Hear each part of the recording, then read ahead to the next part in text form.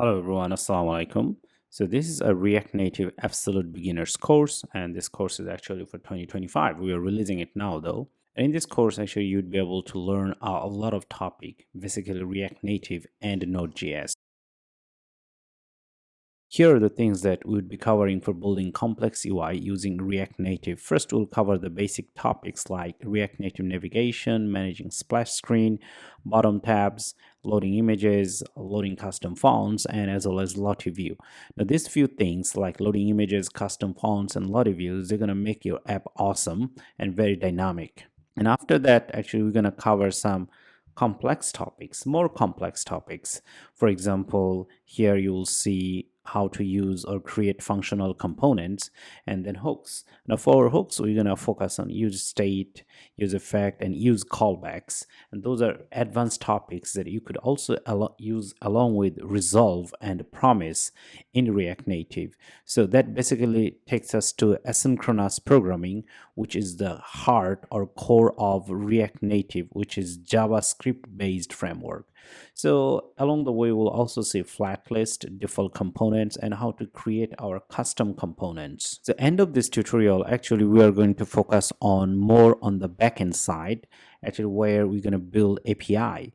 Now for building API, definitely we're going to mock API call, and then we'll do login and registration. So you're going to do product CRUD API, and eventually we'll learn how to integrate payment gateway.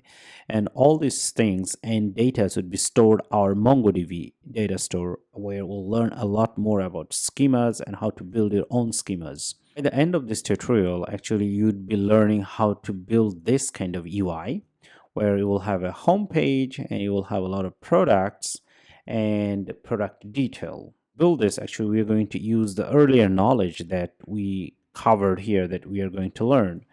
And not only that, actually, we'll have our login page, registration page, and search or UI page. And since it's for very beginners, we'll cover how to manage your states using use state and use context. And along the course, we covered some best programming practices which will make you an awesome programmer. Anyway, we started this course with basic installation, and we have done the installation of the Node.js, vscode, and Watchman. So let's go ahead and get started. The very first thing that we need to install is Node. Okay, so if you go ahead and type in Node V, which means if you see something like that, that would mean that you didn't install Node. So if you already installed Node and if your Node is up and running, you can skip this part. So first we are going to install Node, but for installing Node on Mac, actually you need to install Brew, okay? Homebrew, they call it. So there is a command to do that. So we're going to go ahead and use that command to install Homebrew, and then we're going to install Node. I'm going to paste in this command and I'm going to hit enter. And then it's going to ask me my password.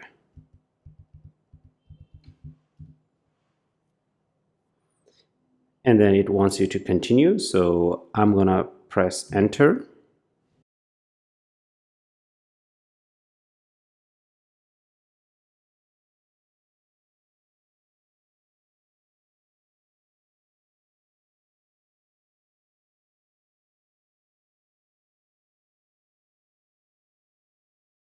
All right, so here from this message, it says run brew help to get started, which means that it's been successfully installed. Okay, so I'm going to clear it. So after that, since brew is working, or you could do brew help. So once you see all these things, that means that your brew is working. Now here you could write brew install node. Okay.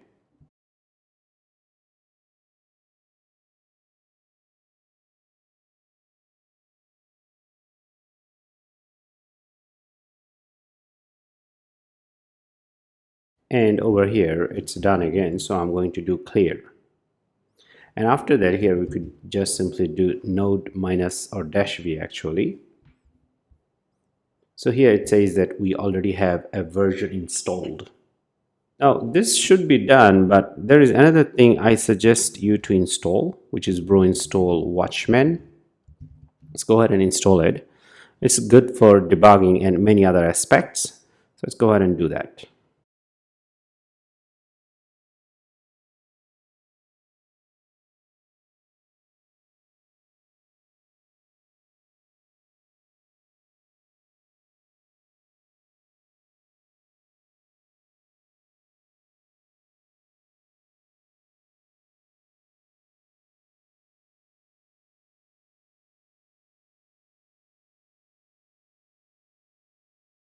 Now, installing Watchman can take a lot of time, so you have to be patient, especially if your internet is slow. It's really going to take a lot of time. But anyway, I'm done over here installing this Watchman.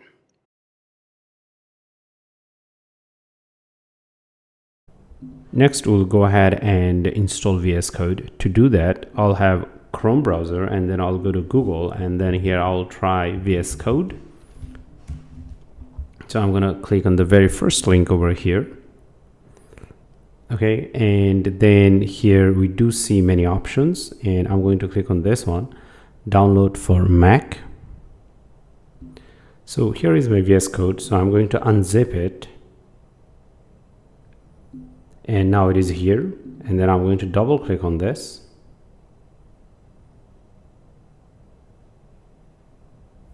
So here you see that our VS Code is up and running. Well, this is other code that I had earlier, so you can ignore that one.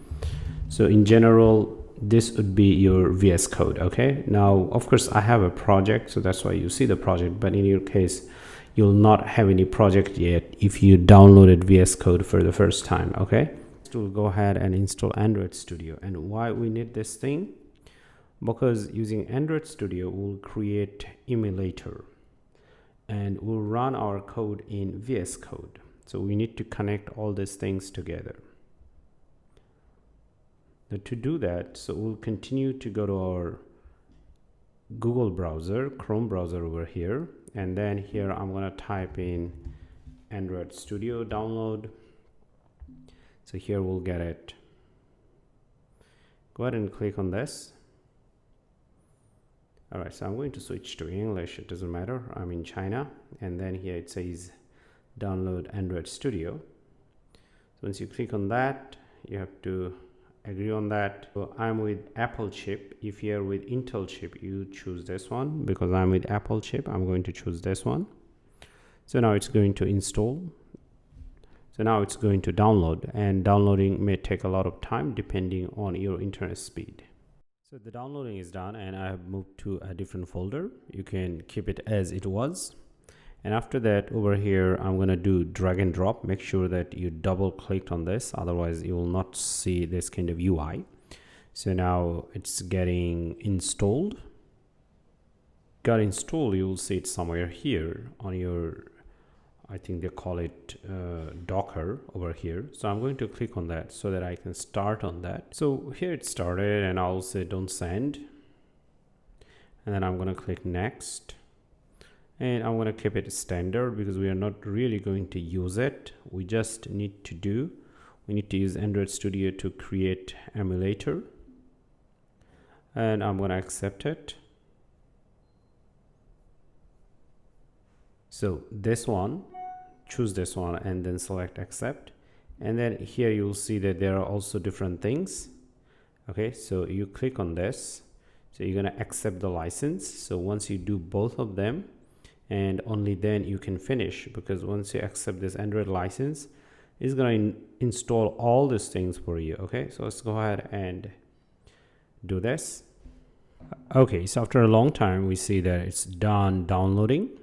Okay, so here I'm allowed to click on this finish button, which I will do, and here we go. So this is our Android Studio. Okay, so since this is done, we'll create a simple dummy project so that we can start our Android emulator. And it's very important that we create an Android emulator, and you can only create Android emulator from Android Studio. So here I'm going to create or click on this new project, and then I'm going to select this guy over here.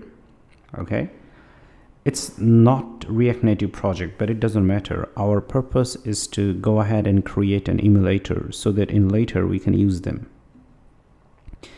And you can just keep it as it is, it doesn't matter. Okay, so now here we go. All right.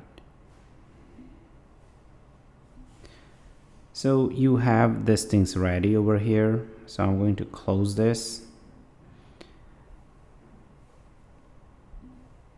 Okay, right. Now here we are supposed to see an emulator, but we don't have this.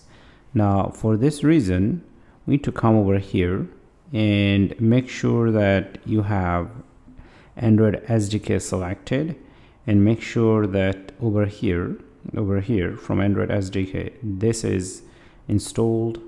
If it is still not installed, you can click on this and OK, apply, it will install. Same here, this tool change and emulator and platform tools. Okay, so they should be by this time installed. If not, click on them and install. You need to wait a little bit. Okay, so that's the first thing you need to do. All right, so once that is done over here, in general you should be seeing your emulator over here. Okay, all right, and here it would be an app, but of course it's not a React Native app, this is an Android app. So you're going to go ahead and run, click on this. So our emulator would show up over here for the first time.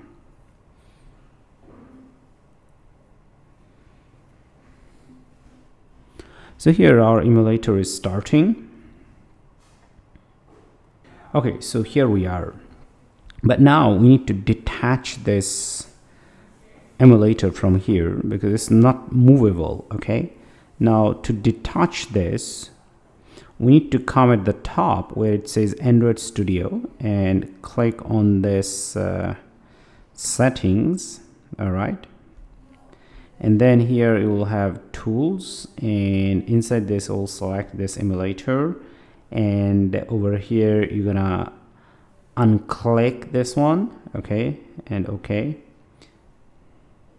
So it doesn't really matter. So then you can click on this device manager and stop. So it's shutting down.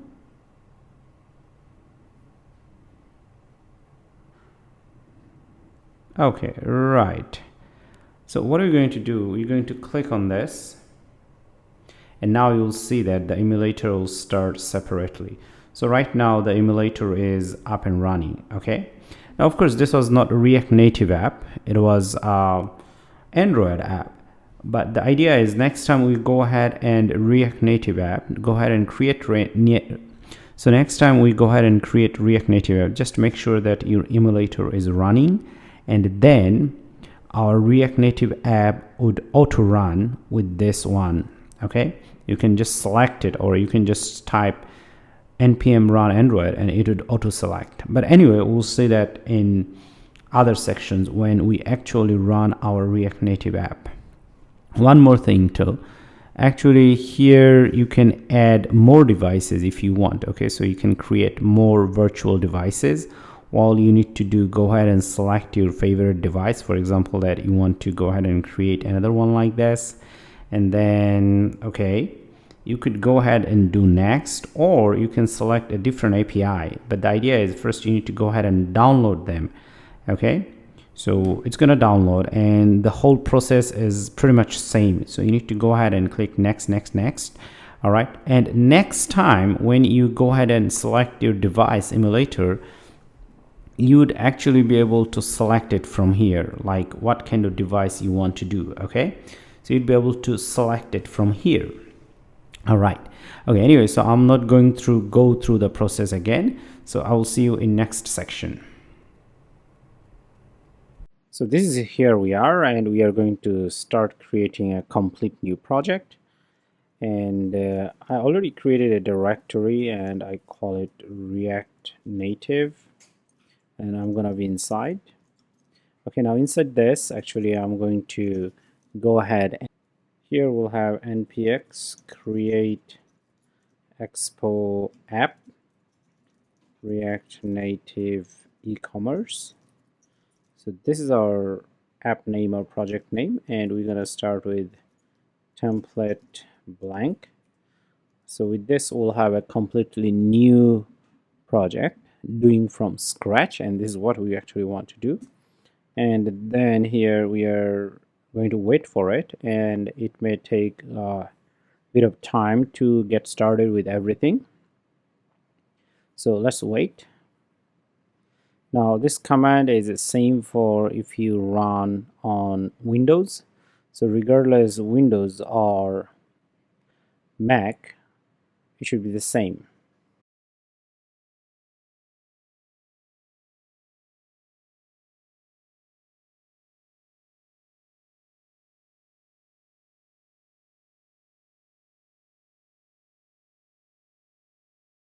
So now here it's done, and it's saying that you can run any of this command and you'd be able to make it up and running. But even before that, you have to go inside this directory.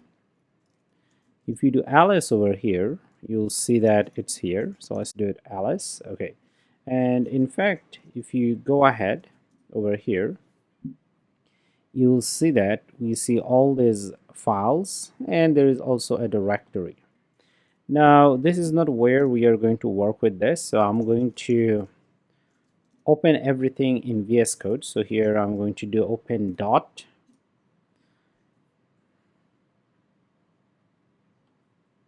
So here we see that it is over here.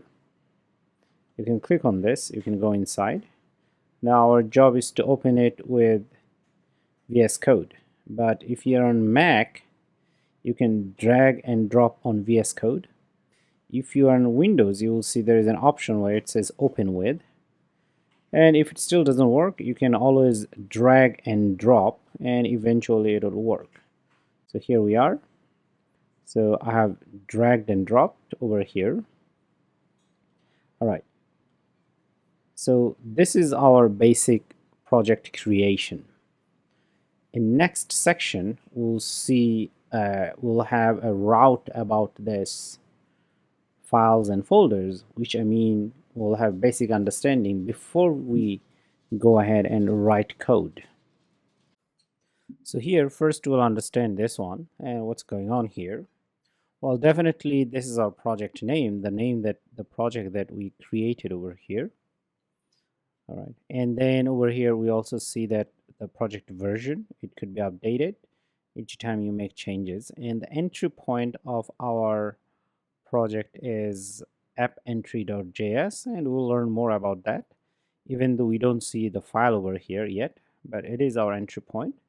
And then there are some scripts over here, and these scripts tell us that, okay, if you want to start your application, you can go ahead and run any of this command. But since we are using latest Expo CLI, so they might not work, so we'll run different commands. And these are the dependencies. If we run our project, we'll see that our project needs some libraries or framework, and these are the things that our project depends on. And this is deb dependencies, which means that during development process we need this thing, otherwise we don't need. So like Babel, I believe they rated Babel, it's a JavaScript compiler, so we need it during development. In production we don't need this.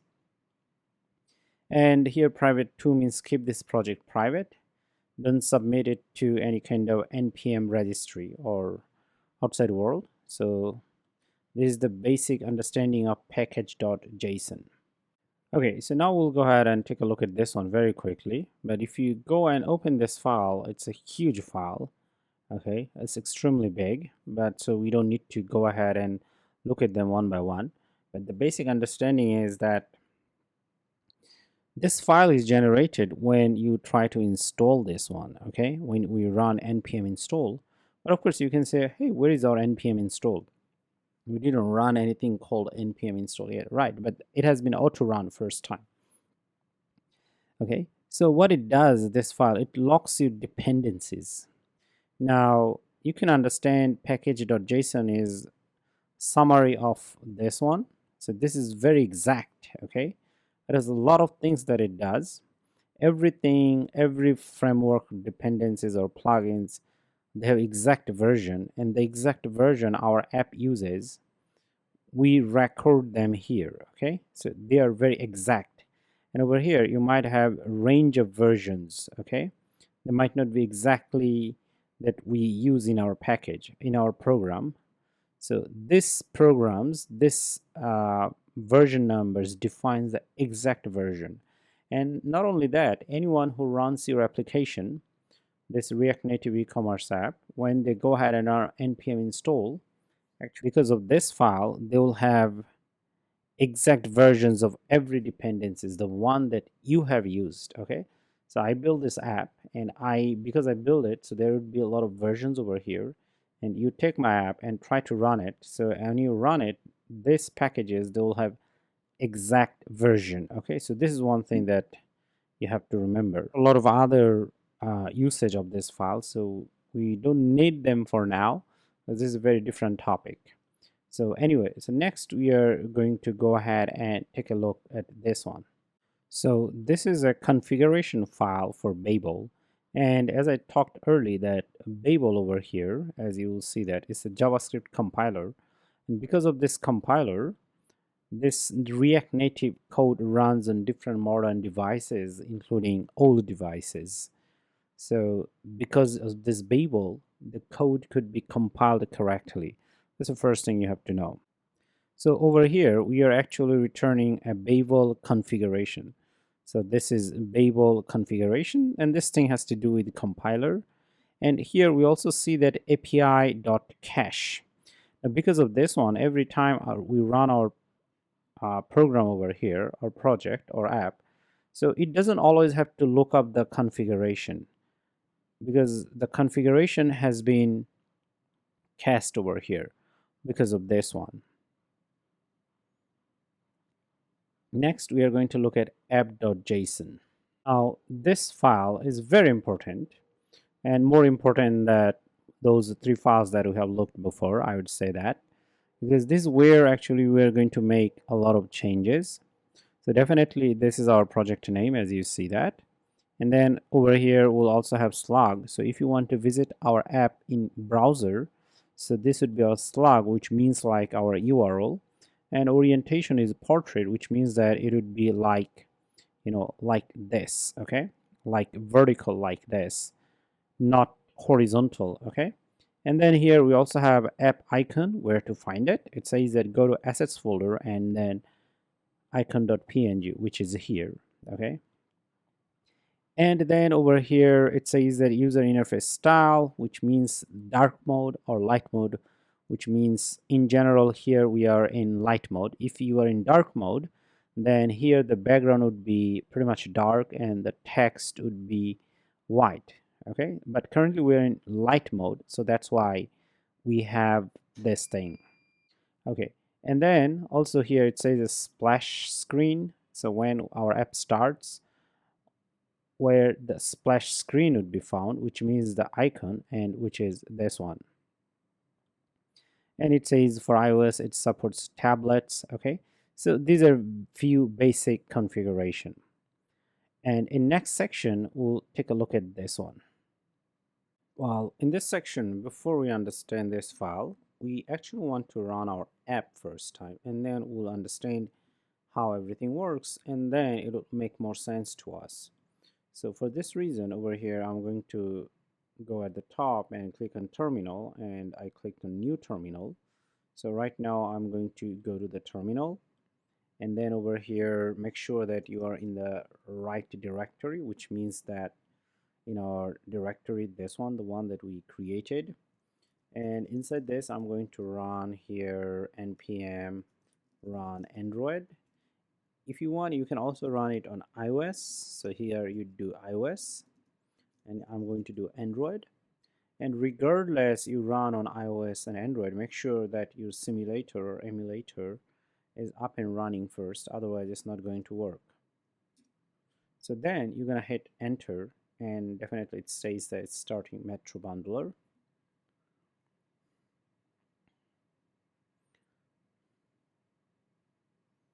So now here it will say that where actually you want to open. So I'm going to press A.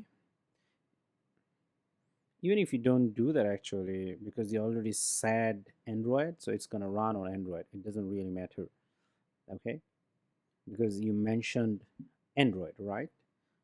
Anyway, so let's go ahead and take a look at this basic thing. Now, to make things excited over here, I'm going to say that, okay, open up App.js, and to start with your own app. So I would say that React Native is awesome. Okay, so I'm going to save it here.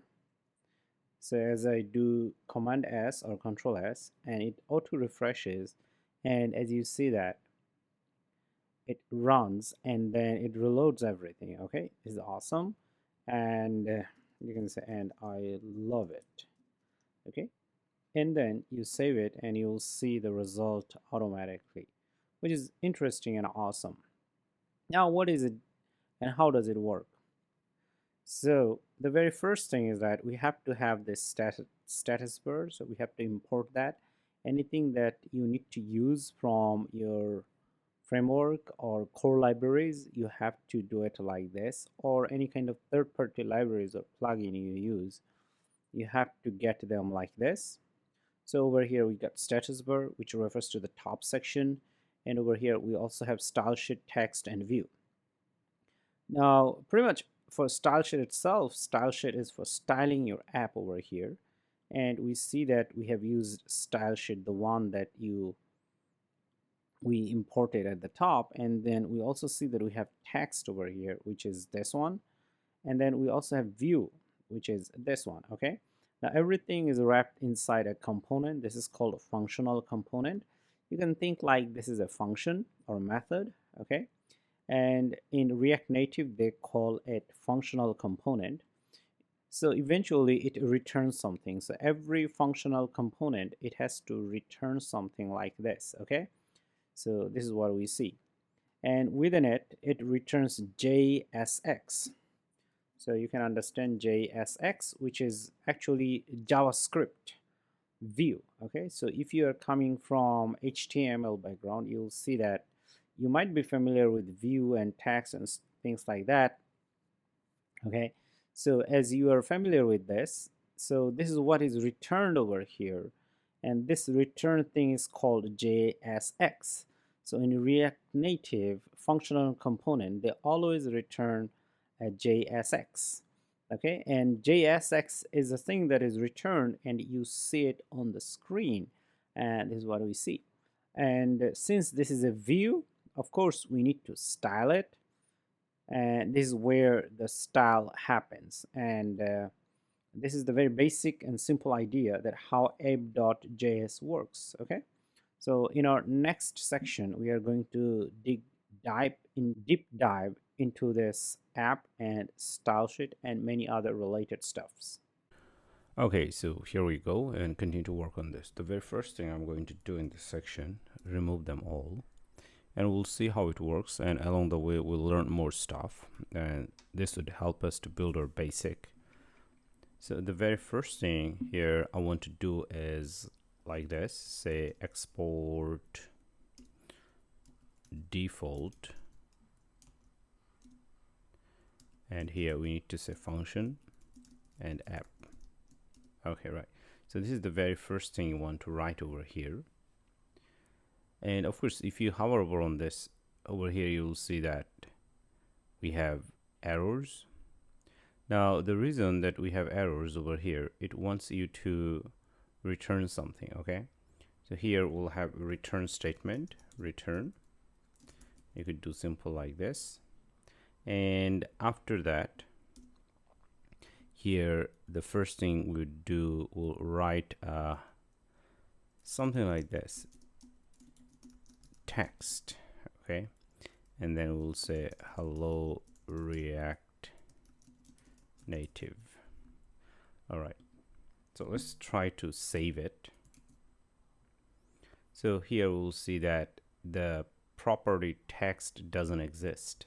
Okay, so for these things we wrote here, they didn't cause any problem, but when you write this one, we have a problem, because the first thing, the text itself is not recognized by our application, our React Native application. It's saying that where is this coming from and what does it do? Okay, so that's why we have this issue. So now for this reason you need to import it. So here we're going to write it, import import simply means that you are going to use it over here. So get it from somewhere else, and we call it importing. So import in general tells you where to get it. Okay, so here we'll have this brackets. When you import something, you have to use brackets. All right, and now this text itself is imported from React Native. Okay, so let's go ahead and save it. All right, so here at the top we see that hello React Native, and this is awesome. Okay, now here we see that it says export default, because in React Native any kind of function or component, they call it functional component. Component mean a piece of something, right? So piece of code that you want to use in another file, then you have to use export for the function that should be used. So we want to use this one over here, and we need to tell React Native that other files can go ahead and use this. Other files means deep in the framework there are other files or piece of code that needs to use this function over here or this component. We export it, we tell them, okay, you can go ahead and use this. Okay, and then here we see it says export default, and why we have this one. Now of course, once again, as I said, I explained that when you say export, go ahead and use it. And what is export default? Now you see this app component app.js here is in this file app.js. This app component is in app.js. So other file is going to use this one, and when they use this, they're going to look at this code over here and they will try to figure out which part to use. So when you write default, it's saying that go ahead and use this one. So only care about this component. So you can forget or ignore rest of the code, even if you have something different or any other component here. So the focus is this one. Okay, so that's one thing. And then also, like for example, you see text, this one, this is a class. Now we are using this one from here, and when we are going to use, we used import, and then we use the curly braces. So we'll see in future when we want to use a function component that has default, we can import that, but we don't need to use the curly braces. Export default when you use in another module or another file, you don't need to use curly braces. Okay, so if we go ahead and take a look, so let's go ahead and click on this, and here you see that here it says export class, which is text. Okay, it's not export default. So that's why here we need to use curly braces, but if this one we are going to use any other place, we would not use curly braces. All right, so that's enough of theory. So let's continue to work on this. Now here, the other thing we see that this is at the top, right? And this is not looking good. So we want to change it, okay? We want to change its position, not at the top. Now, in general, in a React Native, if you have a text class, or you can also call them text widget. So we can call it, of course, here it says class, but you can also call it text component or text widget, okay? In Flutter, they call it text widget. A lot of people also call it text widget in React Native. Anyway, so we need to change its position and styling. Now to change position, this text component, you need to wrap around something called view, like this, and we need to import this component or this view component, and here we need to mention by view. Okay, this also comes from React Native. If you didn't do that, you'll get error. But of course, we don't see any changes over here.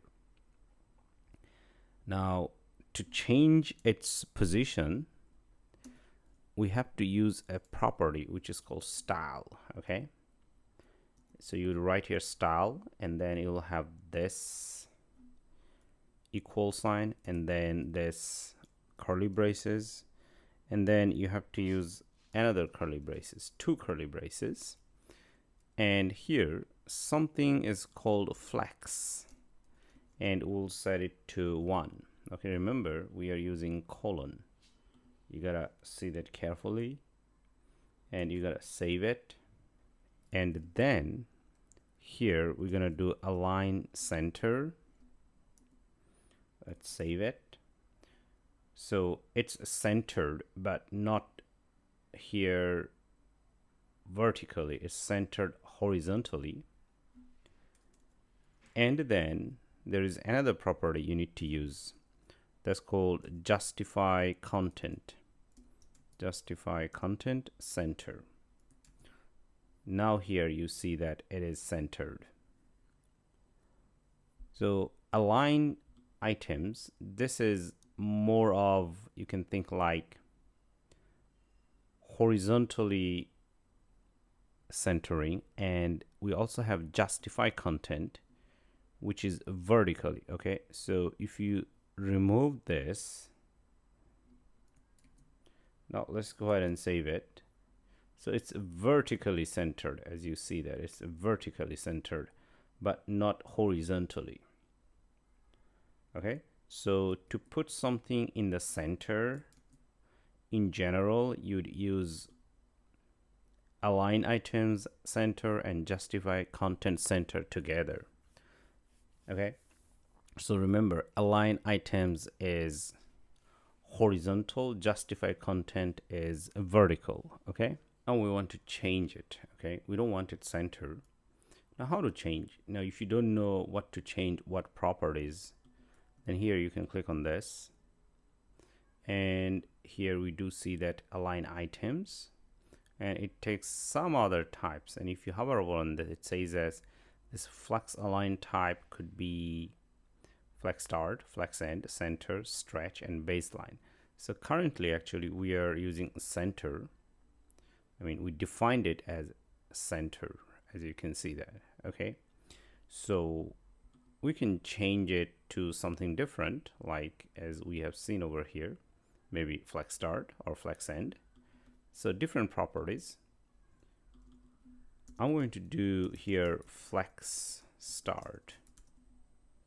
So it's gonna put at the beginning horizontally. So let's go ahead and save it, and as you see that it's there. And here you could also do flex end, so it is there. Okay, all right, so that's the first understanding. Now here there is one thing though. You could ask, what is flex, before even we go ahead. So this flex is actually tells you, flex you can think like where it means flexible. Okay, and what it has to do inside this view.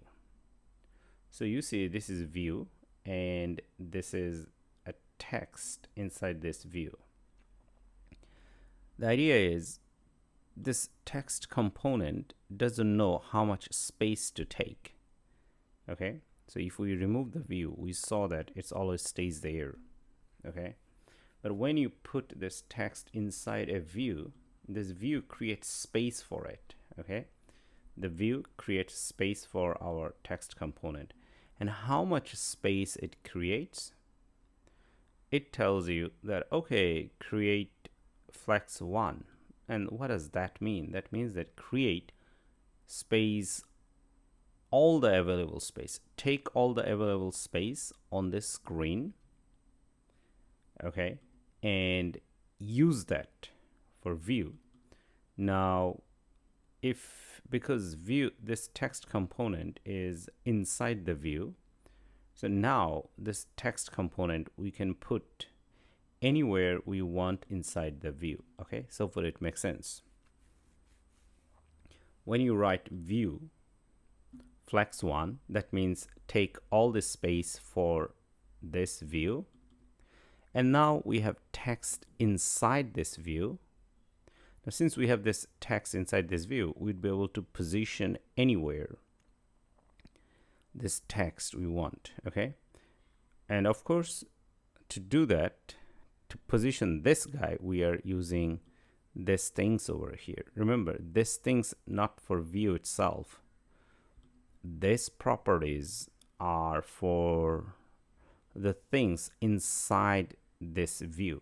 Okay, so hope it makes sense. And then over here, when you say flex1, of course, as I said, that it takes all the available space over here, okay, on the screen. And then you could do 0.5. That means take half of this screen, okay? But how do you know that it's taking half of this screen? Give this view a background color. So here I would do background color, this one, okay? And to give it color, I would write colon and then first quote, and then I have this sign over here. I think they call it whatever the sign. Anyway, so here, for example, you could do BBB. So let's hit enter, and here you see a little gray. Isn't it awesome? Because right now here, when I say flex 5, 0.5, that means take half of the available space, okay? And then inside this space, put this one. Hopefully it makes sense, right?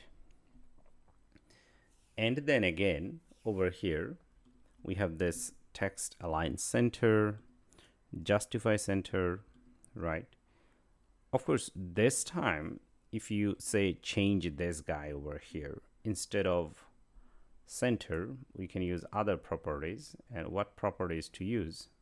Here we already see, once again, flex start, flex end, space between, and space around, space evenly.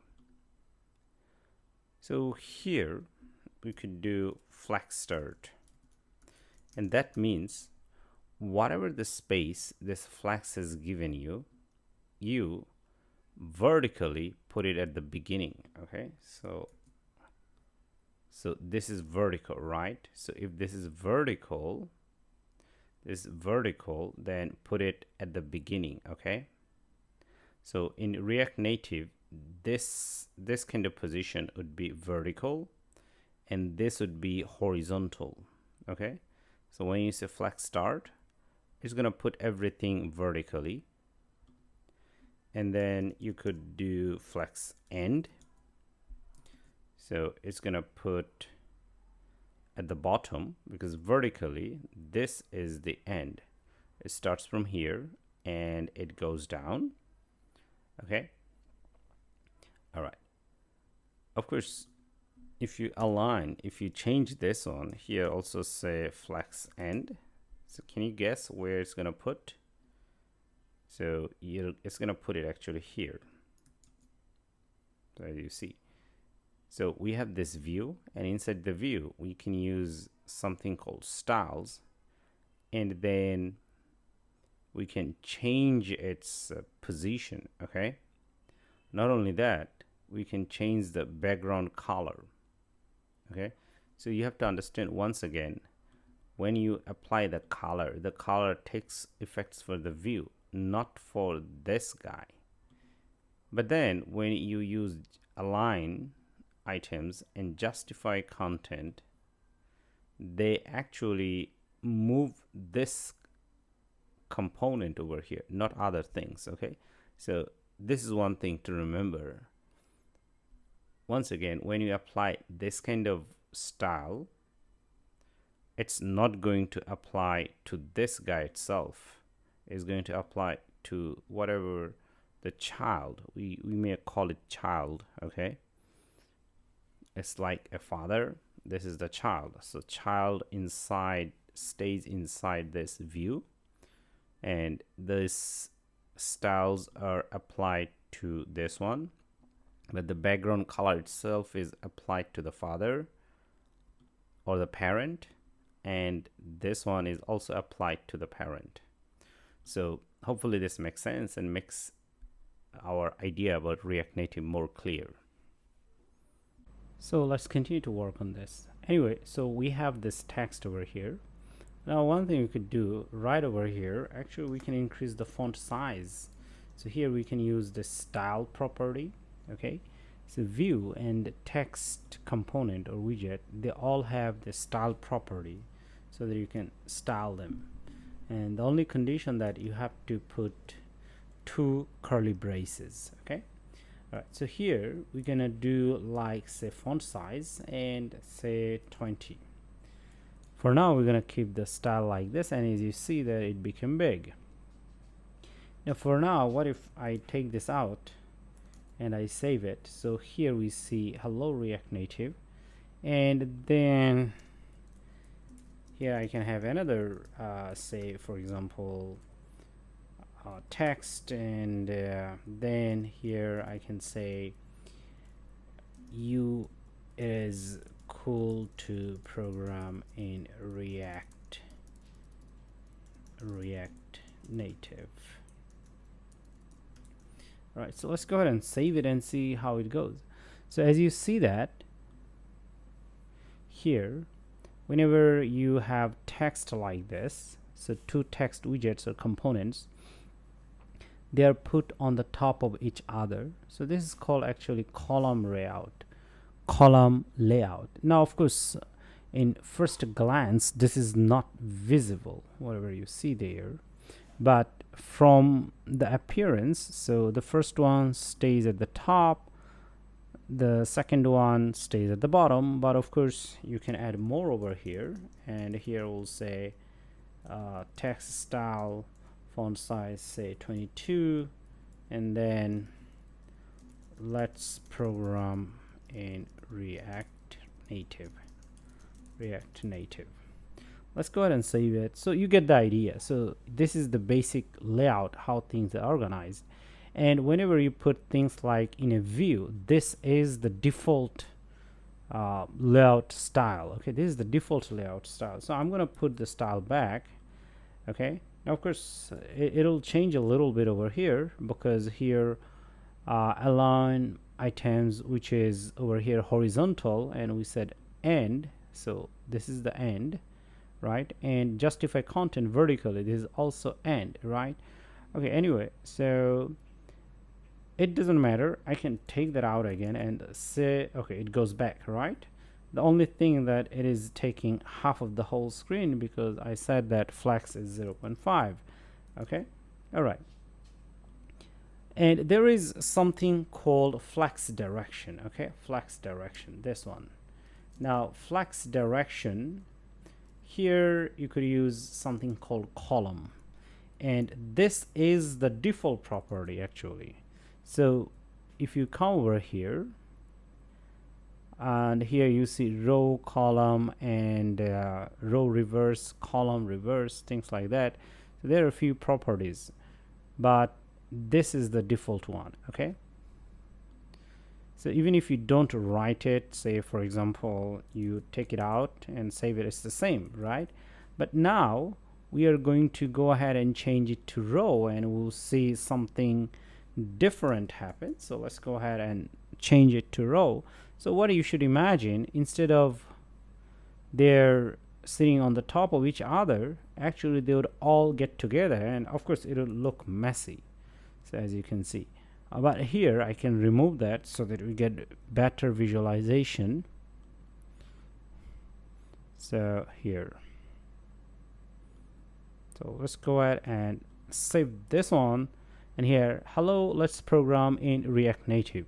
So when you change to row, so they are all horizontal layout. Okay, so that's how basic view works. So you have to remember, for React Native view, whatever you put inside this, whatever you do, it would always be by default on the top of each other. If you want to change then of course you could do row, all right, and many other properties. Okay, but basically most of the time either you want to use row or column.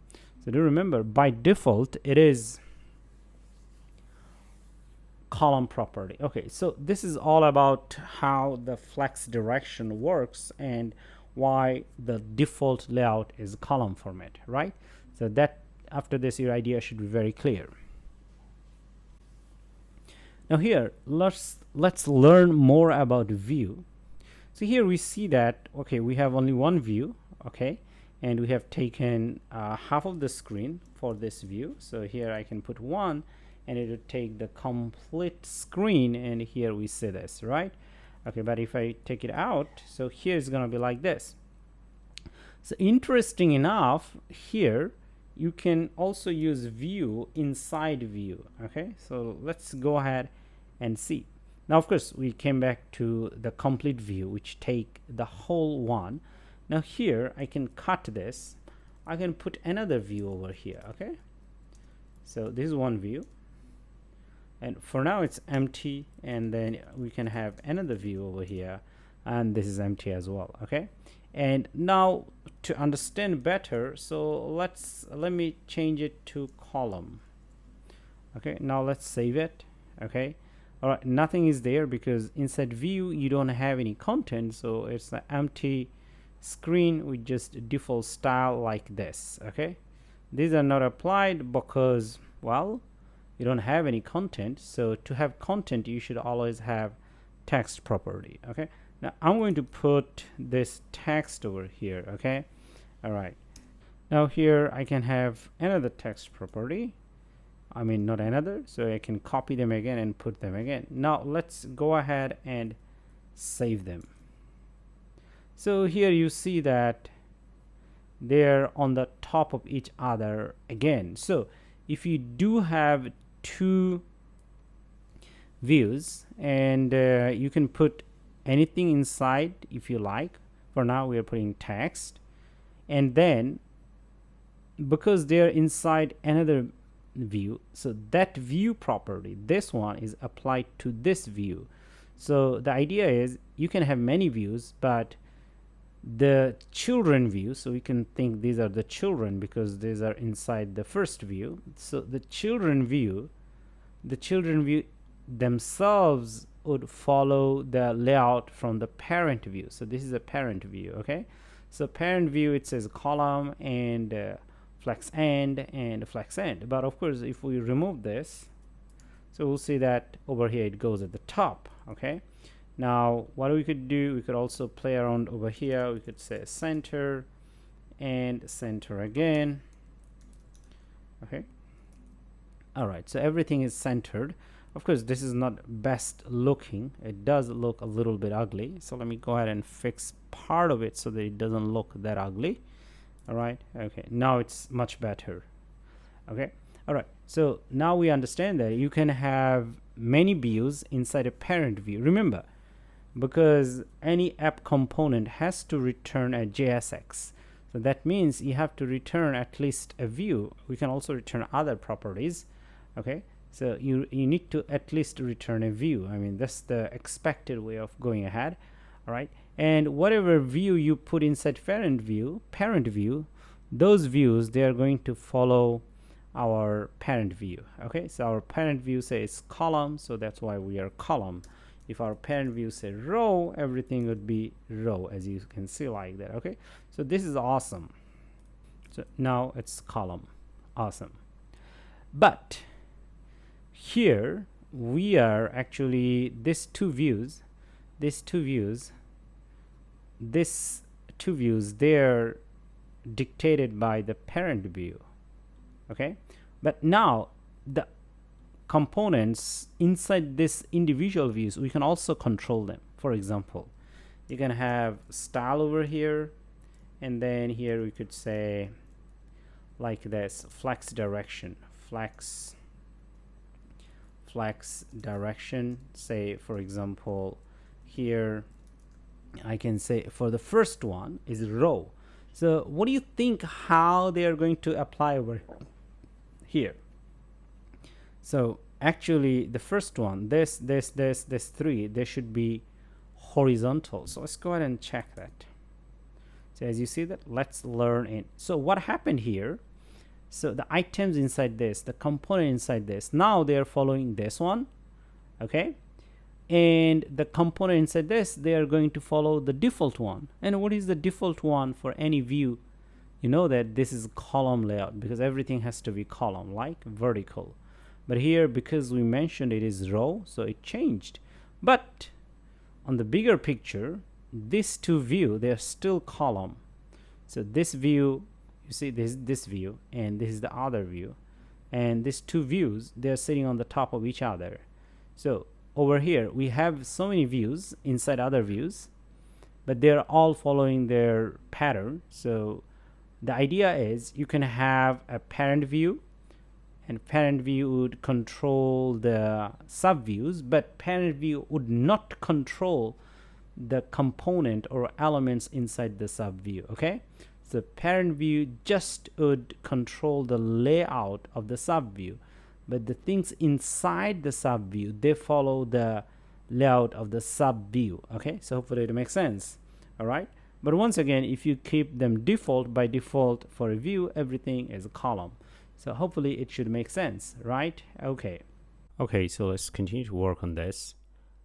Now we'll have more and better understanding about how flex and the views work together, right?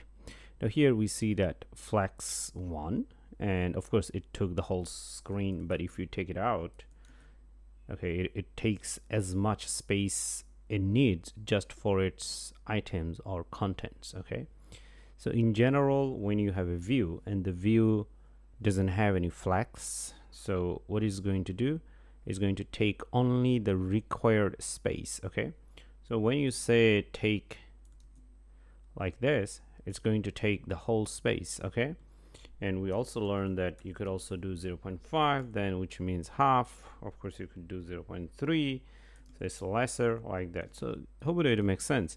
So in general, in your home page, you might want to do flex 1 or based on your design. Okay, so this is the first understanding. Then how these two views are going to work. Now to work better on this, so let me go ahead and put it column. Okay, and then I'm going to do the same over here, style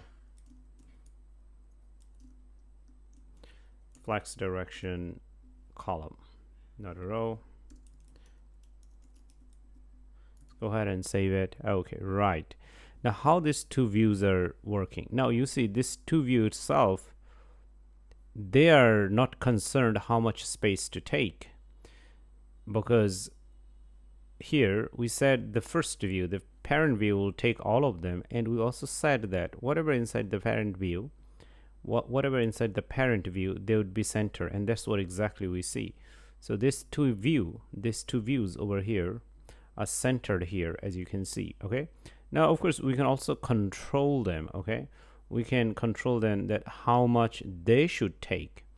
Okay, all right, so now for this reason over here, you could do like this, say flex. Okay, first one, say 0.5, and let's see how it goes. All right, so this is our first one, and then here we see that it took 0.5. But now to be clear about that, here we can do actually background color. So let's go ahead and do background color, and here we could do still gray color, CCC, and let's see. Okay, now it's clear that it took half of the screen. And what does that mean? So remember earlier, this is complete one, right? And it took half. Okay, so this is exactly the half of the whole screen, but it put centered this view. Remember this view itself, because we said everything inside that should be centered. So now this height, this is the height, right? Height of 0.5. So this complete height or dimension is also being centered along with this. Now this one is this view over here. This view didn't take more space. It only took the space it needs for your items or contents. Okay, so you should know that. So every time if you don't mention flags, whatever you put inside view, that view is going to only take the necessary required space. Okay, so that's why we say it took required space, and it took the space we mentioned over here, and then they're all centered. So what's gonna happen if you do one over here? Let's see. So as you see that when you did one, it tried to take all the space over here. It tried to take all the space. Okay, but of course it didn't exactly take all the space. It took all the available space. Remember here we also have this one, so it has to be inside the parent view, right?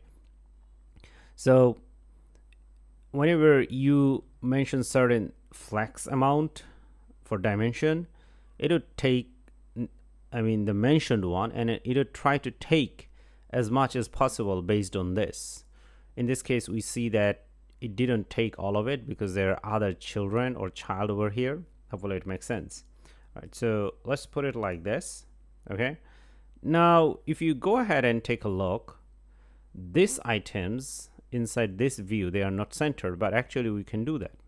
Let me go ahead and format our code. So I'm on Mac. I'm going to hit Shift Option F. So it's going to format the code. All right. Now in general, it should be on Windows, most probably Alt Shift F or Control Shift F. So you can try that. Most probably it's Alt Shift F. So that's going to format your code. Now it looks better. Now over here, let me continue to add more style over here. So here we could do, say, flex direction. This one, we already have flex direction. So here we could add align items center. Okay, so align items should be centered. This one is horizontally, so we expect this one to be horizontally centered. So you see everything is centered horizontally, as you can see over there. And then we could also do the, okay, so here you may say that there is the space, so you have to remove the space. Okay, right, now everything is centered perfectly. And then here we can do justifyContent center, which should be vertically centered. So let's see. So now you see that what happened here, this view take half of the whole screen, and then it took everything and put centered, and at the same time this view itself is also following this styles over here, this align styles. Okay, but not of course the background color. Okay, because the background color, you gave it a new background color, so it's following that background color. Okay, so align items and justify content is also applied to the children. Okay, the children itself, but not to the content. You have to remember that one. Okay, and this, for this guy, we didn't do anything. Okay, now we could do something different over here. Say flex 0.3, and let's say, okay, right, and we may need to give it a background color. So let's go ahead and do that. So here we see background color and say DDD, and let's say it. So this is our background color. So what it did over here, like, so this child took 0.5 and this child took 0.3, so that's 0.8, and rest of them are empty because nobody is taking them. All right, so what if you remove this and you put it like this? So as you see that it took only the required space. So by default, if you don't mention any flex, the view will only take the necessary space for its child or for its item inside the view. Okay, so for it makes sense. Now of course, to be beautiful, we could do like this. Now this is perfect, but this is not centered, right? Now since this is not centered over here, we could do like this. Say justify content. Here we could do center. All right, and then the rest of the thing should be just like the first one. So the first one was more of align item center. Let's go ahead and do that. So now with this, we look more aligned and consistent. So with this, you should be very clear that how align items work, and how the flex works, how the justify content works, and of course how the view, multiple view or nested view works in terms of flex. Okay, so now we're going to continue to work on this, and we'll take one step further of our learning. Now, as you see that here we have the styles inside defined like this, and then also over here, and over here as well. As now very soon this could be a lot and it could be messy, so we can actually separate them. Now to separate them, we need to use something called StyleSheet. So here we also going to import it from React Native. Here we'll say StyleSheet, this one. Okay, if you click on this, as you see that here we have StyleSheet. Okay, now we are going to import that, and we already did. And then StyleSheet is an object, so I'm going to call it styles. So here StyleSheet.create.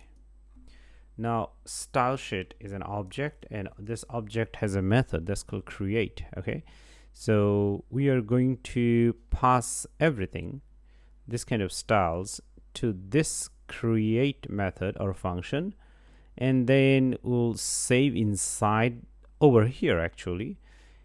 So it would be object inside object like this. Okay, so once we do it, you will understand it more. So here I'm going to create something called container. Okay, you can call it anything actually, it doesn't really matter. Now after calling it container, I'm going to copy everything from here, not copy, actually cut everything from here, and I'm going to paste it here. Okay, so we did this, and then now this container, this name, this object, actually we can use it here. And how we use that? So remember, we create styles object, and inside this we have container right now, and we just simply call it like this. And you see we don't have any changes. So what we did over here, we have this StyleSheet. It is an object. From this object we get this create method, and this create method, inside this we pass this thing, and after passing this we say let's create or name something for this one, so that we can reference this whole thing using one name, and we named it container. So now using this dot container we can access everything from here. So styles dot container, and this is exactly we did over here. One more thing you could ask quickly, that what is StyleSheet object, or what is an object? Object is like, you can say that object is part of a class. Okay, now it's a kind of different topic which we're not going to talk too much, but anyway, this class will have many objects, and objects can have objects. Okay, all right, so you can think of like a bag. A bag is a class, for example, and the bag itself will have many pockets, and every pocket will have other small pockets, and there are many bags like that, you know that. So it's like object inside object. So first, this is coming from a class. Okay, now this class create an object, and this object name itself is a StyleSheet, and then this StyleSheet has method, and we can use this method to create other objects, and that's what we did over here.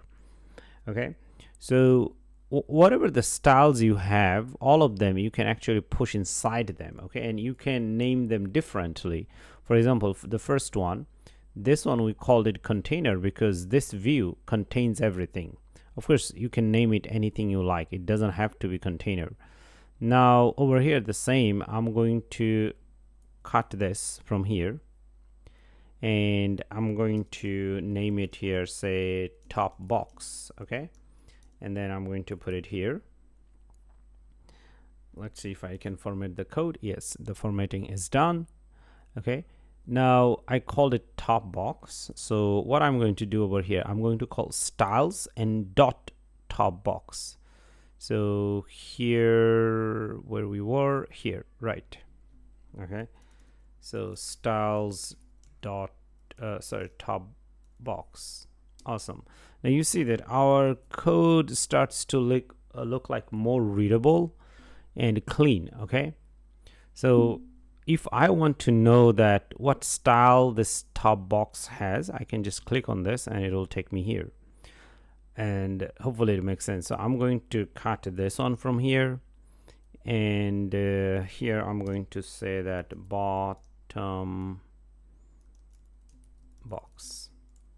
And I'm going to put whatever I had early. And then just like the first one here, we're going to call styles dot bottom box, and here we go. Okay, with this nothing changed, but our code looks much cleaner. So if you do want, you can add more objects over here. So the idea is create is a method. You can click on this. Okay, so as you see that create here, it says that function. Okay, and it takes a lot of styles over here. Now this may look scary, it doesn't matter, we can skip that, but you get the idea. And here they also have an example that how it works. Anyway, so we're going to save it and we see it look like this. So every time if you have code and if you code your views or components like that, text or anything else, you can always separate them. Now even these things we can separate over here, like this items, but right now just one or two things over here, so we don't need to separate them yet. Okay, so let's do something interesting. So far we have learned a lot of theories and a lot about view and flex. Now here, this is our first component, and this is a component that's been given by our app installation.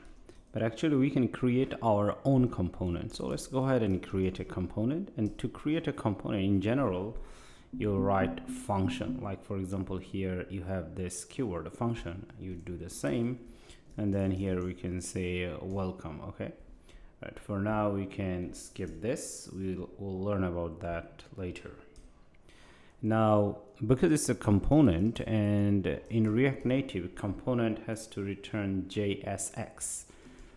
Now, we talked about it a little bit early. So JSX is something that has this kind of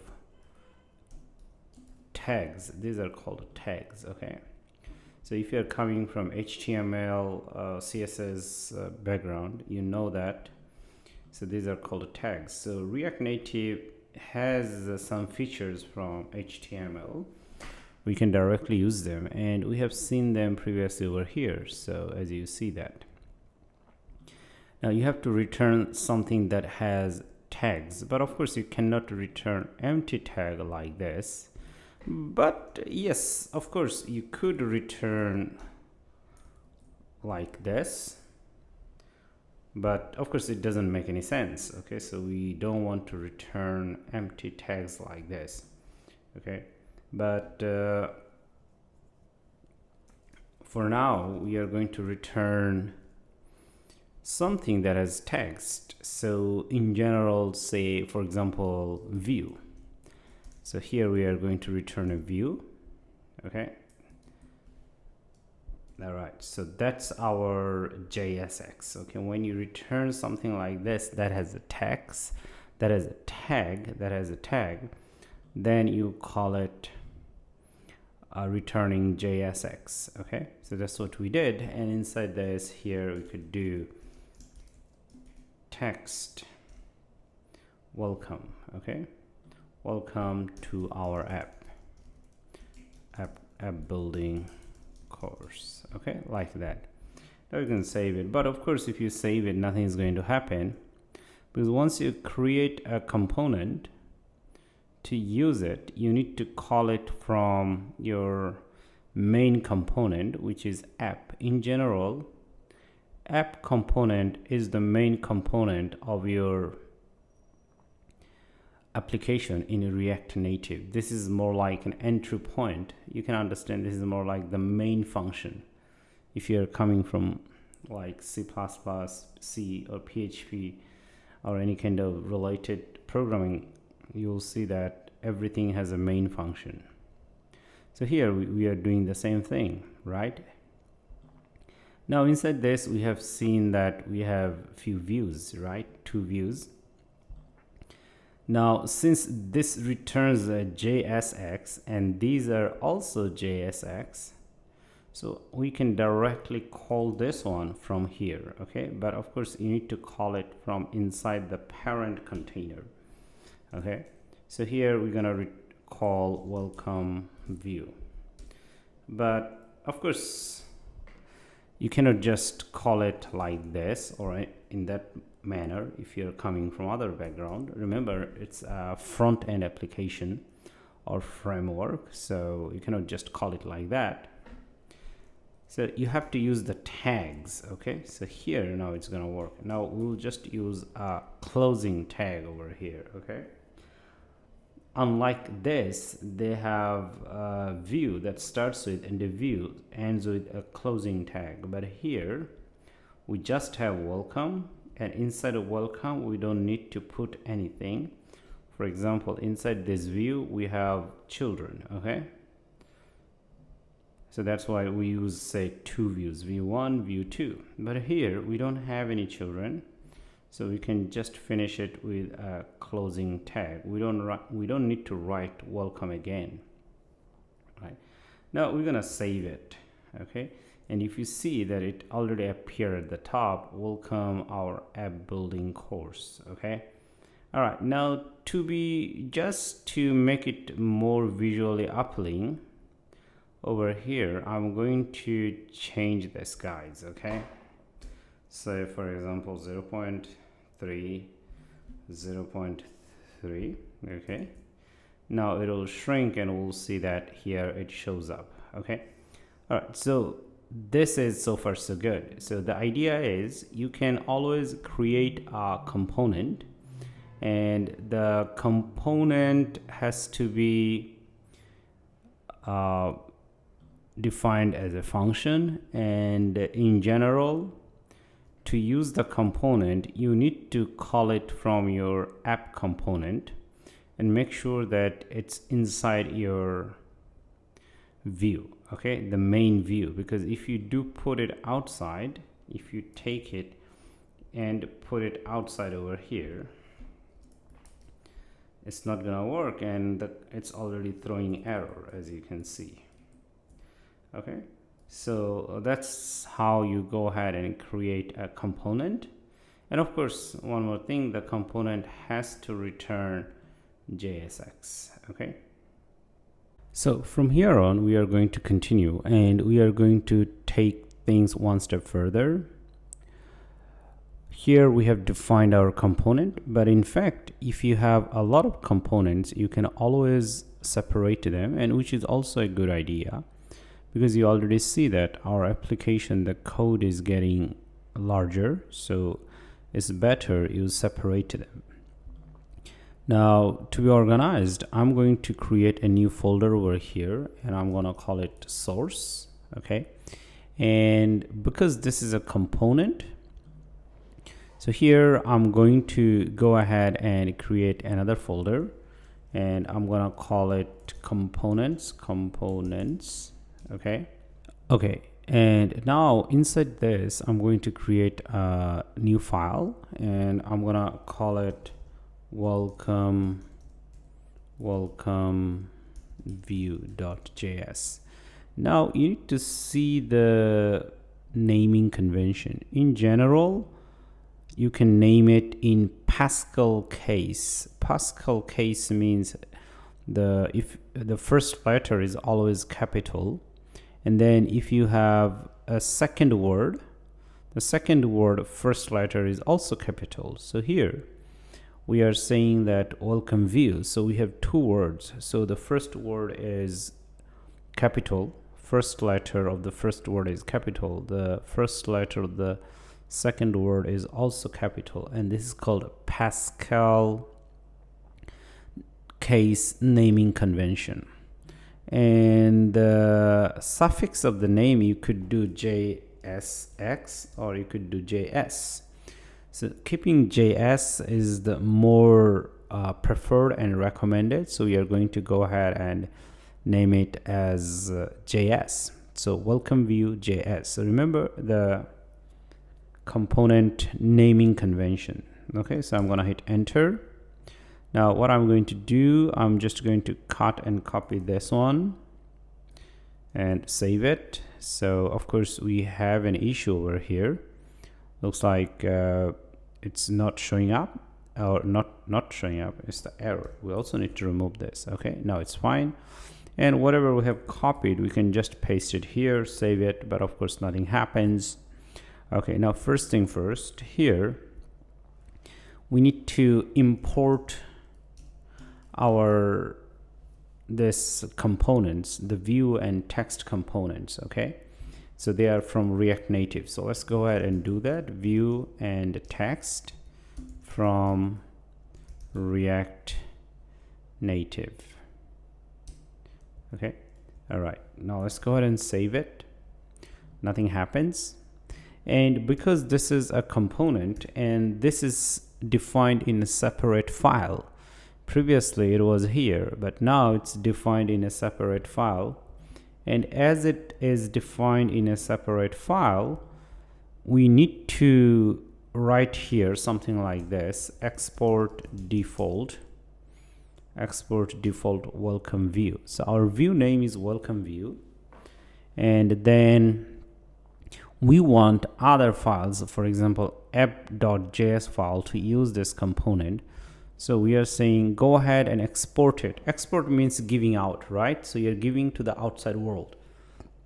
So that's why you need to do it. So being export is more like making it public. If you don't write it like this export default, most probably you're going to end up with errors. Okay, so I'm going to save it, but that's not the first one. And the other one that, okay, so over here I want to use this component between these two tags. So here we're gonna say welcome view, and as you see that the path is automatically given over here. So I'm going to hit enter and do like this, and you will see that at the top it's been automatically imported. If you don't do this, this path will not be automatically imported.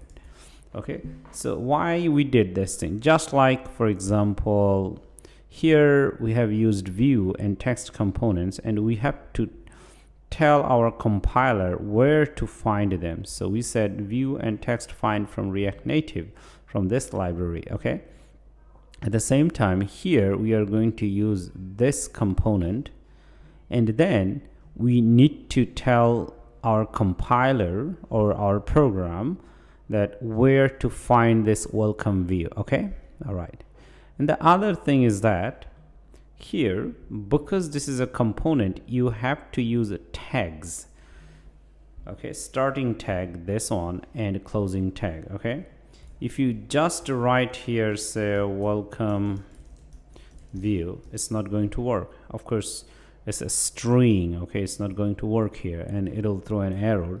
So you have to have this starting tag, this one, and then the closing tag. Okay, so as it is there, you see. So hopefully it makes sense. And second, the other thing is that you'll see, okay, this view or this text components, they all have an ending using the same component name, but here we don't have. The reason is because this component doesn't take any children. For example, this view has a children, so that's why we put the children within this closing tag. Okay, all right. But at the same time, text is the same. This text and this text, in between we have children. Our children is hello or things like that. Okay, or the text like that. So that's why over here you don't need to do like this. Okay, you don't need to do this. Even if you do that, it's going to work. Okay, but then if you say, for example, here put text hello, okay, you're not going to say there's a hello over here. The reason is this component doesn't take any children over here. As you see that it doesn't take any children. Okay, of course you can pass the children over here. We'll see and talk about that later, step by step.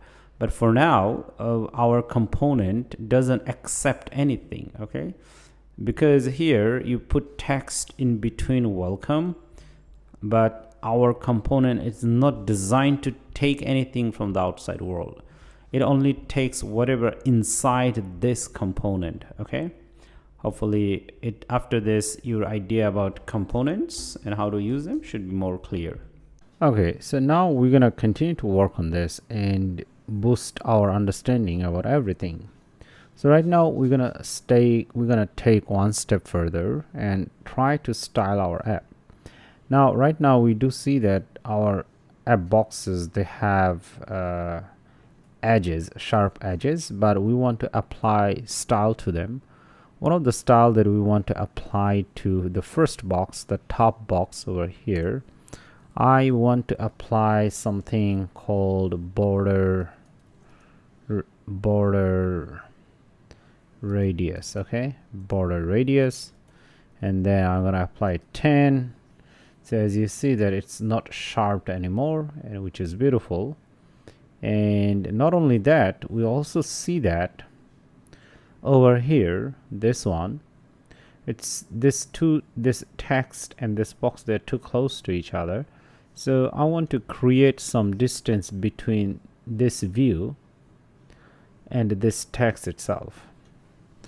Now I want to apply some space out of this view, outside.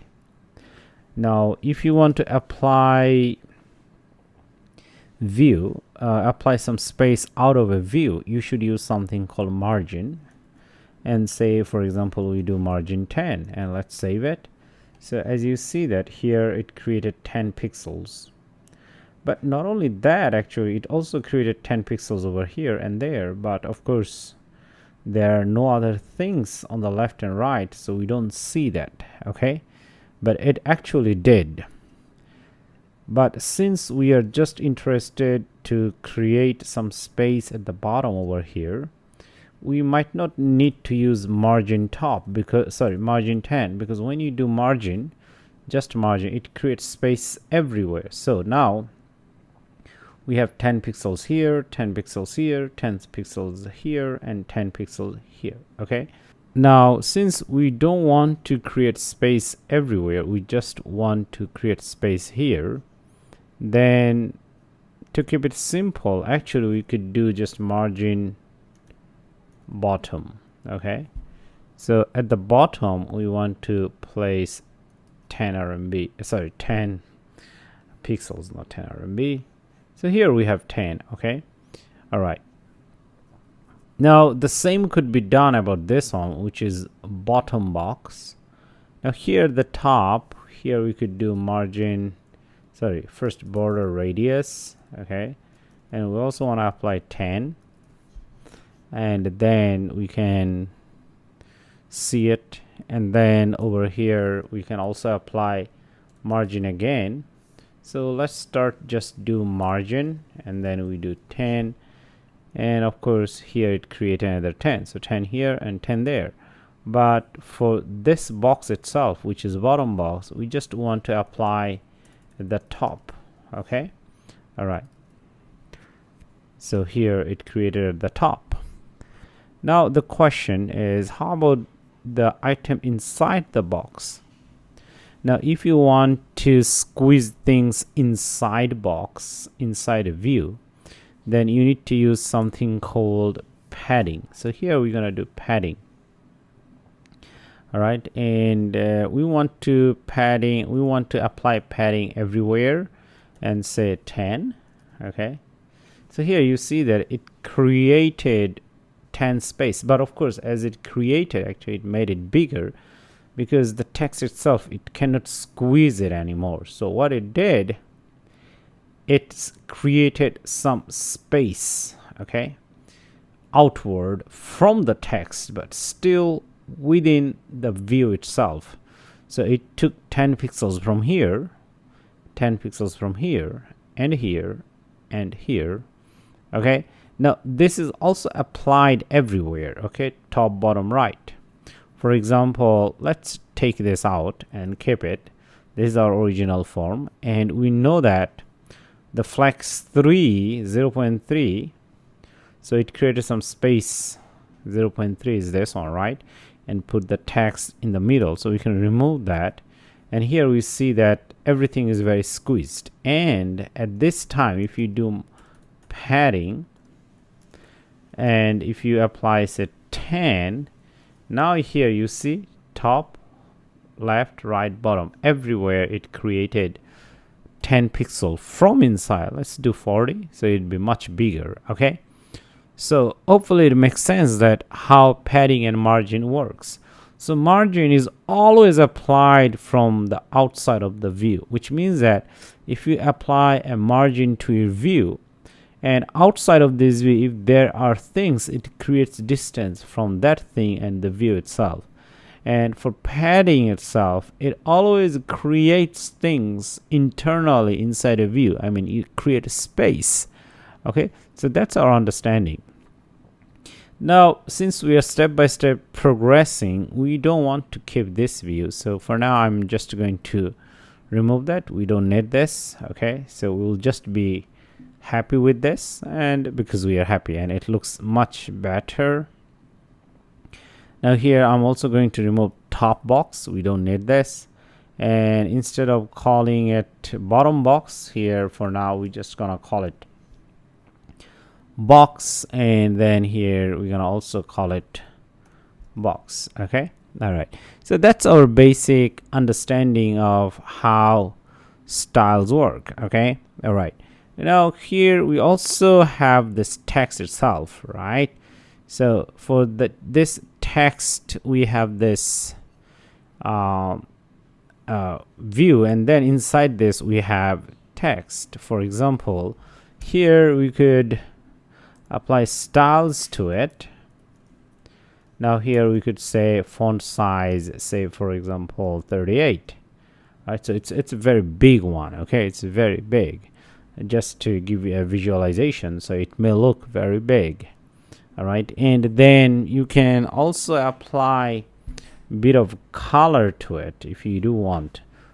Say for example, I want to apply color to it. Okay, so here I'm gonna do color, and now this one I don't want to say do like this. I want to say to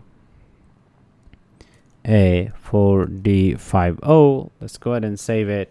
Now the color is different, so our app, our program, and our tutorial is looking much better as we are working on that. Okay, so this is one of the text that we put over here, and how about we put another text? So what we can do, we can go ahead and copy this one and put it here right away. Let's save it, and here we see, but in this case, because we are step by step building the app, so I'm going to change this. Okay, so here I'm going to say find the most. Okay, this is what I want to say. Let's go ahead and save it. This is what we see, and then over here, since this app would be all about e-commerce and furniture building, so here I'm going to say luxurious furniture. Okay, so I'm going to save this, so which looks much better. But then again, I can go ahead and change this to black, say for example like this, so the color would be black. But at the same time, one thing you could do over here, we can go ahead and create our style object. So here const styles. Okay, All right, like this. And then here I'm gonna name it WelcomeTXT, like this. Okay, all right. So the thing we could do over here, say for example font size, okay, and here we could say 38. All right, 38. And then we have this color. Now I can use this color over here.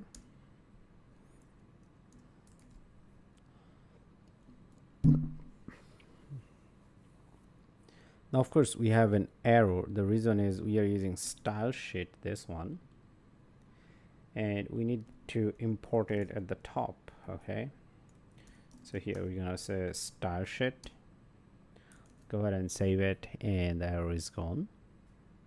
Now what about we go ahead and just remove it from here, and here we can styles.WelcomeText. So we can copy this and remove these things from here, styles.WelcomeText. Okay, right. But now it does look similar, right? They're very similar. So how about we go ahead and create a reusable one? Okay, I mean, we want to keep the text size the same but the different color.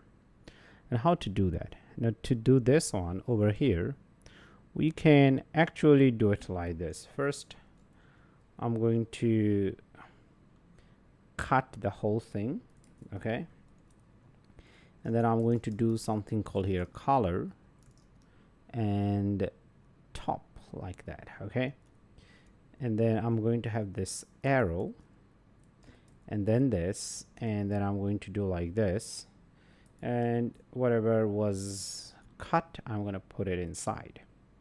Okay, so one of the thing I could do over here, I can go ahead and cut this guy and put color here. And now I know that this is very confusing, that what's happening over here. Okay, all right, but I'm going to explain more on this, so you just need to bear with me. All right, okay, right. So here right now, welcome text itself, we could do like this. Whatever the color that we copied, we pass that one. Okay, and for now let's say you pass over here nothing, say you pass here 0. Okay, so let's go ahead and save it. Okay, now it does look like the first one, this one, which is this one, is taking effect. Why? Because the color is the same, right? As you see, the color is the same. This color we are passing. So when we pass, actually we call this one, we call welcome text, and then over here this two information. Okay, these are two parameters, these are called parameters. Here we are using them, but we are giving them kind of value. Okay, so this one is passing as a color, we call it color, and we give this color to this one. Okay, of course you can name this one anything, whatever the thing you name this one, you need to put it here, and this would be auto assigned to this guy. Okay, now I'm going to copy this and replace this here, and then I'm gonna say it like this.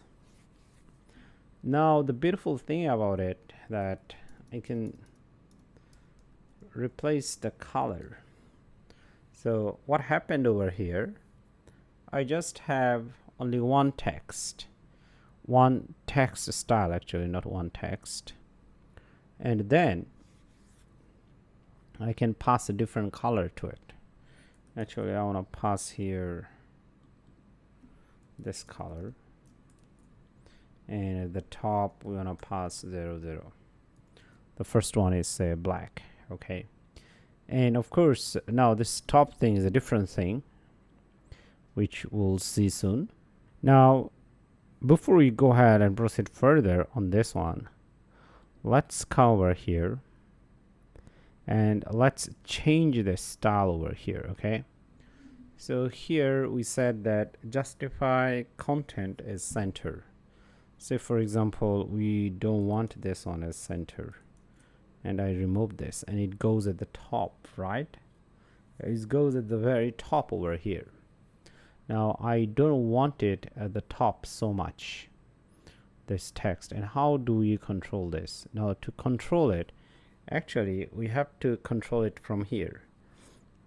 Remember, we have something called margin top. We have seen that one. Now say I do 12 and I save it, so we do see that it came down, right? Okay, or I could do say 70.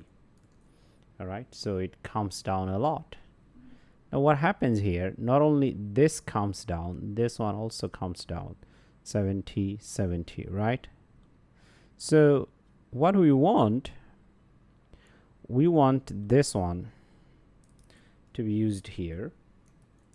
So I'm gonna do top. Let's save it. Okay, now for the first one we're gonna pass 70. So this is 70 pixels. The second one we are passing 0. So what means that first time when we call welcome text, actually you see that, so font size is same, the color is black, and then this is 70. The next time we call this one, so font size is same, the color is little green, but the distance is 0. So margin top is 0, which means that this is very close to this one. So with this, actually you just learned how to create a reusable text style object. So this is an object. So to create a reusable object, the thing you want to change and reuse, you need to mention them here and assign them to their related properties. These are called properties. Assign them to their related properties over here, and you have to call the object from your text component, and as you call, you pass different values, and then it will take effect. So hopefully this makes sense, how to create a reusable text component. Okay, so now we are going to continue to work, and we'll do something more interesting and fun. And this time we are going to work on clickable events, and then we'll see how it works, and then from there on we're going to continue to work on images, icons like that. Now before we continue, I'm going to wrap this around inside another view so that we can stay organized, because over here I'm going to put a view. Okay, so this is a view, and I'm going to create a separate view, and inside that view actually we are going to work on clickable events where you'd be able to click. Now in React Native, unlike JavaScript, pure JavaScript, you cannot use on click directly. Okay, so if you're coming from JavaScript background, you know that there is something called on click, and you work with that. So in React Native we don't have anything like that. Instead we have something called touchable opacity. Okay, touchable opacity, this one. Okay, so we have things like that, and make sure that you have it at the top, otherwise you will get an error. And then inside this, if you have a text view and say here click me, all right, let's go ahead and save it. So here you see that, okay, so as you click on that, it changes color, unlike the other text. So this text over here at the top, they don't change wherever you click, doesn't matter, but it change. Not only that, it also takes a callback function or a function. It means actually when you click on it, you can do something. Like currently when you click, nothing happens. But what if you click and something to happen over here? Okay, so something called onPress. Okay, instead of onClick, we call it onPress. Okay, and over here you can simply call anything, and here we're gonna put a log. Okay, console.log. So if you're coming from JavaScript background, you know that console.log, this method, log method, you use to print things on the console. Okay, you can say I am tapped, like that. Let's go ahead and save it, and here we go. You see that as you click on this, I see I'm tapped. So this is very exciting because now we can actually kind of interact with our application. Okay, that's the fun part, because so far until now everything was just a simple view and we are looking at it, but we are not able to interact. But now if we click on this, we see that things happens, and actually this is awesome. And not only that, actually we can make it more fun. For example, say we have this one, right? We don't want to show it like this. Instead we have brackets. We'll talk about this kind of sign and what they mean later more. So here we could do interesting things. One of the interesting thing we could do over here, so let's go ahead and declare a variable. So here we could declare a variable, so let x equal say 12. Okay, all right, and then here what we could do, we could do x plus plus, which means that we are going to increase the value of x, and then here you can print that using console.log. Okay, here you can say value of x is, here you could do x. Okay, all right, let's go ahead and save it. So now we are going to click on this. So let's see what happens. So what's going to happen over here, as we click on this onPress, this event or this method gets called. It's a callback function or method. We increase whatever the value was there, we increased by 1. Okay, I mean, if you're not familiar with React Native, you know that this is same as x plus 1. So whatever the value was there, and add 1 to that and save it in this x variable. Next time you come again, take the previous value, add it, and save here again. So it goes in like a loop. Okay, all right, so let's go ahead and hit. So of course if you refresh, it starts from scratch. So now you understand that how onPress works and what you could do with this. But of course we could do much more powerful things than this. In future we'll see that how it helps us to doing more powerful things.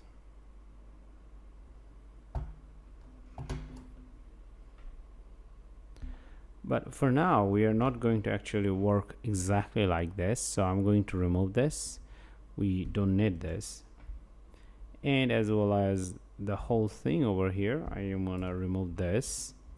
And actually over here we want to work with icons, so let's go ahead and install packages for icons, or library actually I would say. Okay, all right, and let me go ahead to find a new shell over here, because we don't have React Native in its core library. It doesn't have icons actually, but we can use third-party icons, and to do that we need to install them. And to install, you can use npx expo install at expo vector icons, this one. So it would help us to install Expo vector icons, and they provide a lot of icons that you can use for your application. All right, so here we see that invalid root project. I should be here.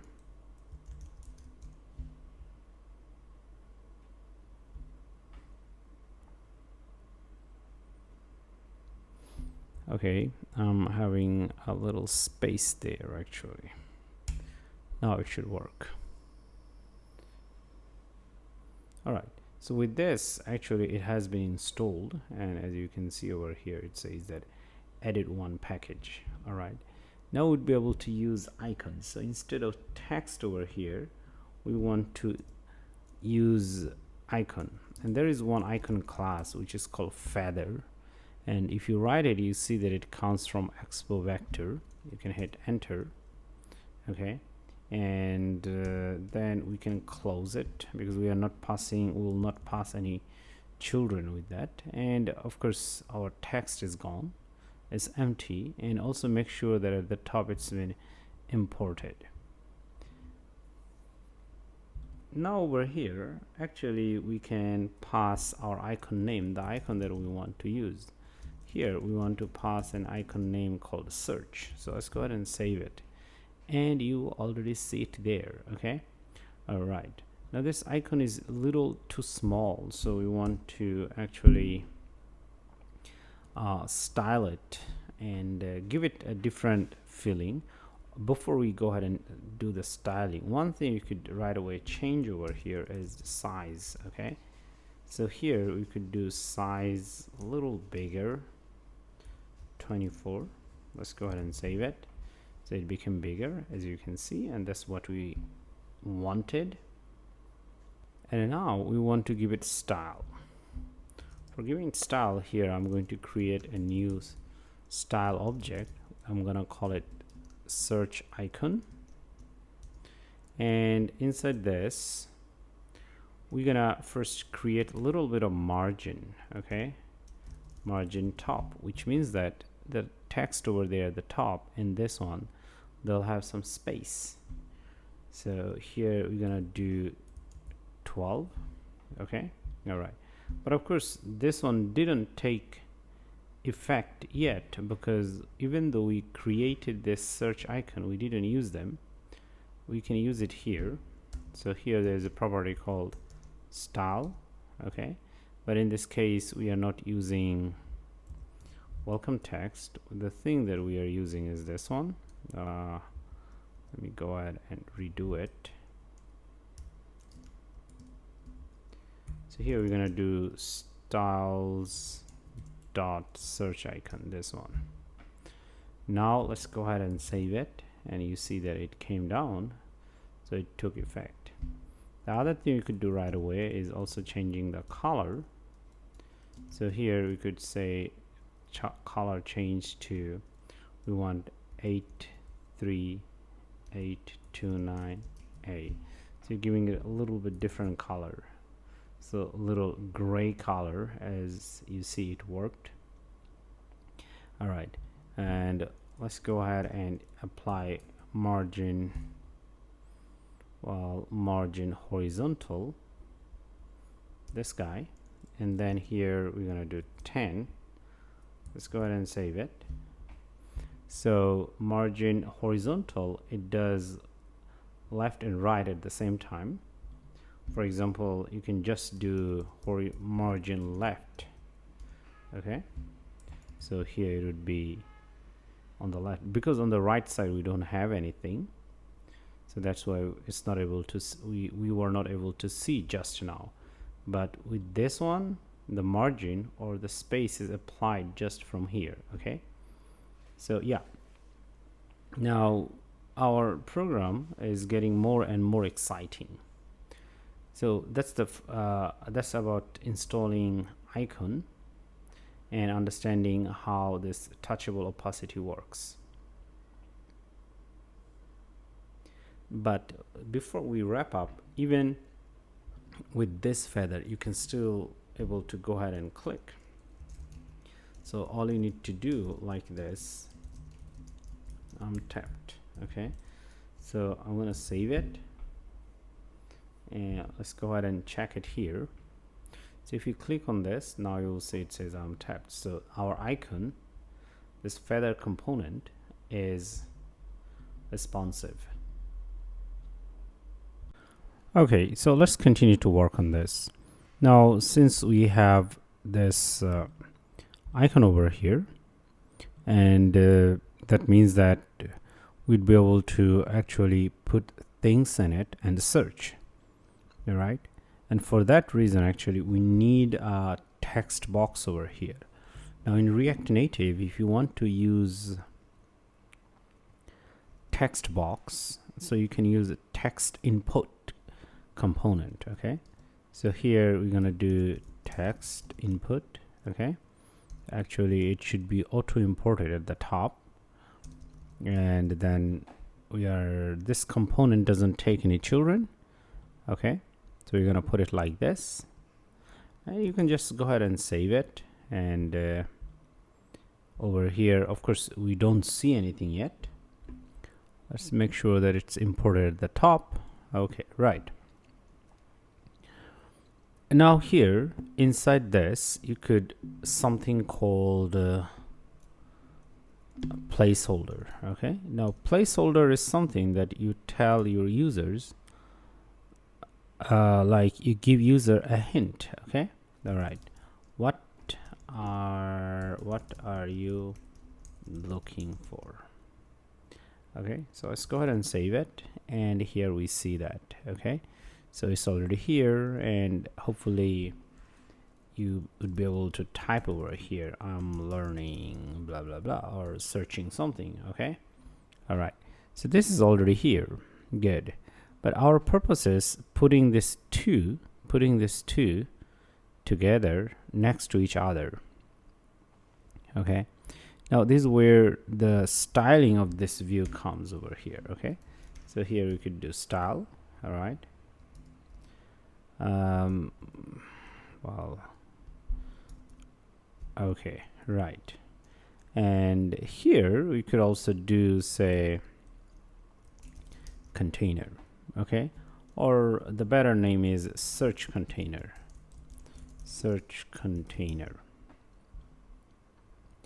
And then we can name it over here. We can say search container. All right, so we want to put them next to each other in a row. Okay, now inside this view over here, as you see, we have two items. Now by default they're using column property, right? So we can change that, and what to use to change the column. So here is something called flex direction. Okay, so here we can simply say row. Let's go ahead and save it, and you see that it went up. Okay, so now they're next to each other. Now at the same time, this is little went up, right? So here we could do like this. So vertically we want to center it, so that is justifyContent, and let's type in center and let's see how it goes. But of course the whole thing went to the center. Okay, so we see that this icon and this text, they are not actually aligned horizontally. Here the reason is because they don't have same height, so here we can give them height. So whatever inside this search container, it'll take the same height. So that's why now it is aligned, because they have the correct height. Now React Native knows how to align them correctly because they have the same height. So it's very important. All right, the other thing I want to do over here is this one. Now here inside we have this two items. One is a text component in touchable opacity, and the other one is input text. Now I want input text to take all the available space. So for this reason here, you can apply style to it. So here they will have style, and then here we're gonna do like this, styles dot search. Here we can call it search input.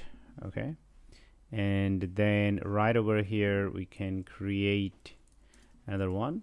So here we're gonna say search input, and we can give it width, and we're gonna say it, okay, take 100% of the width. Okay, all right. So now it took 100% of the width, but then it created other problems at the same time. Now it's pushing too much to this left, and how to solve this problem. Now one thing we could do, so within this search container, remember this is our search container, right? So here we can give it some say margin, and we can do margin horizontal. When you use margin horizontal, it's going to apply margin left and right at the same time. Okay, and here say we're going to do 20. Let's go ahead and save it, and this is where you see that. Okay, you can do 40, it would be even better. Okay, like that. So let's keep it as it is, but then it rose other problems over here. This text, now it is too much to this left as well. So how we are going to work with this? Now let's go ahead and find this guy over here. So here we could also do say margin horizontal, and then say you want to do 40. Now let's go ahead and save it. Now they're aligned correctly. Anyway, so here I want to do it like this, 12, and then over here say 16. This is the correct one actually, eventually, and this is what I want to apply. And there are other styles that should be needed, and which we'll do later. Okay, right. Now these two items are looking great, because here we see it's aligning, and at the same time, next to search input over here, which is a text input, we can also place another one. That one should be able to show the icons, and there should be a camera icons. This is what we want to show. Okay, so let's continue to work on this, but this time, before we start working on this, I want to check on one major issue that we should use and solve. And the thing is in our app.js. Okay, now we actually don't need any of these views. Actually, we use them for boosting our understanding, so we just want to keep things like this. Okay, but even before, we also don't want this kind of background, so I'm going to cut this and remove this. Okay, so over here we are going to use SafeAreaView. So this is a component given from React Native library, and inside this you can use like this, and which is more beautiful right now. And speaking of this, we also don't need this items over here, and let's go ahead and keep things clean over here. Whenever you use SafeAreaView, it does come with its default color and setup. Okay, if you do want, you can continue to go ahead and check on this, but for now we're gonna skip this. We don't need this one. Okay, so since we are done with this, now we can continue to work on this section. Okay, over here, this text input, we want to wrap it around another view so that we can have better styling control on this. All right, and over here we are going to create a new styling option. And what's the option? Here we say styles.search wrapper. Okay, because here inside this we are going to wrap things, search wrapper. Now I can actually go ahead and do it here. So we'll say search wrapper, this one. Okay, right. So let's go ahead and save it. Okay, now it does look a little weird that it came back to this place again. Now to help with this, you can do flex 1, and which means that go ahead and take all the available space there. Okay, so now it is working, but this time this search input, this style messed up. Now we can solve this one by using height, once again 100%, which means take all the height and based on that do adjustment. Okay, so now once again, as you see that it's looking better. Okay, cool. So that's the first change that we made inside this. Now for this one, for now, we can also go ahead and apply background color. And say, for example, I'm going to put some random background color for now because we are going to change them later. Okay, because we'll have a final touch where we change the color and font size and everything. Okay, right. Now over here, we could also do margin, but for now it's not important. We'll do that later. Okay. So this is one, and the other thing we want right after this is another view, and inside this view we'll have our icons. So here the icon itself is this one, and then here we're gonna name it. So name is camera outline, this one. Let's go ahead and save it. And I think we are missing the closing tag, so that's why we have this issue. Okay, it showed up over here and it's very small. Okay, we can actually apply size to it.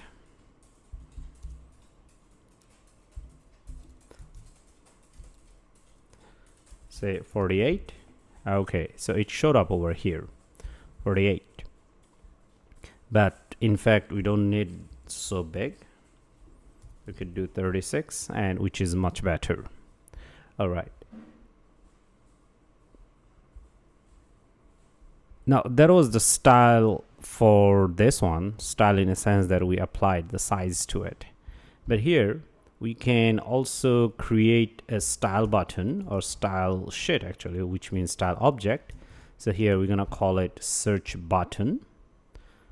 And then below it, well, I think I can do it here. So here, search button.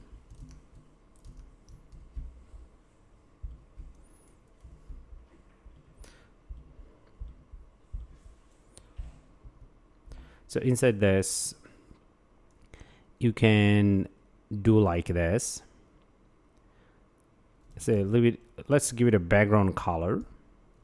And say, for example, BBB. We're gonna change them later, so you see that it has a background color. But now the problem is, you see that it is not aligned. So here we want to align it vertically. So justifyContent center. Okay, so it came down. We can also do alignItems, which is horizontally centered, but it's already centered, so it doesn't really matter. Okay, all right. And then you can also give it a bit of border radius. Say, for example, 16. Okay, now it looks like this. Well, it's not the best looking, but now you get the idea that how things should be working. So in our next section, actually, we are going to retouch it so that we can make this look and feeling much better. Okay, so in this section, we are going to actually retouch the styling, especially the color and some other naming conventions. So one thing, I'll do it first over here, rename this thing, because it shouldn't be view actually, it should be component, because this is a component, right? So we can go ahead and rename it as WelcomeComponent. Okay, all right. Of course, it's gonna throw some errors because it's not recognized here. So only thing you need to do, change here, component. All right, and let's go ahead and save. All right, so now this is gone, the error is gone. All right, so the next very thing we're going to do inside this, we are going to create a folder, and we are going to, I should call it constants. Okay, all right, and inside this we are going to create a new file, and here we're gonna call it theme.js. So here we're gonna put all of our constants related to our applications. Okay, so that we can refer them throughout our application, and if we just need to make changes, then we can just change in one file. We don't have to go ahead and change everywhere. For example, now say I want to change this color. Now you might see that this color most probably I've been using in many other places, for example here as well, like that. You get the idea. So but now I have to use in two different places, or change the color in two different places, or any sort of thing. Okay, not just that color like this one or this one. Okay, so I want to define them in a separate class so that I just change in one place and it takes effect everywhere. Okay, so that's the idea.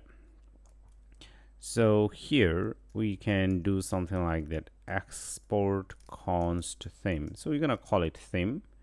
All right, and then we're gonna create a JavaScript object. So this is gonna give us object, and object inside object. So here I'm gonna name it as colors.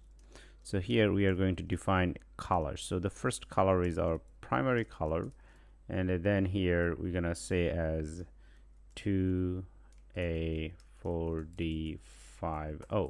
So that's our first color, and here we can also do secondary color. Okay, all right, so DDFOFF. So you already get the idea.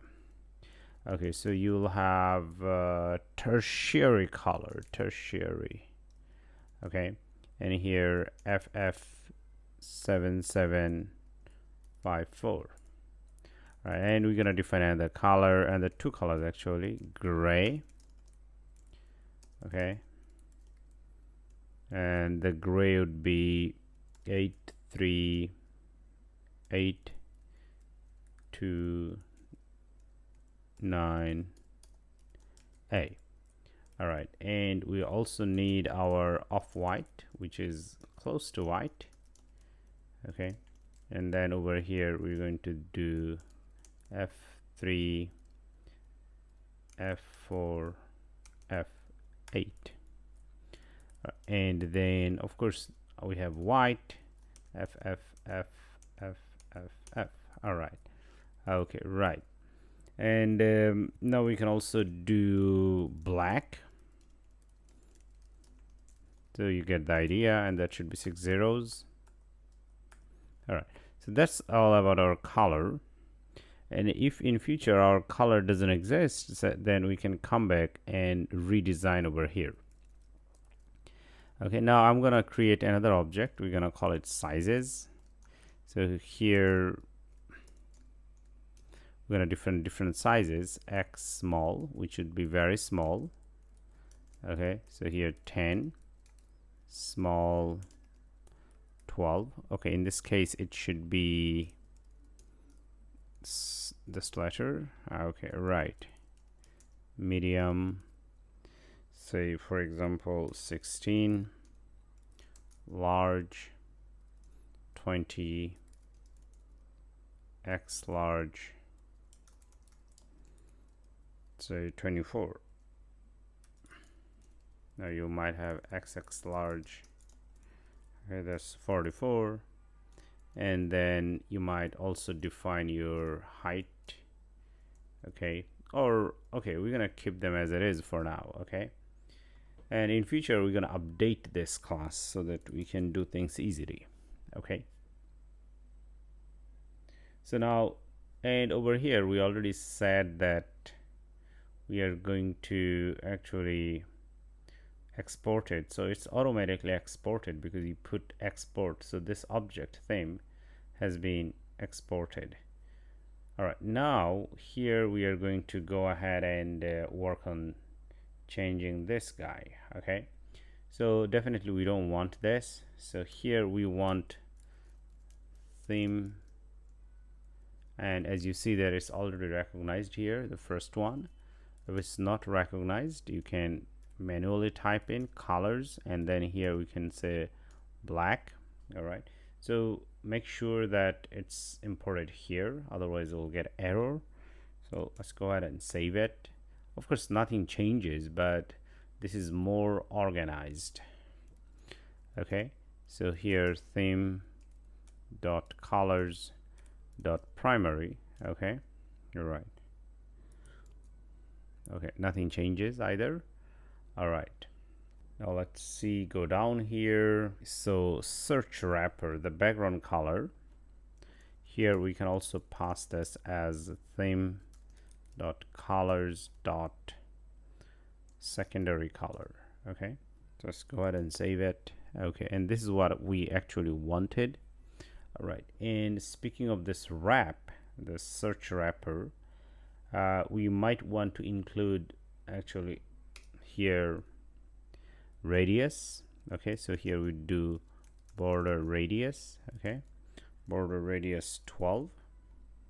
So let's go ahead and save it. Now you see that it's looking better.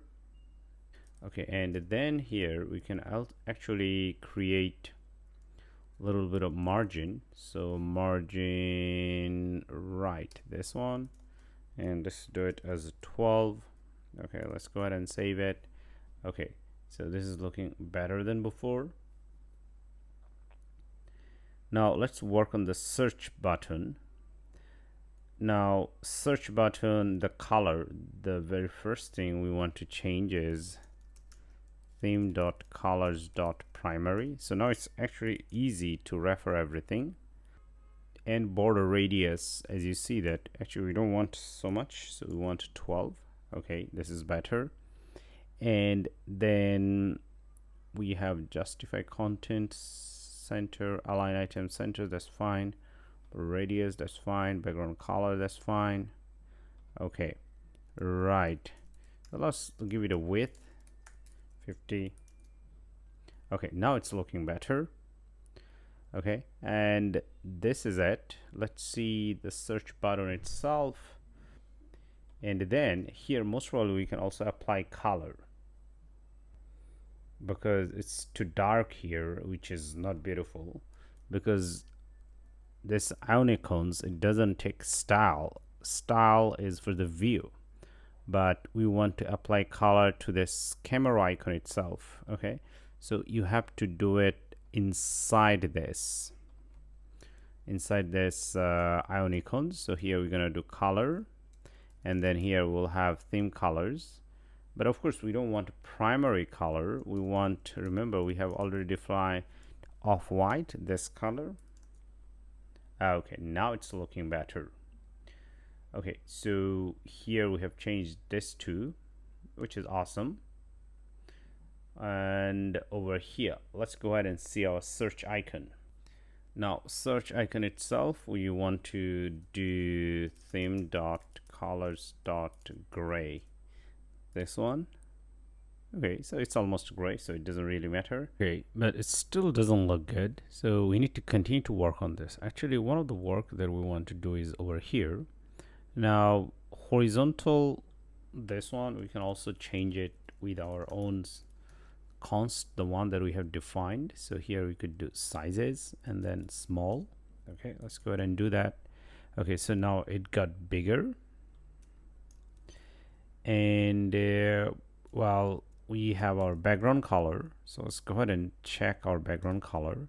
So colors.secondary, let's go ahead and save it. Okay, right, now the whole thing got color, and it does look like everything is within this background. Okay, so it has its own background, and which is looking more aligned right now, and this is what we wanted actually.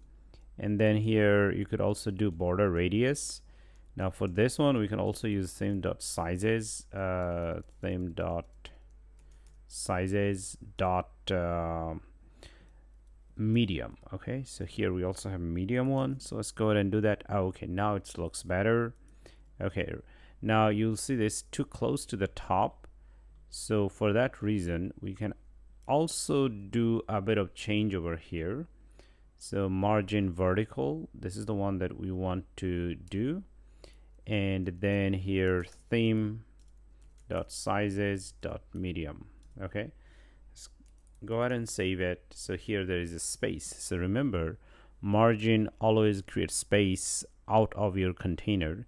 So this is our container. So it's putting this amount of space, which is I believe 16, at the top and at the bottom, because it's vertical. When you say vertical, it would apply style or space at the top and at the bottom at the same time. Just like horizontal, when you do horizontal, it's gonna apply left and right together. Okay, so awesome. This is just beautiful right now. And let's see what other places we need to change and make it useful, the one that we did from here. We want to take all the references from here. Okay, right. So welcome text over here. We have this one. So actually it's 12. 12 is the small size, but we can replace this with sizes dot small. It would still be the same, no changes. And here we use 38, right? Here we could do like this theme dot sizes dot xx large, but xx large was 44, so here we could deduce minus 6, so it'd still be 38. So with this becomes more dynamic, and these are already dynamic over here. And let's go and check our search icon. Now search icon, so here instead of 12 we would do theme dot sizes dot small, because we know that 12 is small. Once again, you can refer to this file. And let's remove this. Here actually we can do margin horizontal. Okay, margin horizontal, and theme dot sizes dot I think x small, this guy. Let's go ahead and save it. Okay, right, this is beautiful.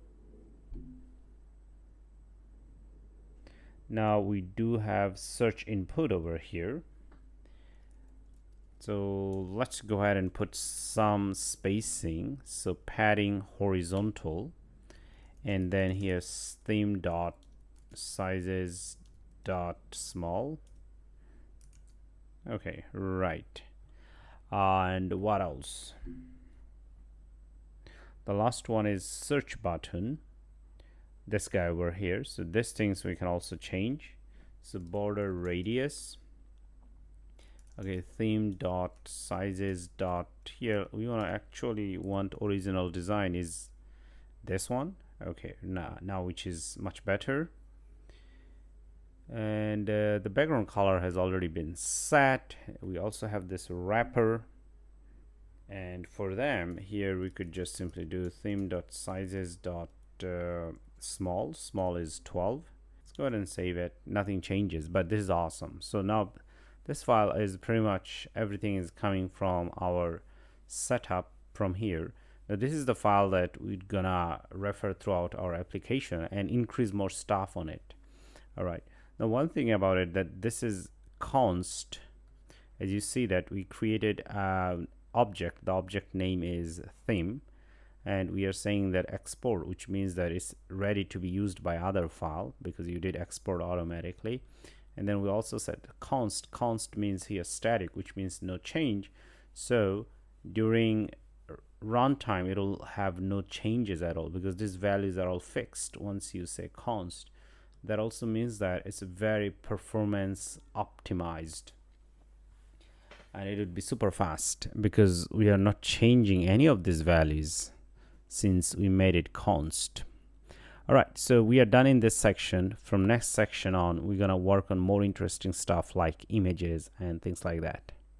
Okay, so from here on we are going to do a new section, and here we're going to show an image, and based on that we are going to continue to build more complex components and UI. So the first thing here I'll do, I'm gonna call it something called homescreen.component.js. Okay, so this would be another JS file, and over here I'm going to go ahead and create our new component. So here I'm gonna call it const home component, and the way we do it like this. All right, And inside this, if you have a component, you're going to return. So here we are going to return. So as you return, you have to have these two brackets. All right. And then over here, first thing you could do, you can just return a text component. Yes. And make sure that it's imported at the top. Since it's not auto imported, here we could use import text like this, and within it here we could say I am here, just like this. And then we have to do export default home component. All right, I think we have to revisit the name here. I don't want to say home component, home carousel. Okay, this is one that I want to call it home carousel, and return here home carousel and save it. Okay, now I'm going to close this, and we're gonna go back to our app.js file over here, and we have this home view. Okay, all right, and one thing we could do though, even changing the name over here, the very first one we can call it like this. Okay, so they're aligned, and then over here we could do like this. So let's go ahead and check here. We say home carousel, and as you see that, okay, all right. Now I think one other thing we could be actually, which I think we should also call it component here, and make sure it's component there and component here, and then so this way all the components, they will have component. So whenever you look at it, you will understand, okay, this is component.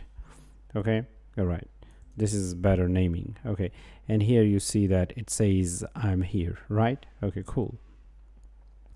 Now the thing that we want to do, we want to go ahead and create image over here and show image actually. So for that reason, we have to be in this folder, and I'm going to go ahead and create new folder over here, and I'm gonna call it, say, images. All right, now inside this I'm going to go ahead and put an image. So we have images here. So what I'm going to do actually, I'm going to select all of them actually, and then drag and drop here inside this images folder, and now they're here. So you should do the same from images folder, drag and drop inside this image over here. Okay, image folder, that's what I mean. Okay, now here we could go ahead and show an image.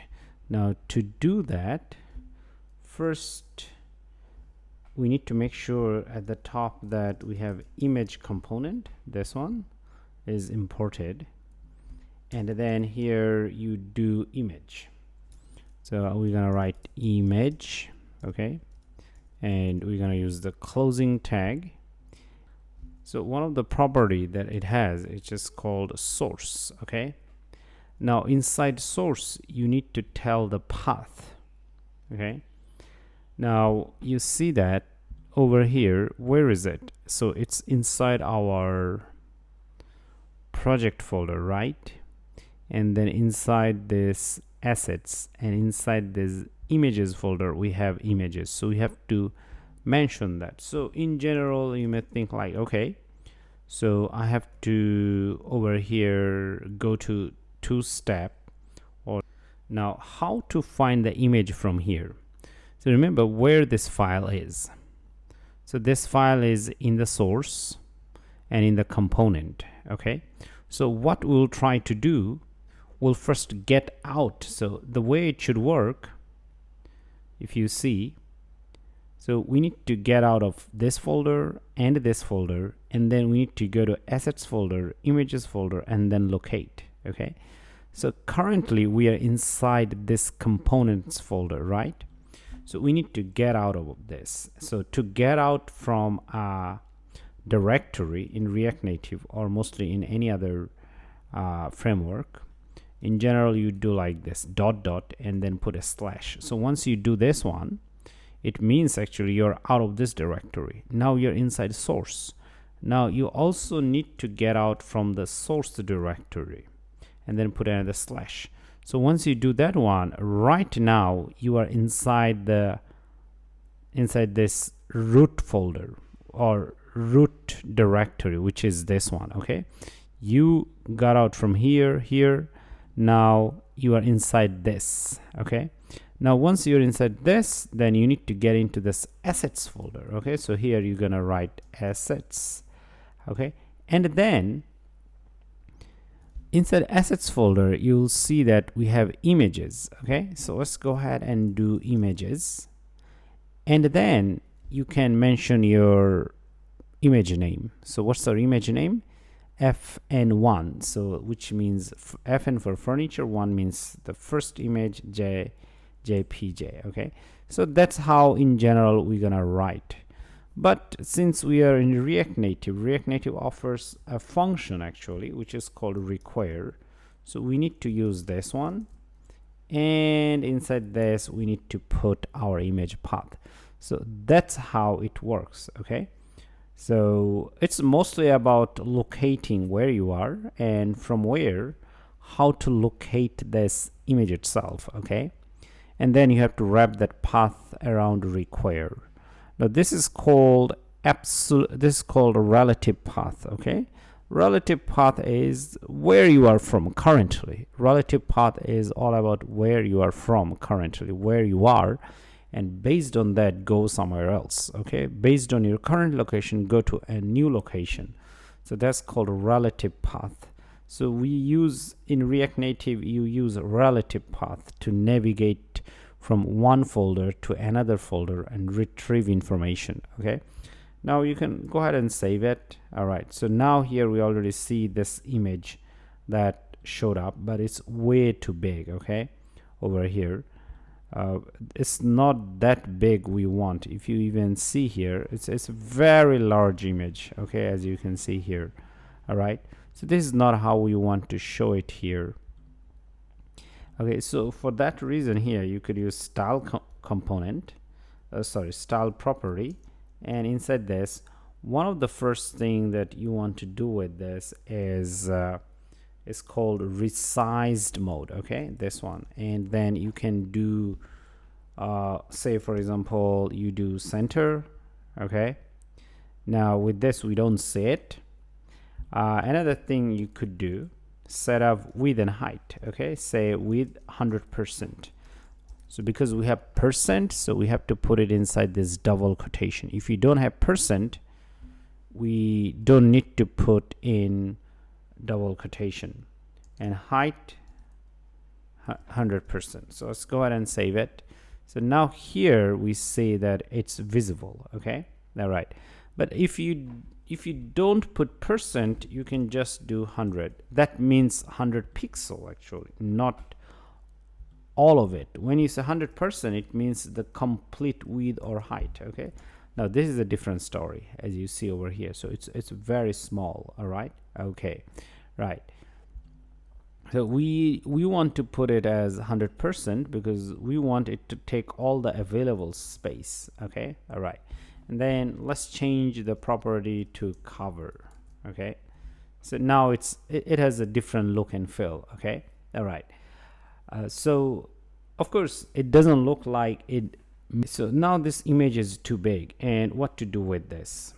The reason is because this image doesn't have a view, so it doesn't have any constraint, so it's spreading everywhere. So that's one problem.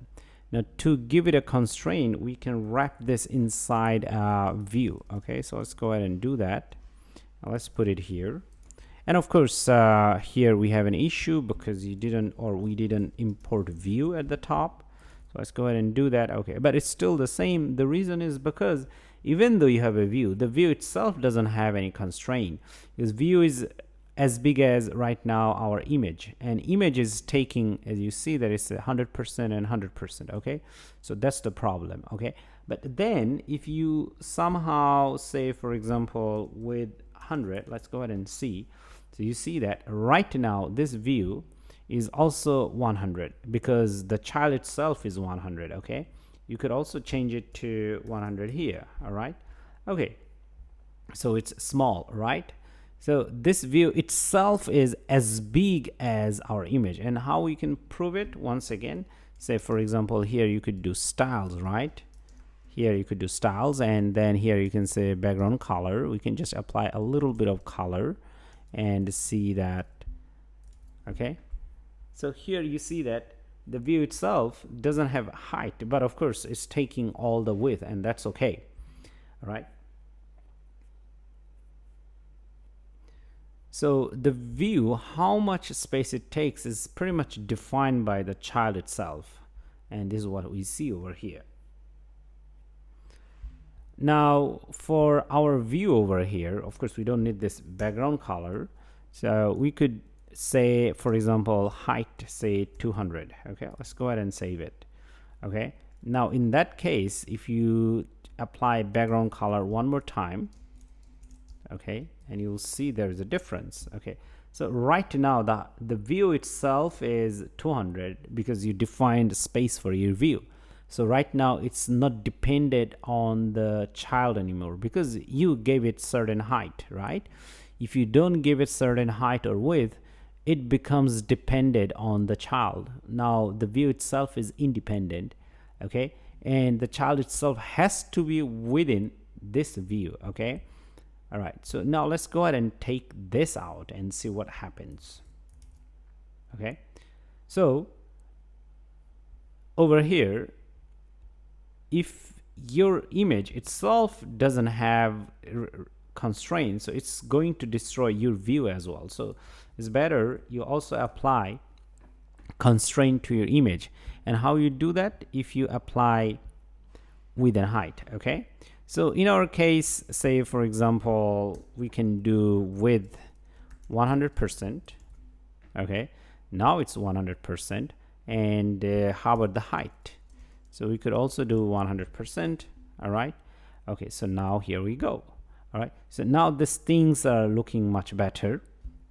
Okay, and then the other thing we could do, this view. So this view and image, they are almost as the same as big, right? Okay, so other thing we could do over here with this view, say for example you want to apply margin to it. Okay, so margin, say for example horizontal. Okay, so that means that outside of this view, okay, there would be empty space. Okay, let's go ahead and say for example 10. All right, and let's see, so it becomes smaller, right? So we see that now it came inside. All right, so in this case, what if we do theme dot sizes? We have sizes, theme, this one, make sure it's imported at the top, sizes, then we could do medium. All right, so let's go ahead and save it. So now it looks like this. Okay, make sure that the theme is imported at the top, and let me go ahead and reformat the code. Okay, so this is our view. And then over here, what if we apply, say, kind of border radius? Okay, and how this is going to work out? So let's go ahead and do border radius, and you can just say the border radius is the same as this, medium. All right, so okay, that looks like the border radius didn't apply, but here if you do overflow hidden, let's go ahead and save it. Now looks like the border radius has been applied. Okay, now what does this overflow do over here? So in general, overflow is used for clipping, I mean cutting out content. So if you have an image or content or container larger than its boundaries, so remember we have defined boundaries over here, then if you use overflow, then those outside things that goes beyond the boundary, they would be clipped.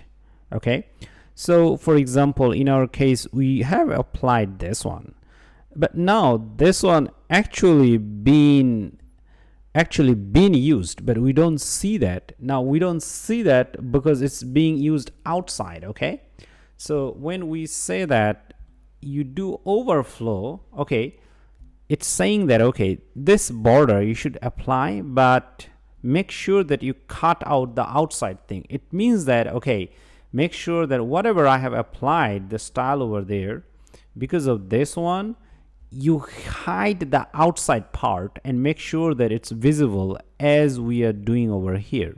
Okay, so that's the meaning of hidden, overflow hidden over here. The idea is overflow means that something that goes outside of your boundary, and if things that went outside of this boundary, okay, hide that, okay, hide that. That's the idea. So anyway, with this we are making sure the image respects the rounded corners, because with this we are applying rounded corners. Right, so let's continue to understand this overflow issue, because so far we have seen that we have a theory, but how exactly it works. Now to understand this thing, over here, instead of 100, actually we can, 100%, we can try just 100, and over here 100 as well. So what's going to happen is going to turn this picture into a square. Okay, so now as you see that it is square. Okay, and well, even to have better understanding, we could do, say, justify content center, which is vertical center, and then we could do alignItems center. So it would place this image in the center of this view. Remember, we learned early that when you do this one, it affects the children inside the view. So these are the children, so we put it in this view, right? Okay, cool. And then over here, we don't want to have it like this, so let's change it to theme.colors.offwhite so that you see it now. So over here the border is more visible, as you see that because we applied this radius, so border is still there. Okay, and of course if you comment it out, the border is gone. Now it's square. As you see it carefully, it's square. So after applying all these things, we know that our view has border, right? But when we say magnify it, when we say 100%, and then we also do 100% of our height, we save it. Okay, and if we don't have overflow, what do we see? That it is still takes this square corner. Remember, we have just seen that if you use these things and border radius, our view still has radius, but the image doesn't take. So what image does its own thing. Remember, for image itself, we are not applying any kind of border, right? Image doesn't have any border. We didn't apply. We applied border to this view, and then when we say overflow hidden, we are telling that, okay, if there is children inside this view, so that view, that children should follow this thing. What is this thing? Overflow hidden, which means that if the child goes beyond the border of the view, clip that. Okay, that's the meaning. So over here we definitely see that this portion is going beyond this view's border. What is our view? Our view has radius, which means that circular corner. Okay, but the child doesn't have, so in default it's going beyond this border. So once you have this one, it means that, okay, the child must follow and cut out the rest of the part. Okay, so this is where the overflow hidden comes in. Hopefully it should make sense to you. So from here on, actually we are going to deepen our understanding about a core concept in React Native that's called FlatList.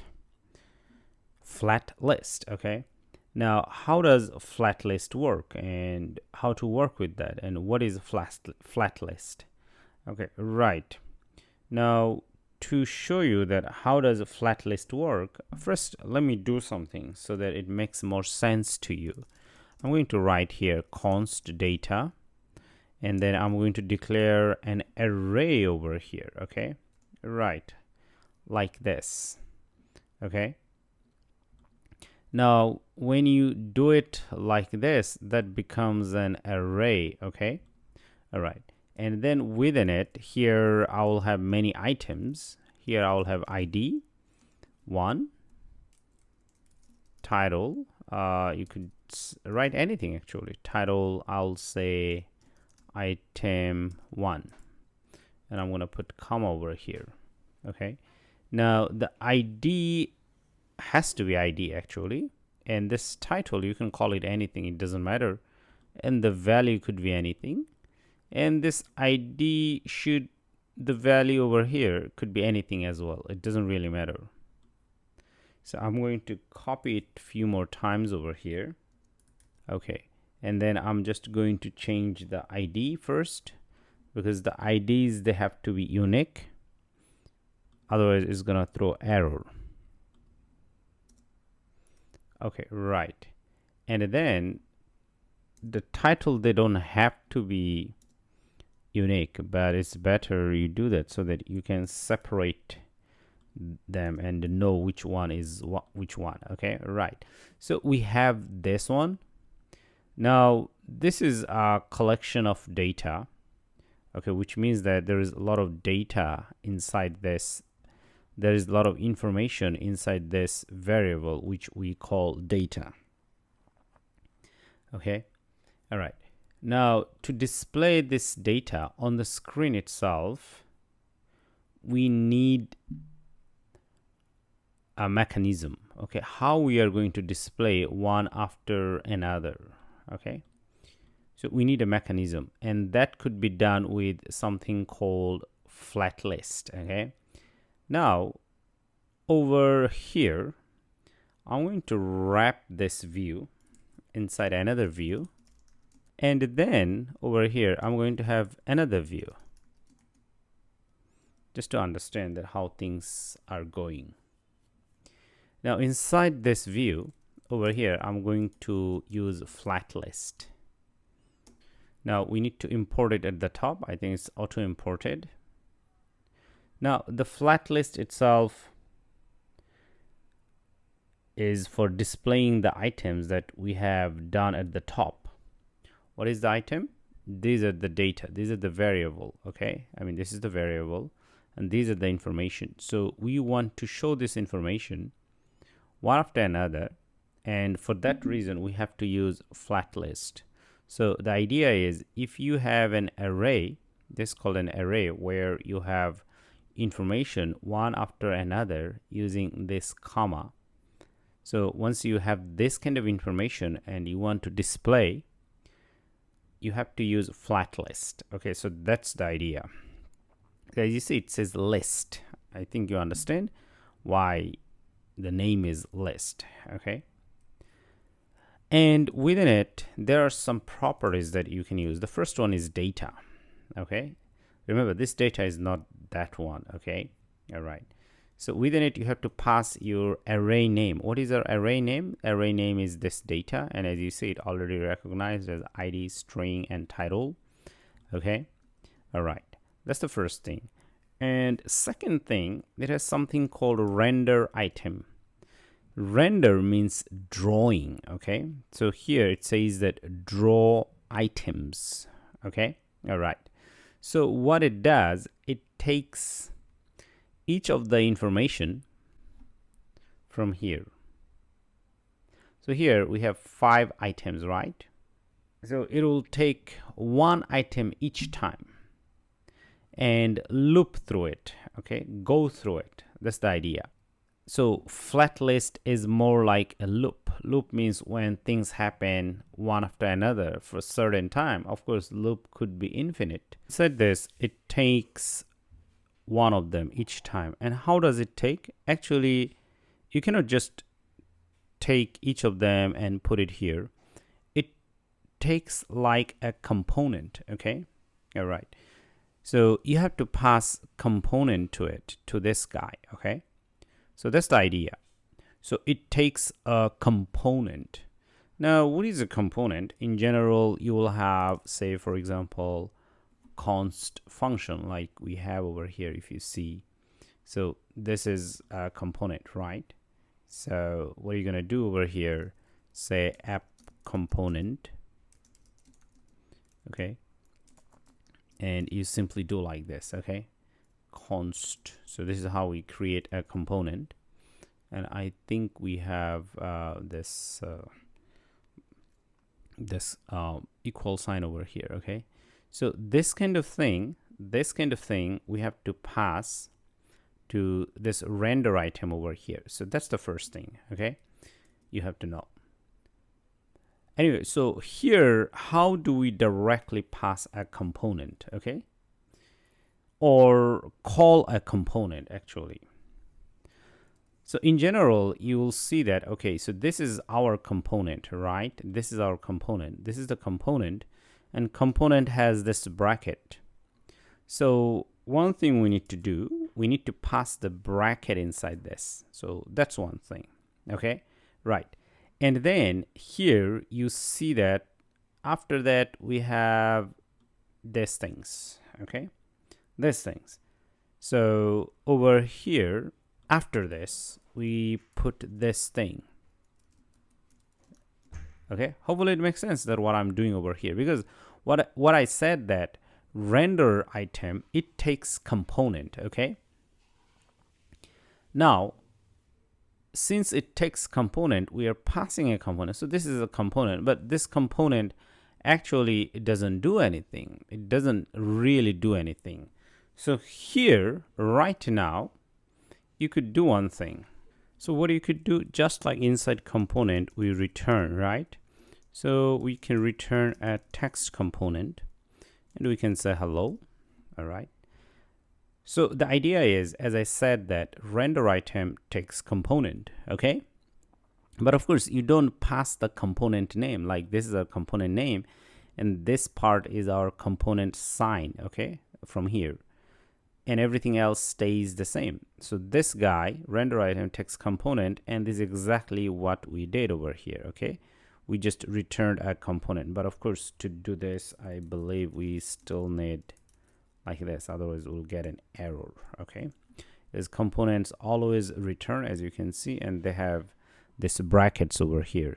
So this is what we are returning. Okay, and is this the only thing? No, there's one more setup to go ahead and work with this. There is another property which is called key extractor. Okay, we also need this one. The key extractor here, you see that it's used to extract a unique key for the given item at specified index. Okay, key is used for caching and as the React key to track item to re-render. So default extractor checks item key, then falls back into using index like React does. So here all it's saying that, okay, key extractor, you should give it a unique key because it's going to use it later to know it, specify it, that what it is. And also if it requires caching, it uses the key. Key is the identity, right? Like an ID. And then it also used for retracking. So these are the things that we need to do. But what if we don't use this? Okay, for now. So let's go ahead and save it. Okay, and here we do see that hello 5 times. And why it 5 times? Remember this, I said that FlatList is more like a loop, right? FlatList is more like a loop, so it's going in a cycle. And but in our case, this loop is not infinite. And how long does it take? It takes actually, or how long does it run? It runs actually 5 times, as you see over here. Okay, it runs actually 5 times. Okay, because we have 5 items in it. So it ran 5 times and it draw or rendered. Draw means render 5 times hello. So that's, with this, your idea should be clear. Okay, now of course we should use key extractor. But right now we cannot use, which I will explain later. We should actually use that, but we are not using yet. Of course, we don't have any error. Why? As you see that here it says key extractor, and here is this question mark. Okay, whenever you see anything like that, that's kind of optional. Okay, that means that you may not have to pass this one. This is not compulsory. Okay, so this is exactly the same thing because it's optional, so we are not passing to it. Okay, so this is the most basic idea of FlatList. So we understand that FlatList we use to display large amount of information in a loop one by one. So two key or two important items or properties. One is this data.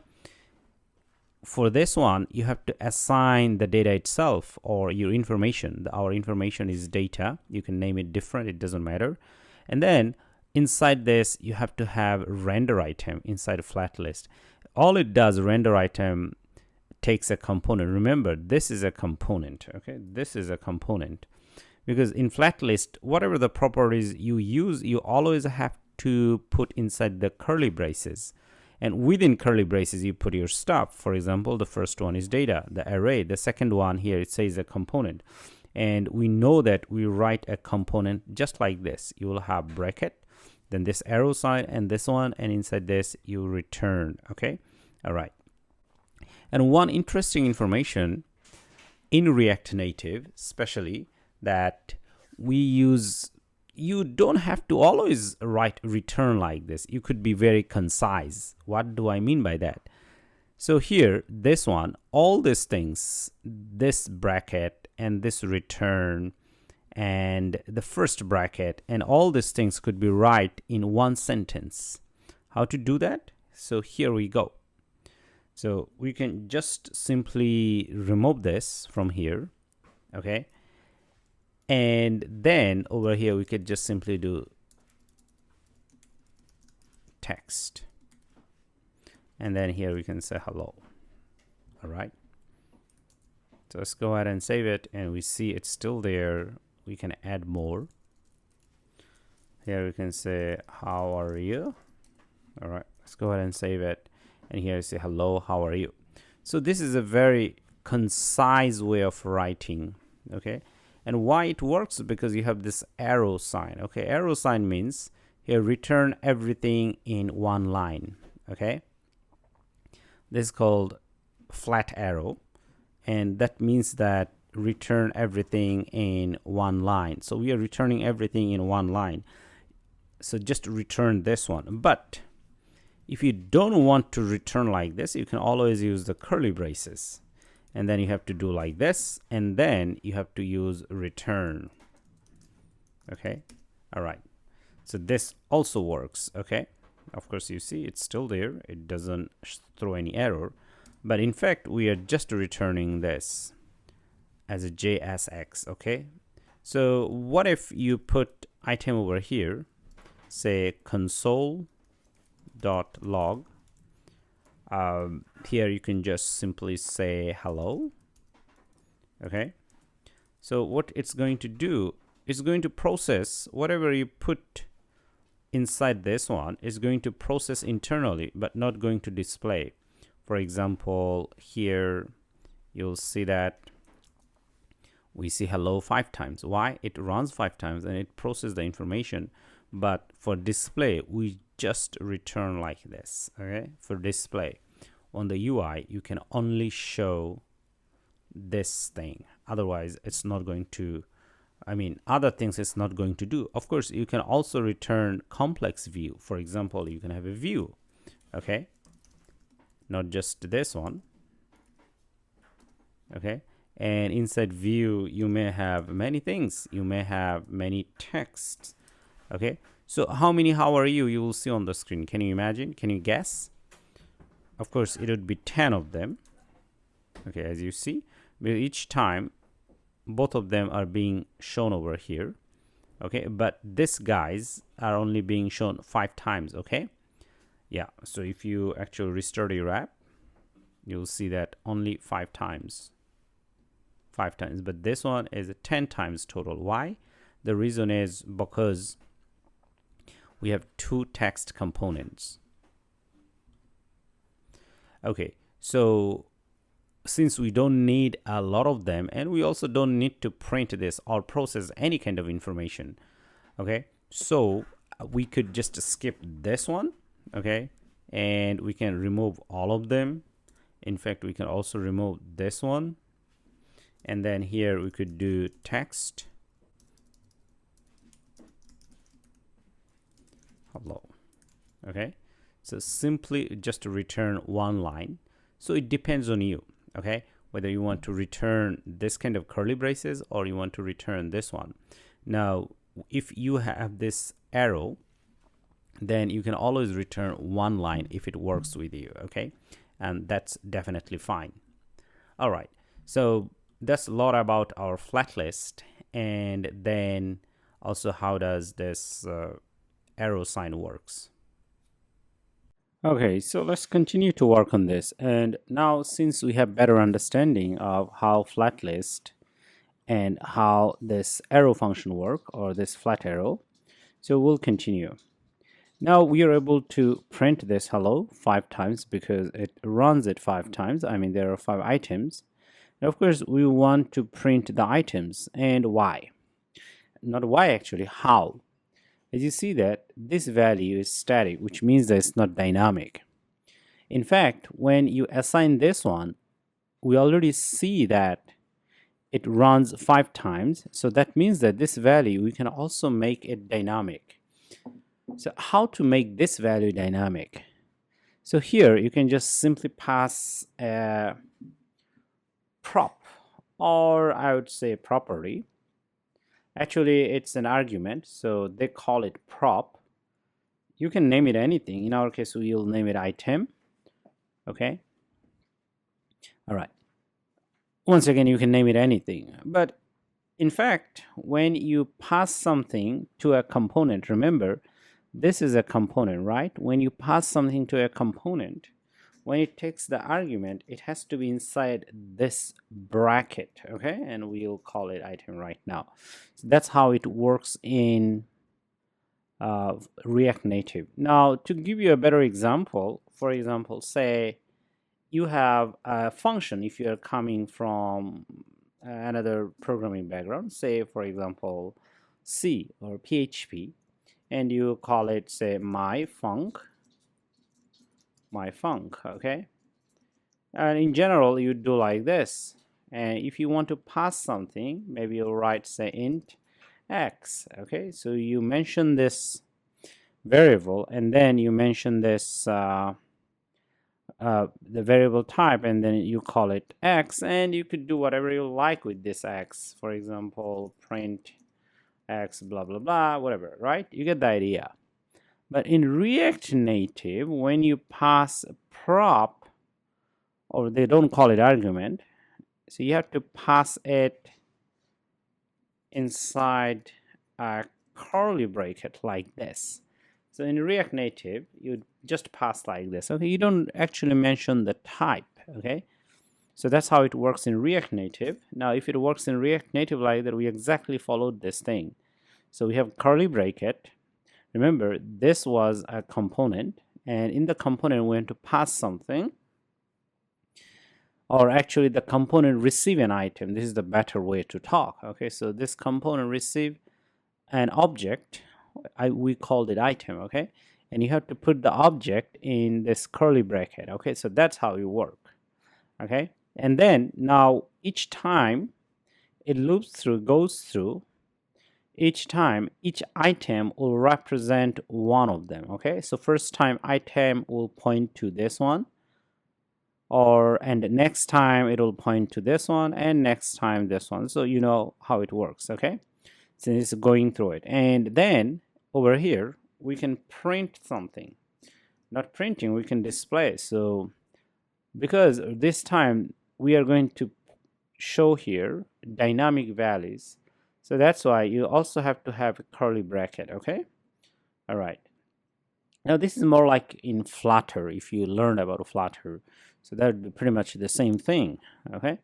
Anyway, so here we're gonna find item, and we're gonna say, for example, print title, okay? So what is this title? Remember, our data and each of the item over here, they have ID and title, ID and title. ID and title, they are the key, okay, and these are the values, okay. So now let's go ahead and save it, and as you see that it changed immediately, and this is awesome. Okay, so that means we are getting dynamic values, okay.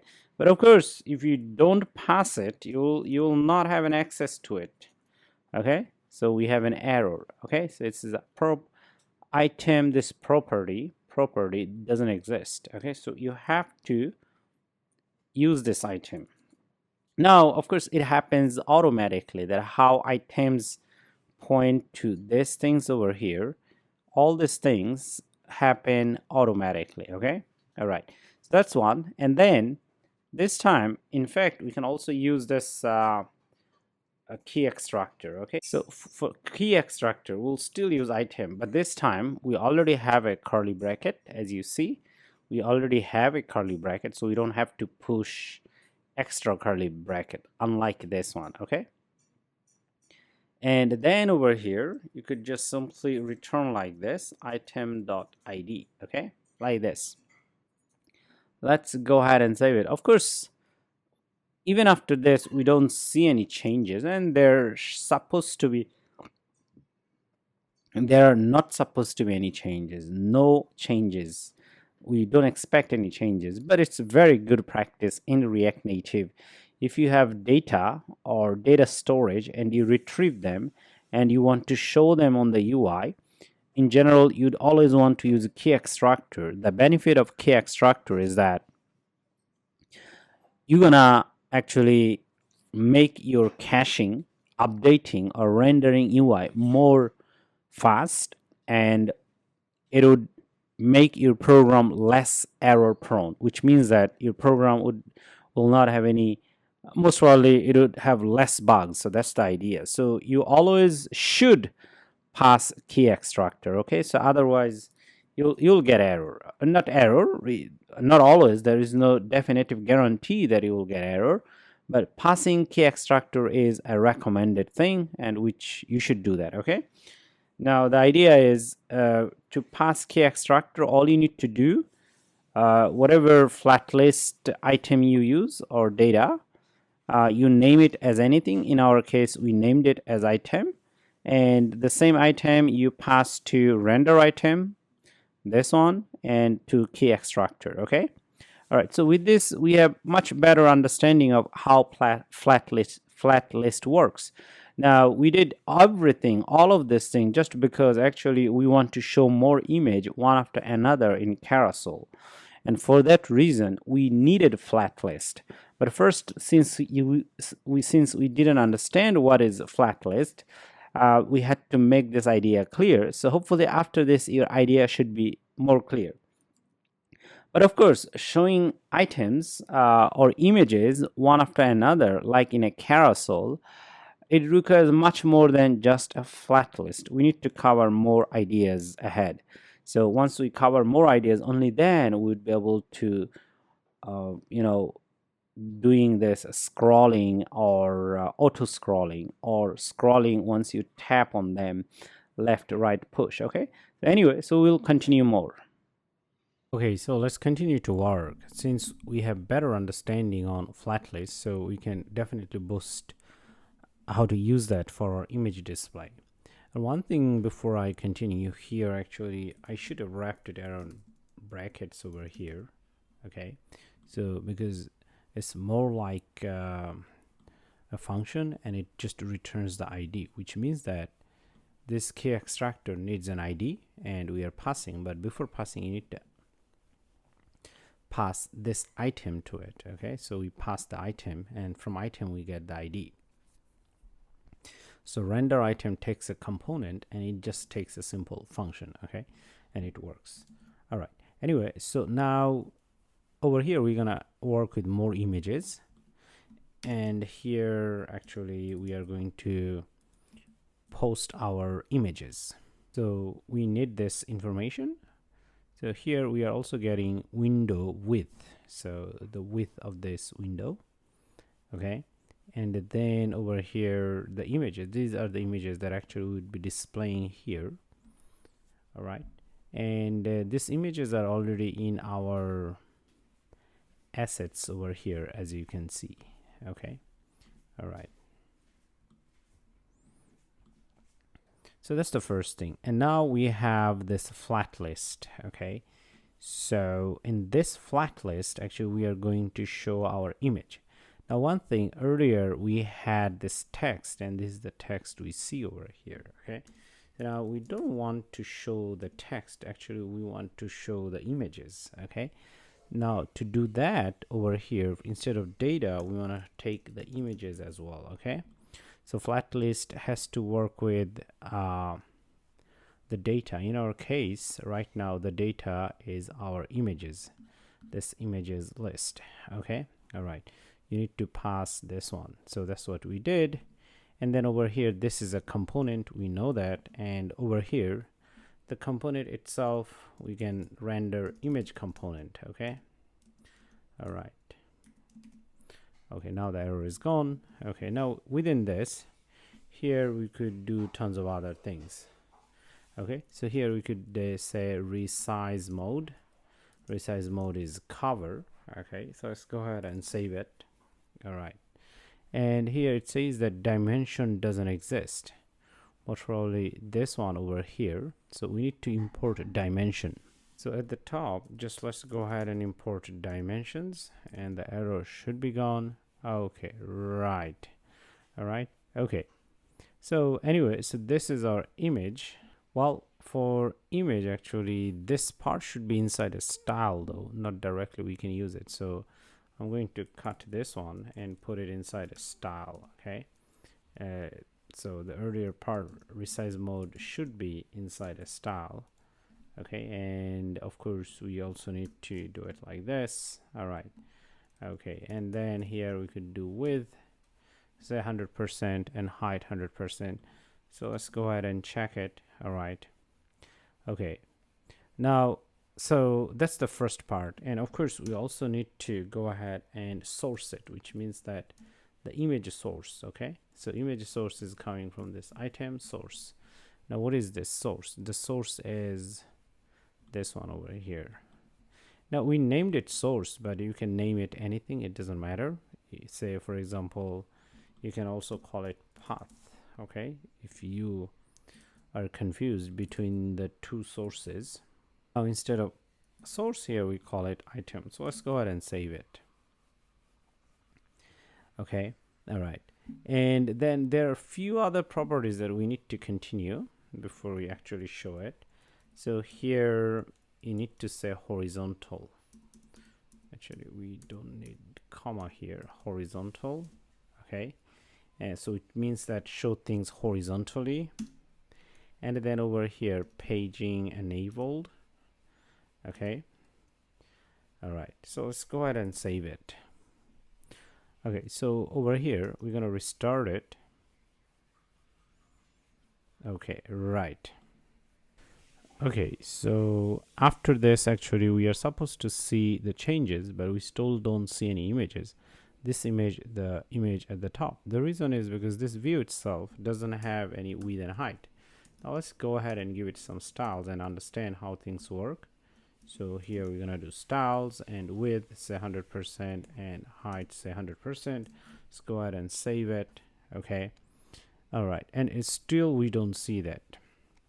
Now if we change this guy to width, and let's see, let's go ahead and save it, and here we started to see something. Okay, now I'm going to explain this thing, why it doesn't work with these things. Now, well, one thing though, so it's width 100% and height 100%. So width is this one 100%, and height actually is going down too much. Okay, so what if we restrict the height? Okay, so let's go ahead and say 200. Okay, now we see over here, looks like it's working. Okay, now what I'm going to do, I'm going to actually copy this one. If I not copy, cut, I'm going to just put it here, replace this. Okay, because over here we already have some styles. Okay, and this view could be gone. All right. Okay. So now we do see this images and it already showed up over here. And of course, because we have height 200, but if you change it to 100%, so it'll be like that. And this is what we are observing before. Okay. And before, just now earlier, we also had this one. Let's go ahead and save it. Okay. So it goes beyond this. The reason is because, of course, it has border radius, horizontal margin, this and that. Okay, so hopefully it makes sense. All right, so now we don't want 100%, we just want this amount. Okay, and if you go ahead and see that, okay, it already shows images. Right? We see that we already start to actually go ahead and we see that different images are showing up. Of course, it's far from perfect, but of course we are making progresses. Now, one thing here we want to cover, if you will see that here with, okay, so here with, here it says that with, okay, and then earlier once we did 100%, it's gone. Okay, now why? The reason is because when you say with 100%, it doesn't have any idea. What do you mean by 100%? Okay, how much is 100%? Okay, it doesn't have idea. But what if you over here say, for example, with say 200, okay, and now you say 100%, it kinda has actually idea, but it still doesn't work that much. So the idea is when you say 100% for this flat list to work, because remember here we have many images, right? Not just one image, not like earlier that we just one image. So it doesn't understand 100% thing. Okay, so that's why because we are sliding, so it doesn't know when you are on the view, which means on the screen, which means when we are seeing things, how much the image should take, the first image. Okay, so it doesn't have any idea. 100% is an abstract idea, not very concrete. Okay, say your pixel is say 300, your screen is 300 pixel width, so your 100% is a 300 pixel or what? But you also have 3 images here, not just one. So this is where it get confused. So that's why we need to use width like that. Okay, and now this width makes more sense, because this width, it takes this width, okay, it takes this width, and then it also takes other information if you have, and based on that it does do a combination. Okay, now here you say that, okay, this width is 200, which is the parent view, so it can only do parent view dimension. Okay, so the understanding is this, the parent view dimension. Okay, all right, now let's go ahead and if you do want to print, say for example console.log the width is, you can do width. Let's go ahead and save. All right, so here it says that the width is 411, right? Okay, cool. But then the parent gave it just 200, so even though you do this one, so it's taking only 200 from it. Okay, now if you don't do this, it's gonna take the complete width. Okay, so the idea is it needs something concrete, so the concrete, not a percentage. Okay, so this is more concrete. Concrete means that something very specific. Okay, so with this you get a specific amount. Okay, and based on that it's easy for React Native to make an adjustment. So that's why you need to get this one. Okay, so anyway, so with this we have better understanding how FlatList works with many more images and how the design should work. Now before I wrap up here, of course there are a lot more things that we need to finish. One thing we can do right now, here you see that there is an indicator. Okay, so this indicator we can stop right now. So show horizontal indicator, and here you could do false. Okay, all right. Okay, right. Now this other value, horizontal, is by default, is I believe is by default it should be true, so you don't need to you know, enable anything. And then here it's a paging enable, which means that when through the scroll view stops on multiple scroll view size when scrolling used for horizontal pagination, the default value is false. So paging enabled, by default the value is false. Okay, all right. So there are some default values, but this one by default most probably is true, so that's why here we want to do it false. Okay, so the current problem is that if you do like scrolling like this, there are some issues. As you see, that it's not smooth, as well as it gets stuck in half. Now we can solve this problem by looking at snap here, snap to align, and then here you say center. Just go ahead and save it. Okay, right. Now you do that and you'll see, okay, so it's gonna put everything in the center. Okay, and it'll do it automatically. Okay, you do it automatically. Great. And the other thing you could also do here, deceleration rate. Okay, deceleration rate, this one. Here you could say fast. All right, so it's gonna do it fast. All right, so let's go ahead and check it now. So it's not that slow anymore, so it's going to do it fast for you. Okay, all right, so as you see that, okay, so now it does fast, not like earlier it was slow. So this is the other way to make it much better. All right, so with this we are actually pretty much done with this slider for now. Okay, so we'll continue in another section. Okay, so we'll continue, and before we continue, actually we are going to go ahead and refactor the code. Now here you see that this is our welcome component, okay, and this is our home carousel component, but all of them are over here, okay, inside this safe area. But we know that this should be part of our home view, okay, or home page, or you can call it home screen. Okay, so this should be in a separate UI or view. Okay, now inside this, first I'm going to go ahead and create a new folder, and I'm going to call it screens. Okay, and inside this we are going to create a new file over here, and we're going to call it homescreen.js. okay, so inside this we are going to go ahead and create our home screen. Okay, all right, so definitely over here we are going to create a component. So here we'll say const home screen,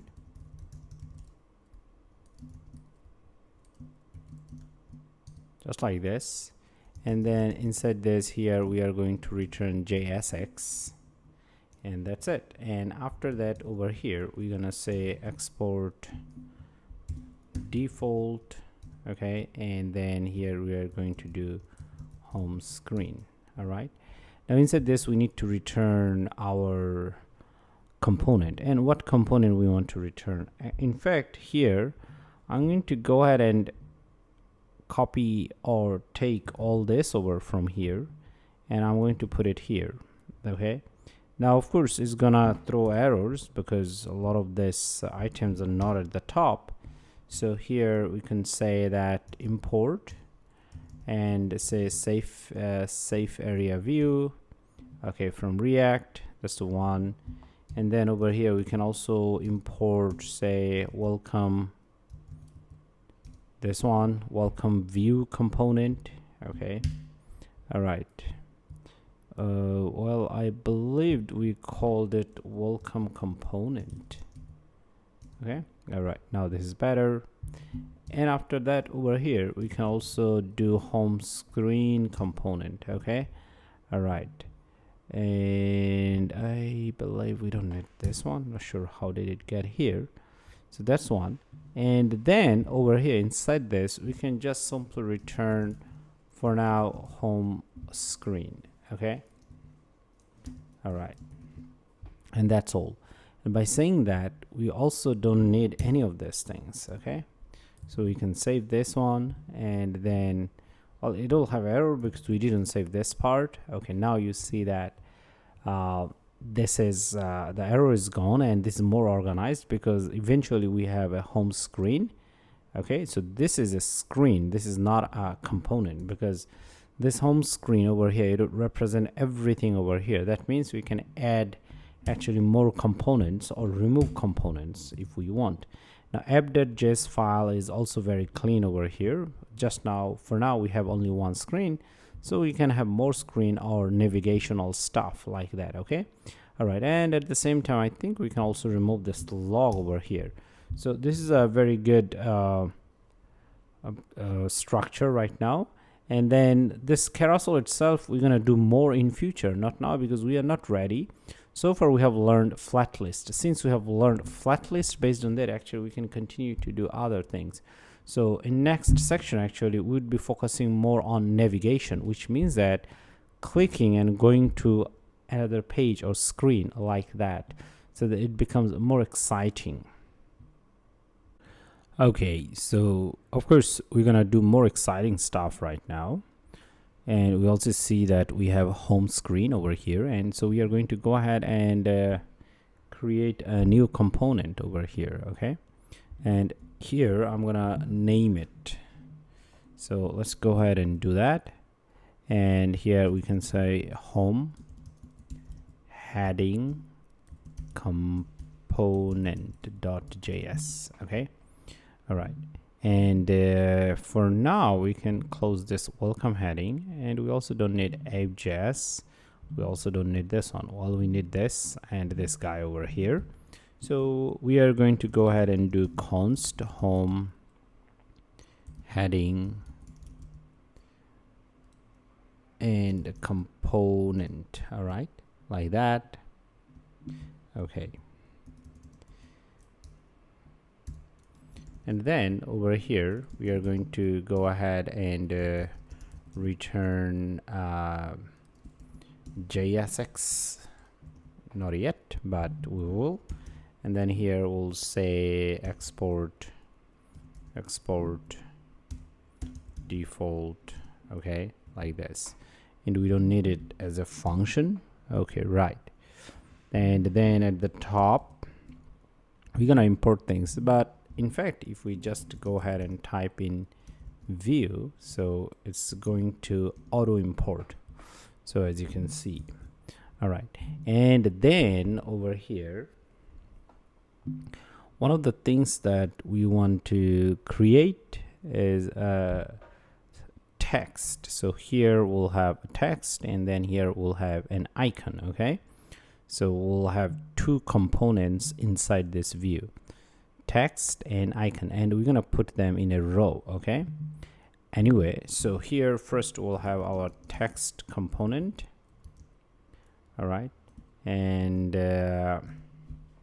let's go ahead and import it. Looks like it was not auto imported, so here we're gonna make sure that it's imported. All right, and within the text itself, here we're gonna put, say for example, new rivals. Okay, all right, so this is what we'll say.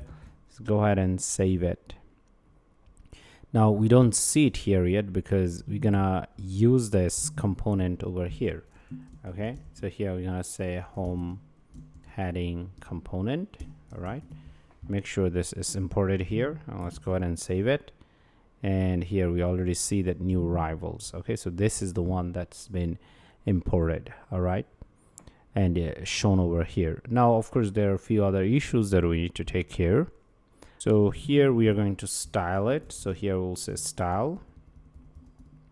Okay, and well, if we are going to do that, one thing we could also do over here, say let's go ahead and create const styles, and then here we're gonna say StyleSheet.create. Okay, all right, And then at the top we need to import StyleSheet,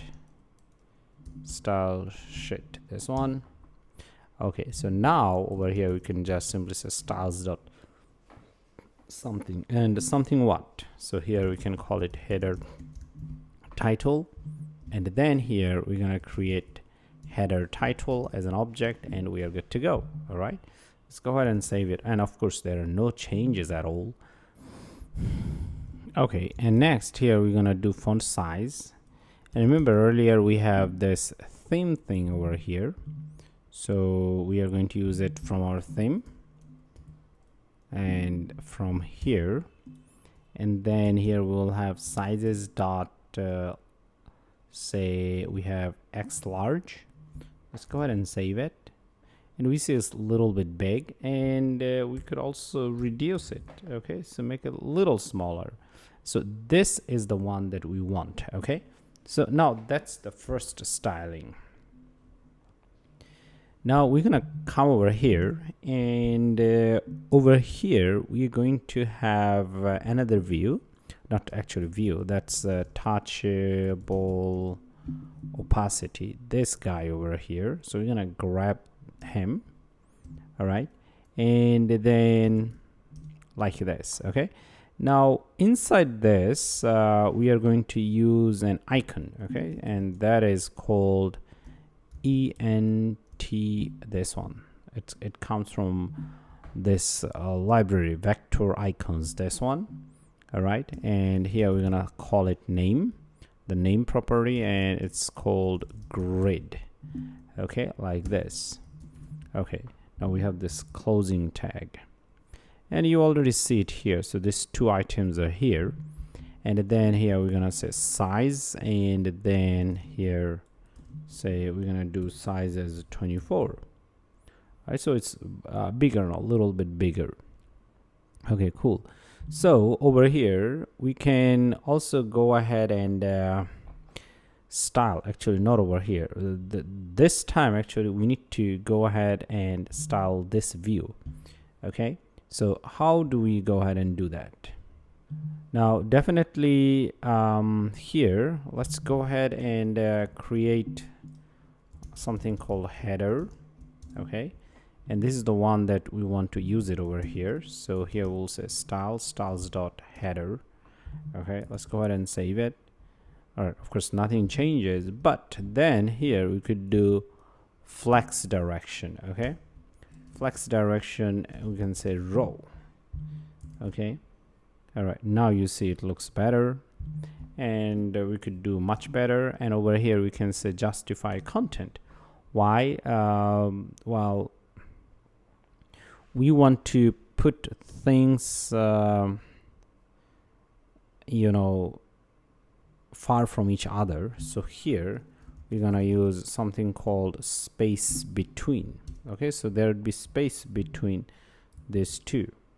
All right, well, one can say why justify content. Okay, because remember we are in right now our flex direction is row, it's not column. Okay, so since we are in row over here, justify content would be applied like this. Okay, in horizontal context, because we just flipped it. Before it was like this. Okay, originally it was vertical. Okay, so if you do see that, okay, you take that out and save it.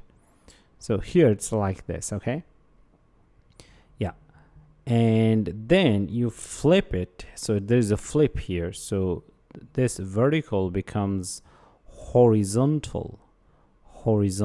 Okay, now since it's become horizontal, space between going to push this to this very far end. Okay, so that's the idea. All right, and then I'm going to create another container over here, container object. Okay, all right, and then this container object we are going to use over here. So I'm going to cut this guy, and then I'll have another view, and I'm going to put it here. Now inside this view we're going to have style, and then we're going to call it container. Okay, let's go ahead and save it. Now we need to apply some margin to it. Okay, so let's go ahead and do that. Here we're going to do margin horizontal. Okay, now here we could do theme dot, here I think we have sizes, and then here say for example large. Okay, it pushes like this. So let's go ahead and check large, so which is 20. Okay, but well, in fact we want 14, so we don't have 14. So what we could do, we could do small. So over here we could do small plus 2. Okay, all right. Okay, now it's better. And at the same time we wanna do top margin over here. So here margin top, this one, and then theme dot sizes dot, here we're gonna use medium. All right, okay, let's go ahead and save it. Now here it's much better. Okay, now the other thing you could do over here, because we want to click on this and go somewhere. Okay, so here we could do say on press event, this one on press. Okay, and over here for now we can just say console.log and I am tapped. Let's go ahead and save it. Okay, right. Now if you click on this, you'll see that it's being tapped. I'm tapped over here. So this is one awesome thing. Okay, right. Now we can also do a little more refactoring about everything. Okay, the way the codes are arranged over here, especially this styling. Okay, so we want to move that styles to another place. So here I'm going to create a new folder, and here I'm gonna say styles. Okay, now inside this I'm going to go ahead and create a new file. So let's go ahead and create a new file, and the file name would be say headings.style.js. Okay, this one. And then I'm going to go ahead and cut this whole guy over here, and then I'm going to put him over here. Okay, right. But then we have to make sure at the top we have imported few of these guys, like for example I do believe this guy, him over here. Do we need theme? Yes, we need theme. Okay, all right, and then we also need part of it. So I'm going to copy this, and then I'm going to put it here. But in this case we don't need text view, any of these things. All we need is StyleSheet. Okay, so I'm going to save it here, and then this theme is not necessary over here. So what do we need to do over here? This styles, this guy needs to be imported over here. So you're gonna say import, and this one. But of course there's one more thing though, that we need to export it. To do that, here we'll just simply say this one. Let's go ahead and save it. So remember, here we are doing export default, and to do that, here we could say styles. As you see that it's already recognized. Let's go ahead and save it, and awesome. Okay, right. So with this over here, this is more clear, and all of our styles would go there. Now speaking of this one, remember our carousel has styling, our home component, they also have styling, so we can go ahead and refactor them. Okay, now this is welcome component styling. So here I'm going to go ahead and create a new file, and we can just say welcome.style.js. Okay, right, like this. And then over here, let me go ahead and copy all of this thing. Okay, I'm just going to copy first. I'm going to put it here, and here I'm going to do import styles. Okay, and as you see that at the top we have to have things, similar things like this. So I'm going to copy all of this and then put it here. Okay, and let's go ahead and save it. So I don't think we'll have issues over here. And then if you do come over here, welcome component, the only thing you need to remove over here, the first thing you need to remove is this one. Okay, right. Okay, now of course the style sheet is a problem. Then over here you could do import styles, okay, like this, and then just like this heading over styles, so we have to have styles and things like that. Okay, let me see what's going on. Okay, welcome styles. Okay, right, so here we do styles, and then inside this welcome style. Okay, remember, so your path has to be correct. Make sure the path is correct. Once again, to confirm the correct path from this file, where is this file? This file is here, right? This file. So we have to step back. So we step back, which means we are in. So once you get out from this directory, so you are inside source, from here you go to styles. So over here, styles folder, and then you locate this file. So that's how it go ahead, and that's how it works. Okay. All right. So we don't have any issues. I mean, definitely you can continue to do what you were doing. All right. And at the same time, as we are doing this one, we can actually okay, let me go ahead and close this guy, and heading styles, we can also close this. Okay, so and then we do have this home carousel. Okay, now we do see that for home carousel itself, just only a little bit of styling, which was here and pretty much there. So I'm just going to keep it as it is, and then over here we don't need this as well. Okay, so let's go ahead and save it. All right, okay, cool. So we are getting more and more organized as we are progressing.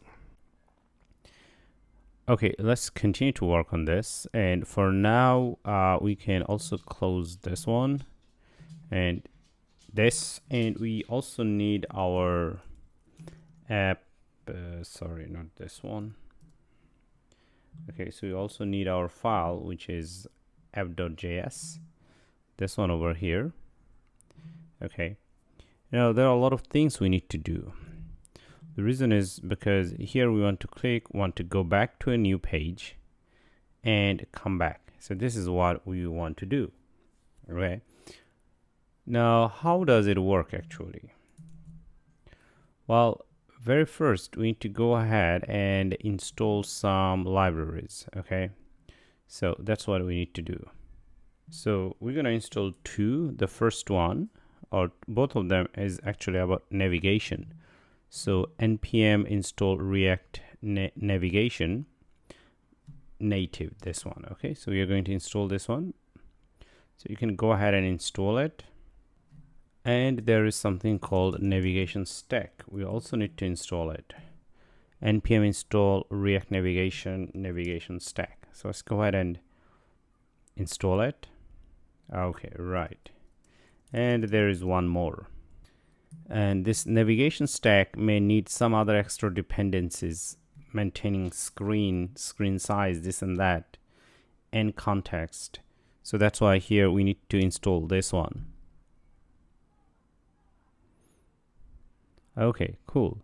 So now once we are done with this, actually we are pretty much ready. Okay, because all these libraries and dependencies are installed. So here at the top we need to import navigation container, import navigation container,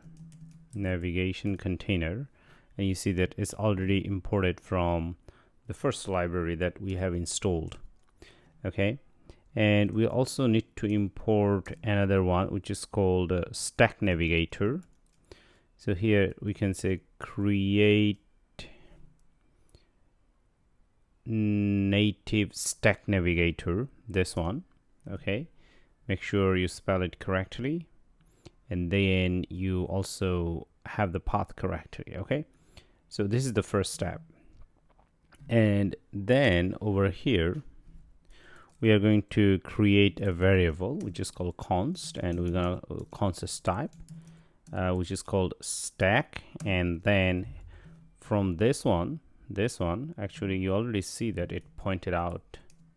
Okay, all right, so it is gonna give us a navigator stack object. Okay, this is gonna give us a stack object, Now, some of these ideas are new and which I'll cover more, but first you have to bear with me to understand what it is and how it works. So let's see the full picture and then we'll talk about it. Okay. All right. And then over here, let me remove this guy first. Now inside this, we have to have navigator container, the one that we imported at the top. So it's going to contain our navigational object. That means that all the things that we need for navigation, so it's going to hold everything. So that's the first thing. And second, here we need to have stack.navigator object. And within this, actually, we are going to hold our screens, actually. The actual screens. For example, this is a screen, right? And then if we click on this, we'll go to a new page or screen. So that's another screen. So all of them have to be registered here. Now, to do that, of course, you have to have navigator container, which will hold everything. And then it will also hold your navigators, which means here your screens. Now, we said that we are going to have navigation. So for this reason, now here we need to mention stack.screen, this one. Okay. Now inside this here, actually you can define your navigation objects. Okay. So here we said navigation, the screen name is home screen. Actually, you can name it anything. And then here you have to have a component. And component is, well, in our case, the component is home screen. Okay. So here we are going to say home screen. All right. So this is actually random. This is pretty random name. We'll learn more about it, that how it works. You can name it anything, but then whatever you name, you have to use it later. We'll see that what do I mean by that. Okay, so that's the first thing. All right, so let's go ahead and save it. All right, and it looks like it says refreshing. So what I'm going to do a complete reload. Okay, right. Now we already see that it showed up and it has a title and this kind of, what is it? Elevation. Now, of course, it makes it ugly. All right, we understand, but we'll work on that later. So first, I want to work on this navigation. Okay, so we want to click on this and go to a new screen or new page. So here, first, inside the screen, I'm going to create a new file and I'm going to call it dummy screen. Okay, dummy screen.js. Just an example. Okay, of course we'll change the names later. So it's a basic component and then it has some basic styles over here. You can also check it out from resources or you can type it on your own. All it does is showing a text and then a little bit of color. Okay, so that's all it does.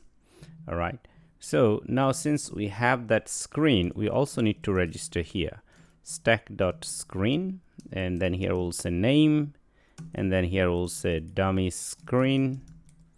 All right, and here it's a component. Okay, dummy screen component. All right, now it looks like it's not imported at the top, so you're gonna import it here. Dummy, I think it should be dummy screen. All right, and let's go ahead and check whether we are importing as dummy screen. So here it says dummy page.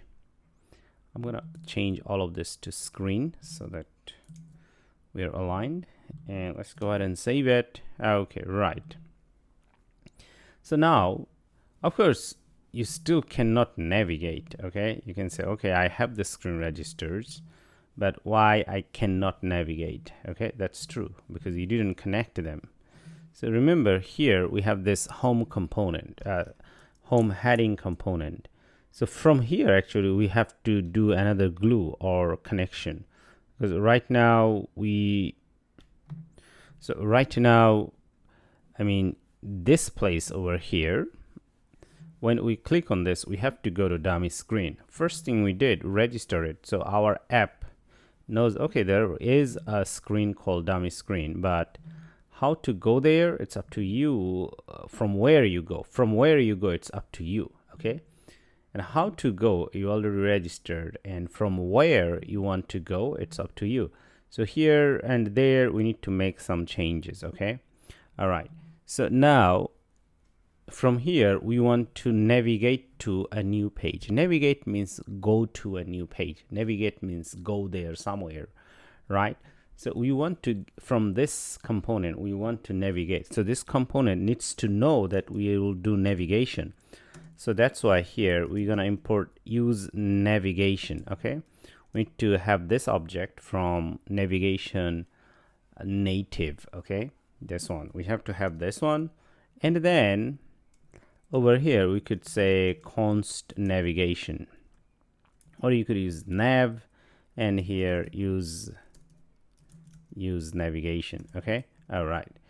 So we created another object from this class or component, and we call it nav, and we are almost ready. Okay, so now so far we are just doing simple console.log, so we don't need this. Here we could say nav.navigate. Okay, so this one will give you a navigate object, so you have to get that one, and inside this all you need to do here, mention dummy screen. Okay, all right, let's go ahead and save it. Now, where is this dummy screen coming from? Remember, here you set it dummy screen. So here you need to find it as name as dummy screen. Okay, otherwise it's not going to work. Okay, all right, cool. So here, as you see that we can already go to a new page. Awesome. This is a big progress from our side. All right, and not only that, you can go back. All right, as you see that, click on this, you go back. So this is awesome. All right, so that means that our navigation is already working. Now in this case, one more thing and one more time. For example, you call it dummy page. All right, and let's go ahead and save it. And then over here you also need to call it dummy page. Okay, let's go ahead and save it. So because here it's registered as a page, the component name is the name that you export over here. Okay, and then this one is just a name to record it, mark it, and then from here you need to use the same one. And if you go ahead and restart, and it'll still work and everything will work. Okay, cool. So this is awesome. So now we understand how navigation works. So now a few things before I wrap up. To make the navigation work, you need to at least install 3 of these libraries. Okay, the first one was this one, navigation, React Navigation Native, and React Navigation Native Stack, and then the last one is about context during navigation. Okay, so these 3 things you need to have, and once you have this 3, then you need to go ahead and you need to create this navigation mechanism in your app.js. Okay, so you have to create it there. You have to have navigation container, navigator, and screen. Screen is actually going to register the actual screens your app uses. Okay, all right, so those are the things. And of course you also have to register the name for your components so that you can find them later from other places. And in other places you also have to have this navigation component, and from that component you create an object, and that object would help you to navigate. So these are the basic steps for doing navigation in React Native. Okay, so let's go ahead and continue to work on this. Now we're going to do something interesting in this session first, and then we'll go back to coding. So this is the very first time actually we are going to go ahead and install a plugin. Now this plugin is very useful, and it's going to help you to install or write code quickly. This is the first one that we want to do. Okay, so here you can search for React Native snippet. Okay, this one. Okay, so it should be ES7 React Native. Now I already installed it, so in your case you will see a button where it says install. So go ahead and install, and then you are good to go. Okay, so look for React Native snippet. Okay, so use this one. Okay, this one, and make sure that you go ahead and install it, and that's it. That's the thing that we want to do. All right, now we're gonna go back to a dummy screen over here. So this was just a dummy screen, but actually we don't want it like this.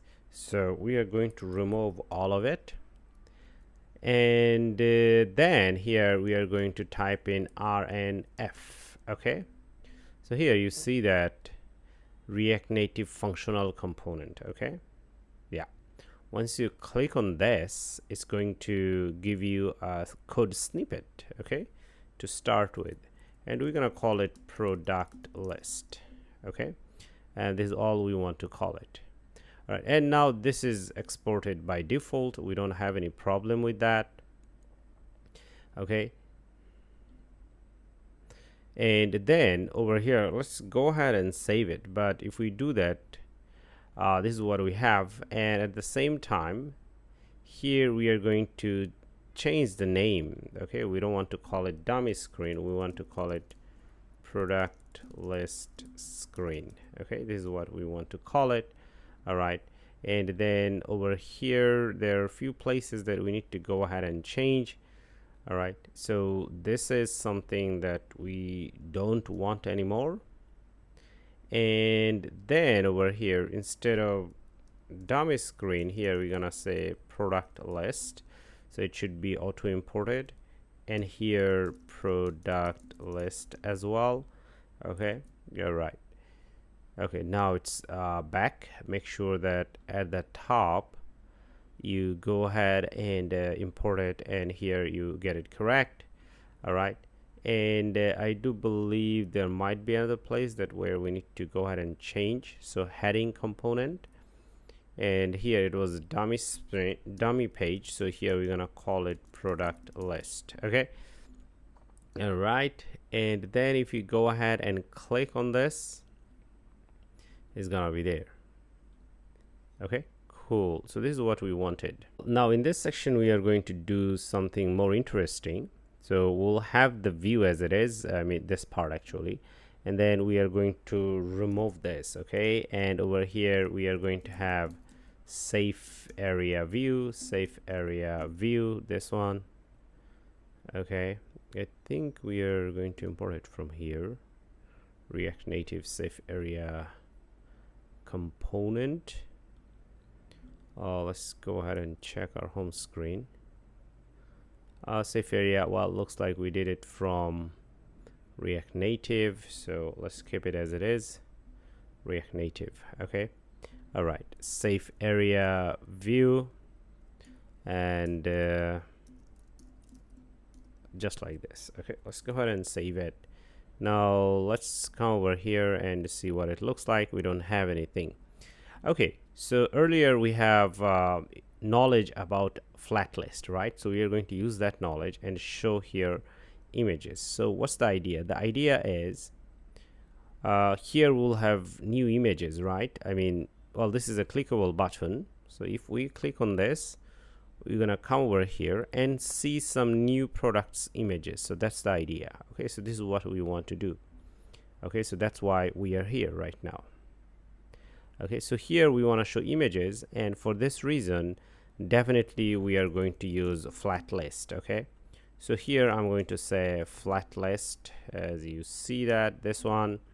Okay, and here we go. So inside this we'll have FlatList, and then here inside this we're gonna have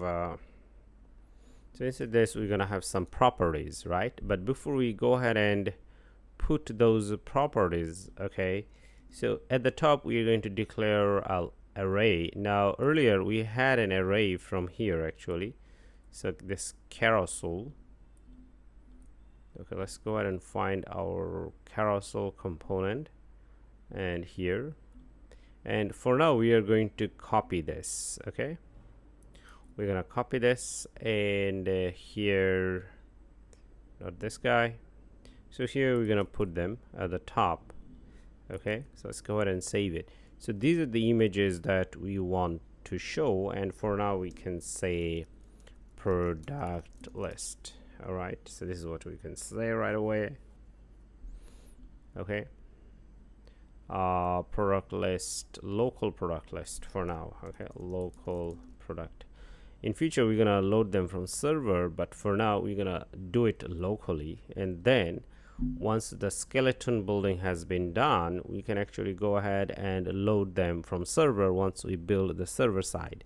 Okay, all right, so as you know that if you have data for FlatList, you can use local product list, this one, and at the same time render items. Over here we need a component. We know that we don't have the component yet, and as always key extractor, this guy.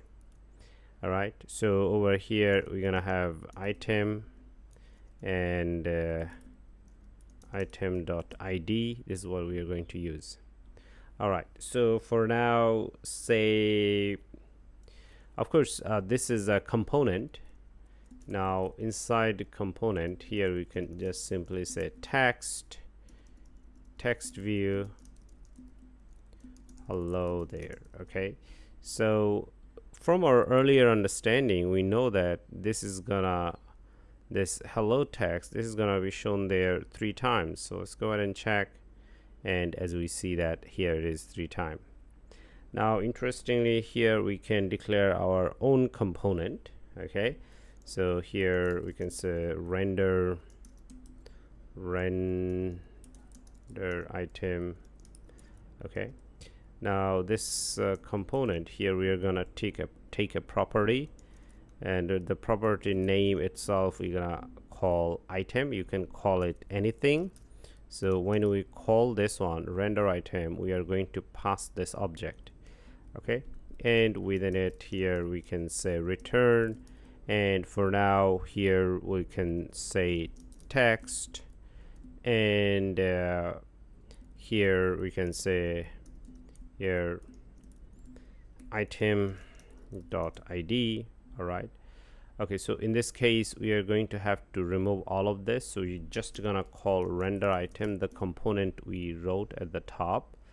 Okay, and then it's gonna go through a loop 3 times, and each time it's gonna pass one of them, and then over here we take that object and we just take ID from it. So dot item.id means take the ID. So let's go ahead and save it, and as you see it's already there. And now let's learn one interesting thing here. We can call it path. Okay, so here's the path. Now what is this path? This one.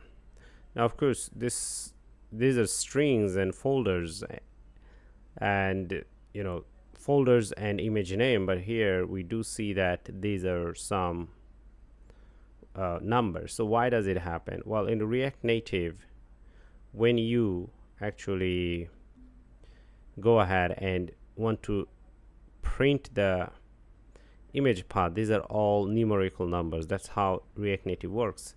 React Native actually use numerical numbers to keep track of the image path, but deep down most probably it is not like that, but at least visually it uses numbers to keep track of the image path. So that's my point. Okay, so this is also something new that we have learned. Okay, all right, so we are going to continue from here, and definitely this is not what we want. So we want something very different, and here we're gonna say image. Okay, so here we'll have image component. So this is what we want to return. Okay, now since I'm going to have few lines, I'm going to return like this. Right. So one of the thing here we want to do first is for image itself, we can show like say source, I believe source. Okay. Now the source is item.path. All right. So this is what we want to show. Let's go ahead and save it. All right. And here it says that image doesn't exist, so we can get image from image. All right, and let's go ahead and save it and see how it goes, and we're gonna load it here. So as you see that you do image source and path, you can almost see the image, but of course if you try to scroll down, you cannot do it much because these images are huge. Okay, so one thing we could do right away with this image over here is wrap it around a view component. Okay, so let's go ahead and hit enter. Okay, of course it's not going to fix it automatically. So over here, say for example you give it a style, and for now we're gonna put the styles here and say width 180 and say height. Okay, looks like I need to put comma over here, and height 180. Okay, so let's go ahead and put it here. Okay, now we're gonna go ahead and try on this. Okay, and this is what we see. Okay, so of course this is far from what we wanted, so we need to continue to work on the styling on this. Okay, and now we are going to do something interesting over here. As we see that there are 3 on the top of each other, but we want to show on the left and right.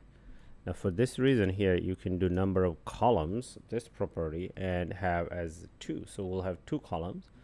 But now if we go ahead and save it, it'll crash, and here say changing number of columns on the fly is not supported. That means that we have to restart our application. So I just clicked R over here to restart it. So it's going to restart, and after that this thing is going to take effect. All right. Okay, well now as it is working, so here we also want to have a StyleSheet component. So here we'll say const styles. Here we're gonna say StyleSheet create, this one. Okay, all right, and it looks like it's ready over here. So here I'm going to go ahead and click on this. Now we do see it like this, and of course this is not what we expected, but we're gonna work on this step by step. Okay, now we have this error because we also need to import StyleSheet at the top. Okay, let's go ahead and do that and save it. So, and it looks like it still didn't recognize this thing, so I'm going to restart. Okay, so this time we are going to actually separate our styles from here so that we have better control on them. Now to do it, first here I'm going to create an object which is called image container. So here image container. So as you can see, this would be for our view of image from the name itself, and then here we're gonna say flex1. We want it to take all the available space, and here we're gonna say align center. So this is what we want. Okay, so that's the first thing, and we also want to give it a height, because so far say height, we don't know how much height we have. Okay, yes, we gave it a height like this, but we don't want to give it a height and width like that. Anyway, so here we're gonna do styles.image container. Let's go ahead and save it. Okay, all right, so we have it right now like this, and it looks like we only have 2 images, and there are some overlapping, as you can see over here, and we're gonna fix it one by one. The other thing we could do, let's see, overflow hidden, overflow hidden.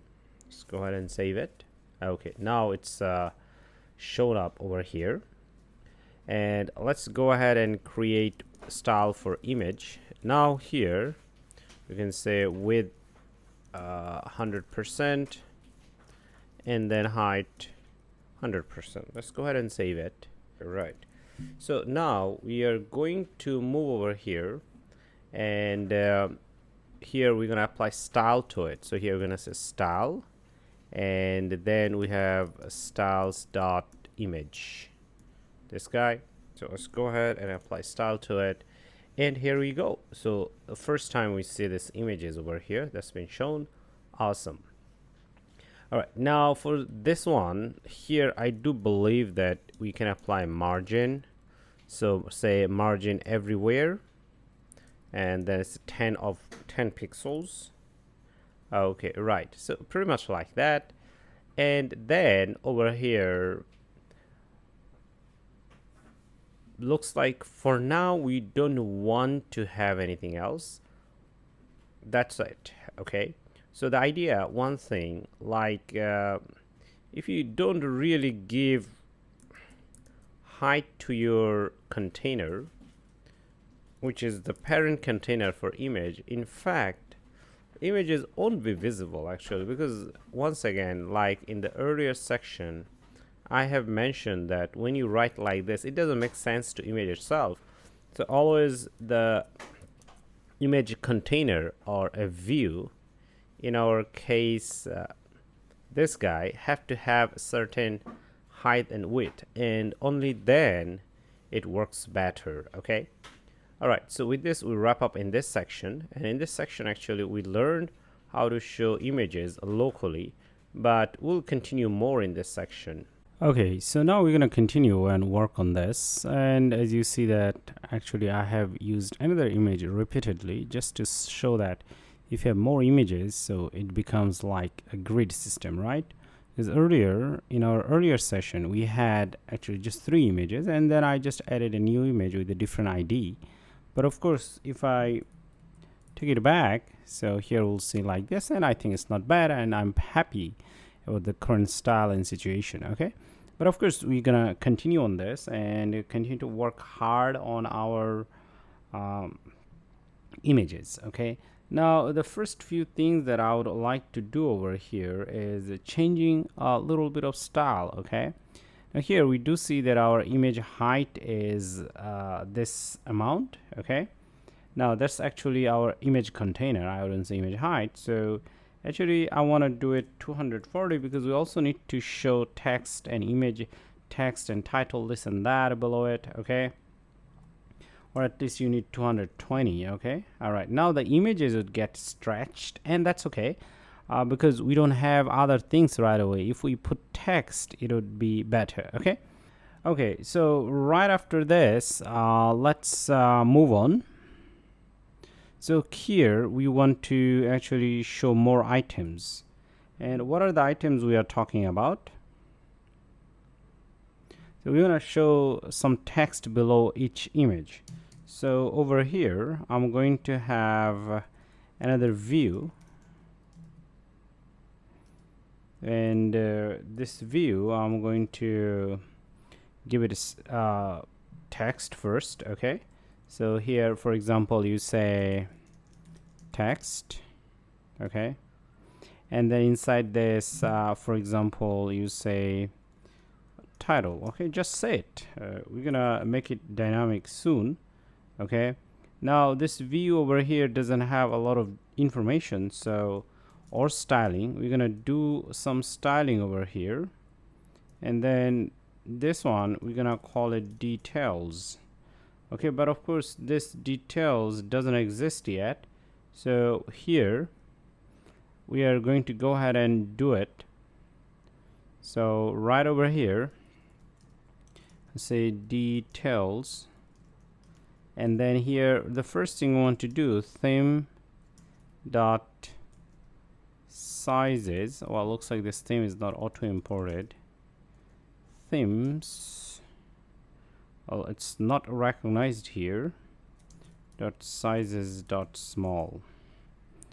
Okay, right, so let's go at the top. So over here, actually let's see if we can import theme from, well, it looks like if I lost the track of this theme, so I'm gonna go ahead there, and not this guy. So let me get there and this one. Okay, so actually I want to import this one, and we also don't need this and this guy anyway. So all right, now all we need to do, we need to make sure that we are on the right directory. So currently we are here, so we're gonna go out. So with this we go out one, and then we go to constants, and then we go to themes. Okay, so it should be good. All right, and we do see we have some errors. Okay, looks like it still didn't get recognized, so let's see what's going on. Okay, so one way to verify whether this theme works or not, looks like yes, we can access this, but just over here this guy is not getting recognized. Let me recheck everything. Okay, right, I know why. Actually I made a mistake, sorry about that. It should be actually padding. You cannot just directly do theme there without assigning anything. Sorry about that. So here we're gonna do small. Let's go ahead and set. All right, now it does look like our text is not visible yet. Now the reason is over here. Actually, even though here we said that 220, but then here actually it's taking all the parents height, right? So now with this one here we're gonna do 180 actually, and then it's gonna create space. As you can see that we see title, title, title. Okay, so this is awesome. Okay, now for each of the image here we're going to do border radius. Okay, and here we're gonna say theme dot sizes dot small. So let's go ahead and check that. Now here we do see that it's been applied, but of course it's not being shown over here at the bottom, and it doesn't matter. So here we can override. Here we can also do border radius. Okay, so for the image itself we are actually giving border radius. Now you see that actually it's available, and in that case what if we don't use this one, and it looks like it's still good because we can apply to the image directly the border radius itself. Okay, all right, so with this thing is working, and now after this we're gonna continue with the next part where we actually, instead of this, actually we show something dynamic. And for this one, let's go to our product screen. Okay, we are on the right place. So here it says ID. Okay, so here I can do title and okay, colorful furniture. So this could be our title. Okay, so you can add more items in key value pair. Okay, comfy sofa. Once again, in the future we're going to read them from our server. Okay, and then it's a beautiful home furniture. Okay, so I'm going to save this, and after that over here we're going to access them. So here we're going to do item, and of course we don't have description here, but we do have title. Okay, and now let's go ahead and save them, and as you see that it showed up immediately. Okay, so that part is working. All right, and then the next thing over here you want to do, say for example you want to do another text and you want to show price here. Okay, now how do you want to show the price? Now once again here we're gonna have price tag, price, and we can say for example 100 USD. Okay, and then here price, say 200 USD. All right, and then here maybe we could do something more bigger or larger number, price 500 USD. Okay, you're right. So let's go ahead and save it. Okay, but of course we don't see it yet because here I think this is where we want to show this, and then here is curly brackets, and here we could do item.price. Okay, let's go ahead and save it, and we do see that it showed up at the bottom. Okay, right there. Okay, so well, if it's not enough, so we can actually increase it, enlarge it. So here we do see that, okay, well, it's working. All right. So well, with this we do have a basic understanding of how these things work and image and text style, but we're going to continue more on this. Okay, so we are going to continue on this and do more styling and coloring and then separate them. Now, one thing we could do with this image container, which would be the background color.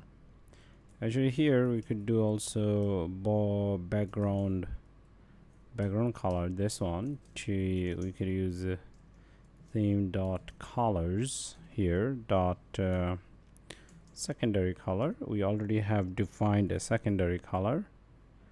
Okay, so now as you see that it's already been applied and it took effect.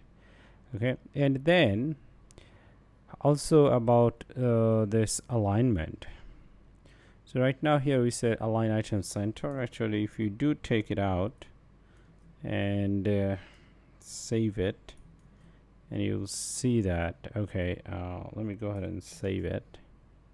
So now it's at the beginning, and this is what we wanted. I think this is much better. All right. Okay, but the image, this one, as you see that the border itself has a bit of issues over here. So it's too close, right? So we don't want it to be so close, the text and this thing. Now this one, and how to work with this. Let's go ahead and see this price. This is the price text, right? Okay. Now the price itself, so far we don't have any style. So here we can create a component and we can call it style. And here we created style property, and then here we'll have style object as a price. It's not a component.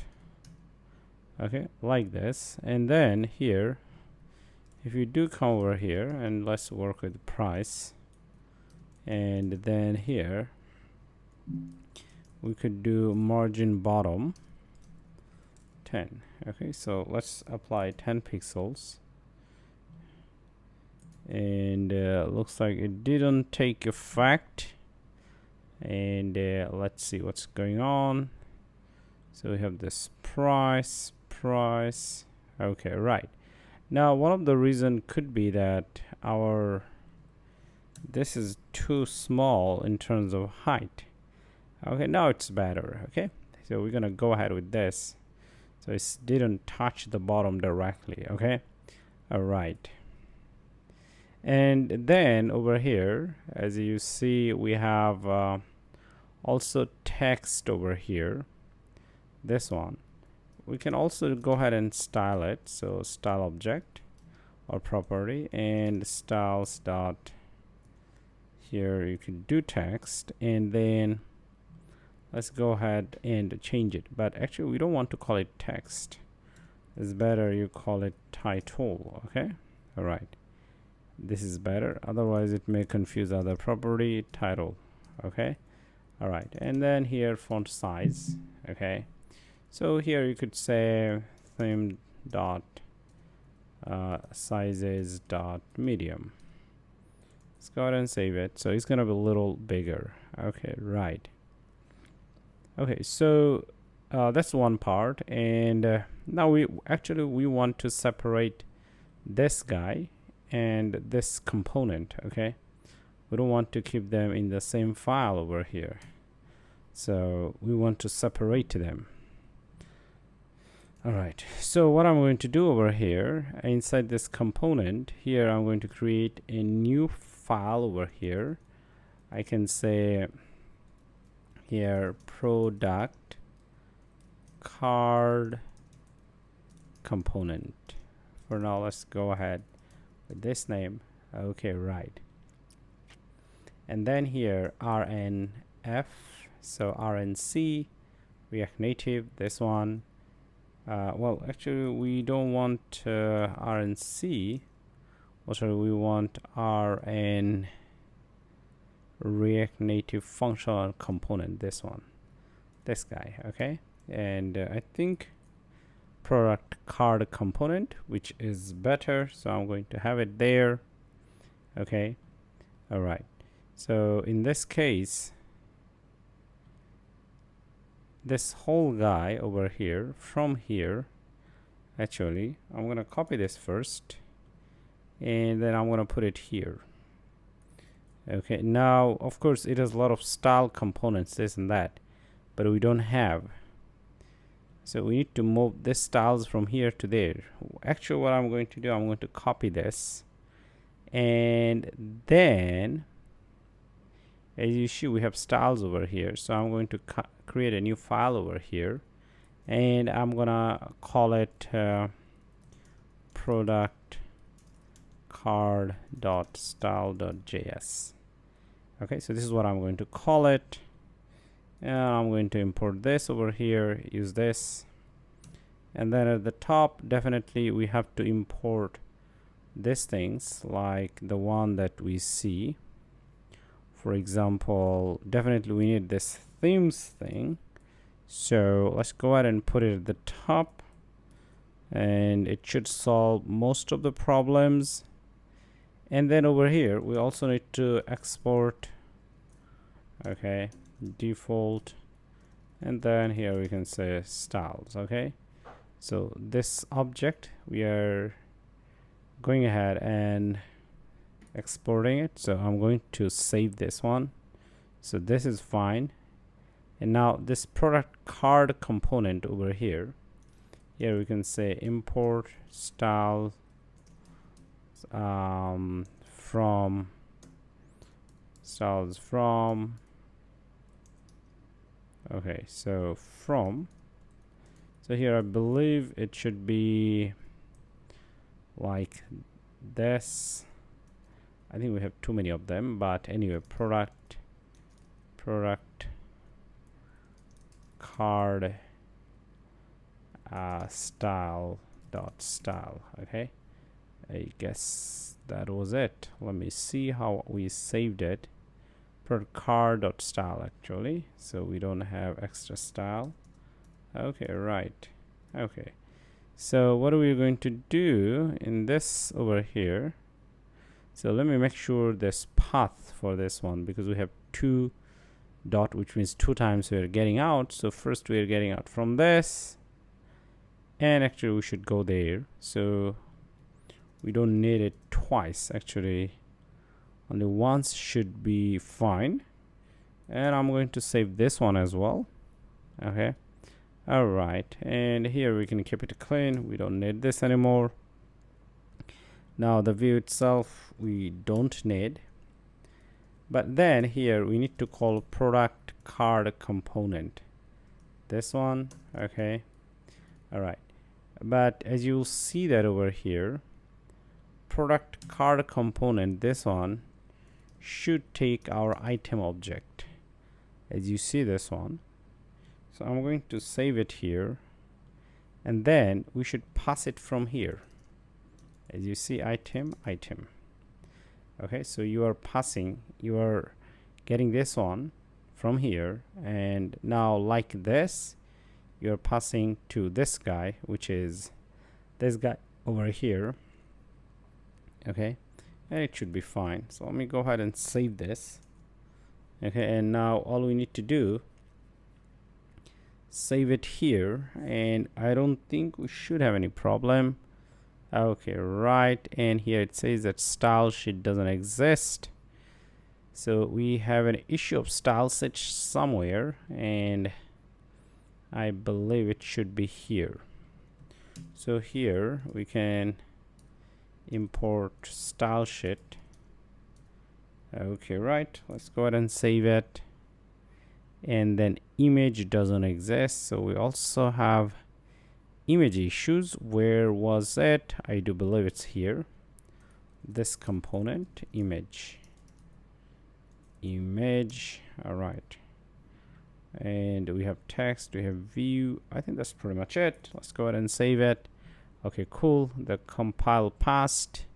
Now we can go ahead and view them. Awesome. Okay, so yeah, step by step actually we have covered a lot of items, and now as you see that we are able to actually build a simple application where we can slide through, and we can go to a new page, okay, and we can display images.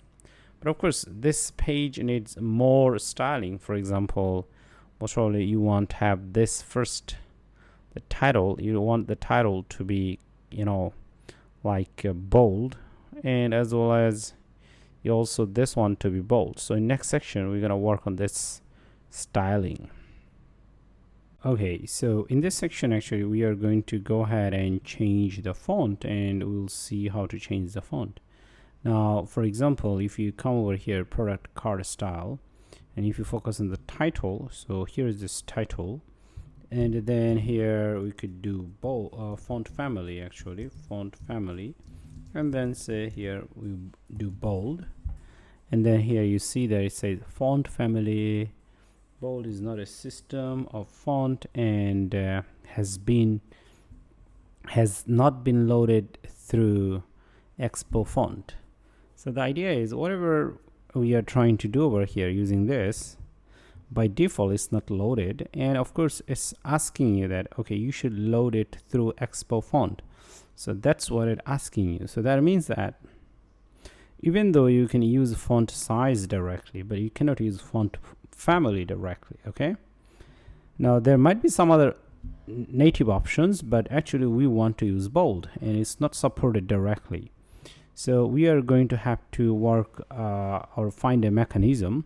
Now of course the obvious mechanism is go ahead and install a font and then we can load it. Okay, anyway, so I'm going to remove this right now because it's not usable. Okay, so we have to go ahead and install our font over here. Okay, so here we are going to use npx expo install vector icons. Okay, and I do believe we already have it, but anyway, so let's go ahead and check it. All right, so that's the first one, and then here we are also going to use roboto expo font.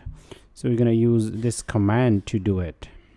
And here we are also going to install a splash screen. Okay, now you may ask, what is this splash screen? Why you need this? Because now you see that we have installed third-party font and we need to load them. Okay, and to load them actually we need to be here in our app.js file. So let's go ahead and check our app.js file over here, this one. So we need to load it over here, somewhere here. Okay, so we're gonna do it, load it, and then use it. So that's why as we load the font, and our app should be also showing a loading icon. All right, and then what do I mean by that over here? You're gonna see it very soon. First let me walk you through. So if you hit R for reload, so here you see there's this splash screen. Okay, so we are going to use it here, and we need to use a splash screen of this and expose it to the application. The idea that I'm talking about, that we want to actually use this splash screen and control it, but currently we don't have a direct way to control it, and that's why we have installed the last one over here. Now with this we'd be able to install our control our splash screen. And why we need to do that? Because as I said, that we need to load font. So when our app starts at the very beginning, we're gonna go ahead and load our fonts over here. Okay, so that's why we need to control our splash screen. So once the loading is done, the splash screen would go away and we'll see the app.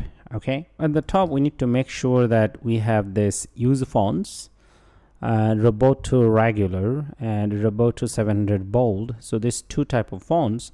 If you need more different types, we can add them later. And then here we have this use fonts. Okay, now this is a new idea or new concept that we are going to cover. So we're going to do it one by one. So first here we'll say use fonts, the one that we already have, and inside this here we're gonna say roboto, you see regular and a roboto 700 bold. Okay, so this this two that we are going to use, and then here it's going to return us something like in an array. Okay, so in React Native, if you have an array, you use this sign over here, this braces, and we can call it fonts loaded. Okay, actually you can call it anything, I believe. Now this use fonts, this is called hook. Okay, and it's going to load us, and it's going to load this fonts, and once the loading is done, it's going to return an array, and we are just focusing on the first item. The first item would be true or false. Okay, all right, and now of course ignore about that one. So if the loading is done, then this value would be true. If the loading is not done, this value would be false. Now use font is a hook. Okay, now the hook is, this is provided by, actually I believe, Expo Google Fonts. This one, it's provided by this package, and this hook is used to load our fonts, and this does asynchronous operation, which means that, okay, well, this one could go ahead and load fonts, but will not get stuck here, and we can do or continue to do other things. Okay, in general, in programming, everything is executed line by line, but then when you have this one over here, a hook that we are using, and this is an asynchronous hook, which means that, well, this will first hit over here, and the job would run in the background, and it will check if we have fonts, and then whether we can load them or not. If loaded is successful, it will return true, otherwise it will return false. And as you can see over here, that here it is loaded and error, these two types. So the first one we took, but we called it fonts loaded. You don't have to call it fonts loaded, actually you can call it anything. Okay, and after that, actually we can go ahead and test it whether it's loaded or not. Okay, so here's this thing. So here we're gonna say if fonts loaded. Okay, and then here we'll say return null, which means that if the font is not loaded, we are going to return null. Well, that means that we are not going to return any kind of JSX or a component. Okay, so that means that we are not going to show any view. We are just return from there. We are returning from here, and then here we're gonna say console dot fonts not loaded. Okay, so you're gonna have this. Okay, so I'm gonna save it, and then as you see that here it says that fonts not loaded. Okay, so let's go ahead and restart our app. So first it's not loaded, and then it's loaded, so that's why there's a bit of delay. Okay, and you can also put it here like this. Okay, console, okay, like that, fonts loaded. All right, and now let's go ahead and restart. So reloading apps.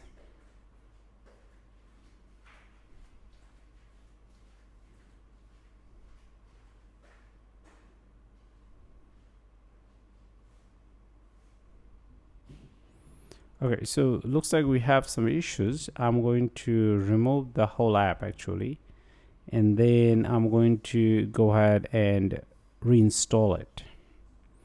So let's go ahead and do this.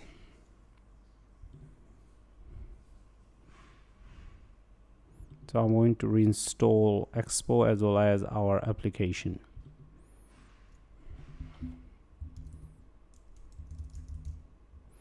So here I'm going to do npm run android.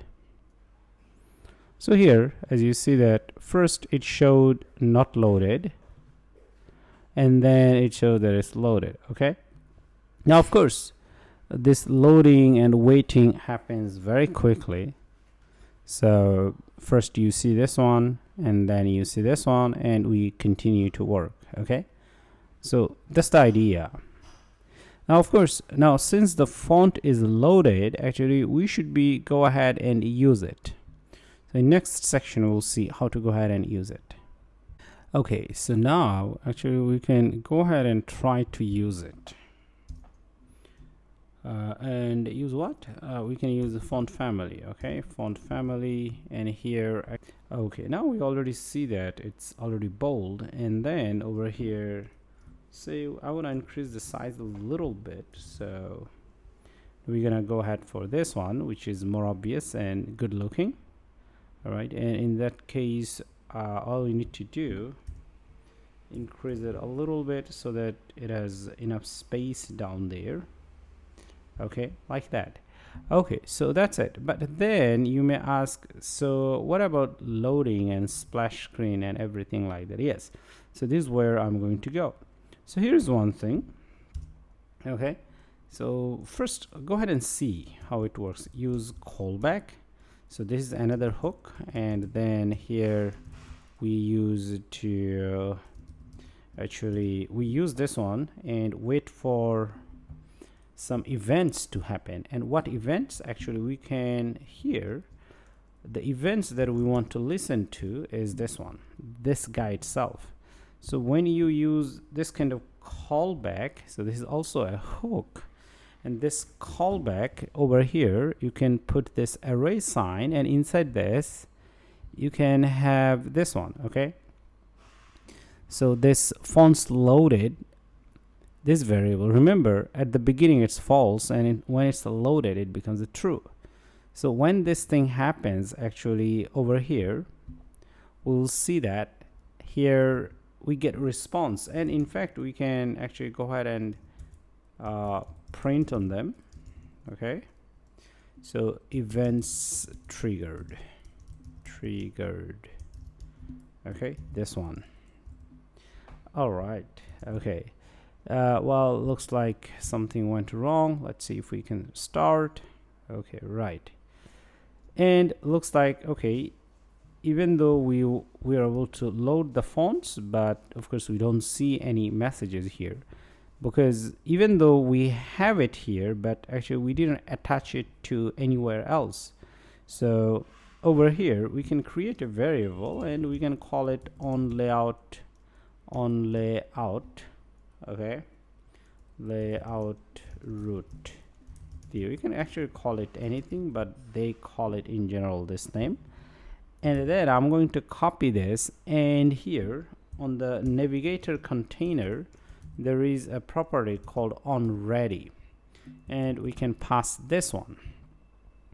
And now let's go ahead, and as you see that it's already been triggered. Okay, and not only that, actually you can go ahead and print the status of this one. Okay, so here fonts loaded. All right, so let's see if we can go ahead and check the status. Okay, all right, so I'm going to reload the app. So here, as you see that at the beginning it's false, but when it changed to true, this section gets triggered, and then of course we are able to print it. And one more thing though,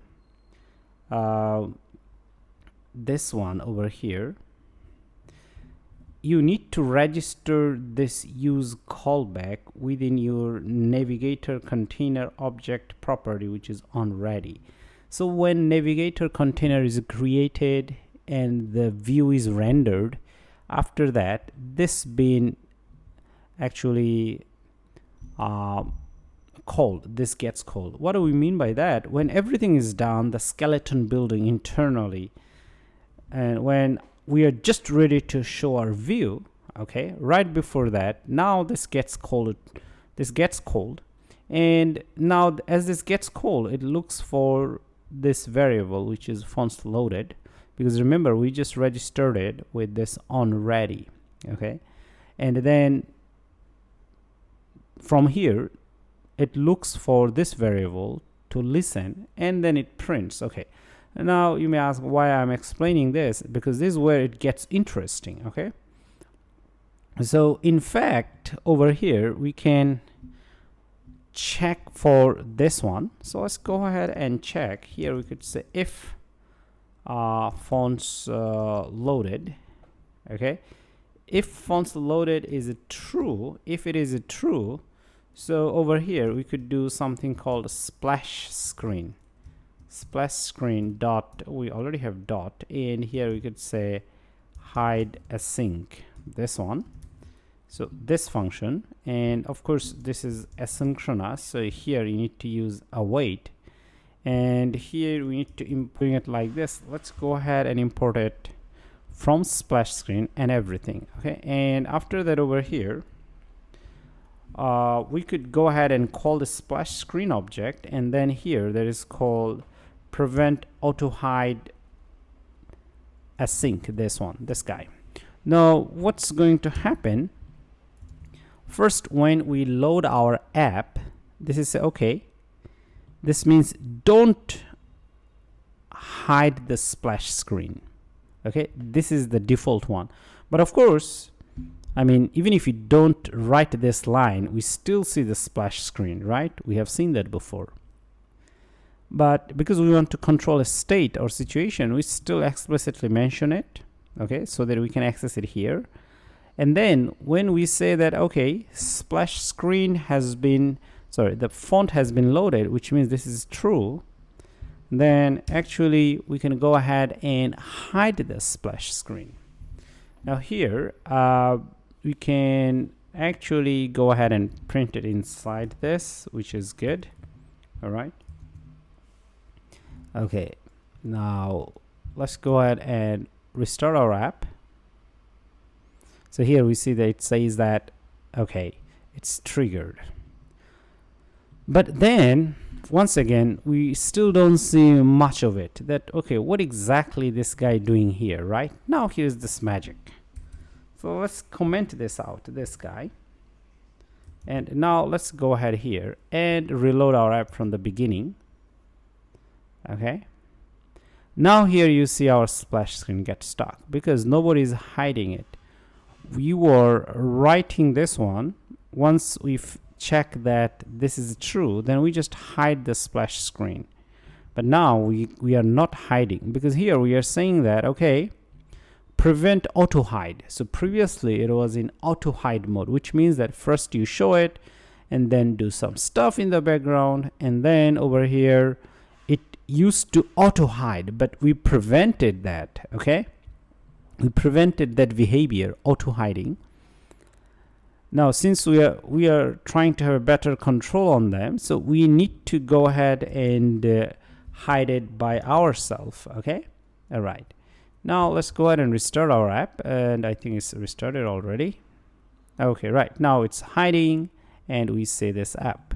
Okay, now of course it looks like earlier we are able to actually directly use this and we didn't need any splash screen. But the idea is, if you have hooks like this, actually it gives you better control on your application, that what to hide, what to show, what to load, because very soon we are going to use this kind of hooks a lot. So this is an entry point of how hooks works or callback function works, and how we can use them in our benefit and to build a robust and user-friendly app. So hopefully it makes sense that how everything works here. Now we're going to continue to work on this, and as I said earlier, that this callback or this hook, this gets called whenever dependencies are changed. And what are the dependencies? This is the dependencies. Of course you can have more dependencies if you want, like you can have XYZ, okay, whatever. If you have more, you can still put all of them here and listen for the changes. So far we have seen that if we reload the app, so this is this one gets called, right? So first they say that fonts is not loaded, which is from here, and certain milliseconds later when the fonts are loaded, and then we see that this gets triggered and this one gets hide, which means the splash screen. Okay, and after that, it's time for us to change this one over here. So let's go ahead and change this. And we remember that it was our hiding component over here, and we had this header title, which is new rivals, and then over here we had this font size, and at the same time here we could do font family, and here we could say Roboto bold, this one. Okay, now of course we can't use it like this. We have to use it inside this, and we don't need this. Okay, so let's go ahead and save it. Okay, now as you see that the fonts are large, bold, and in fact you can make it a little bigger if you want, and it looks better.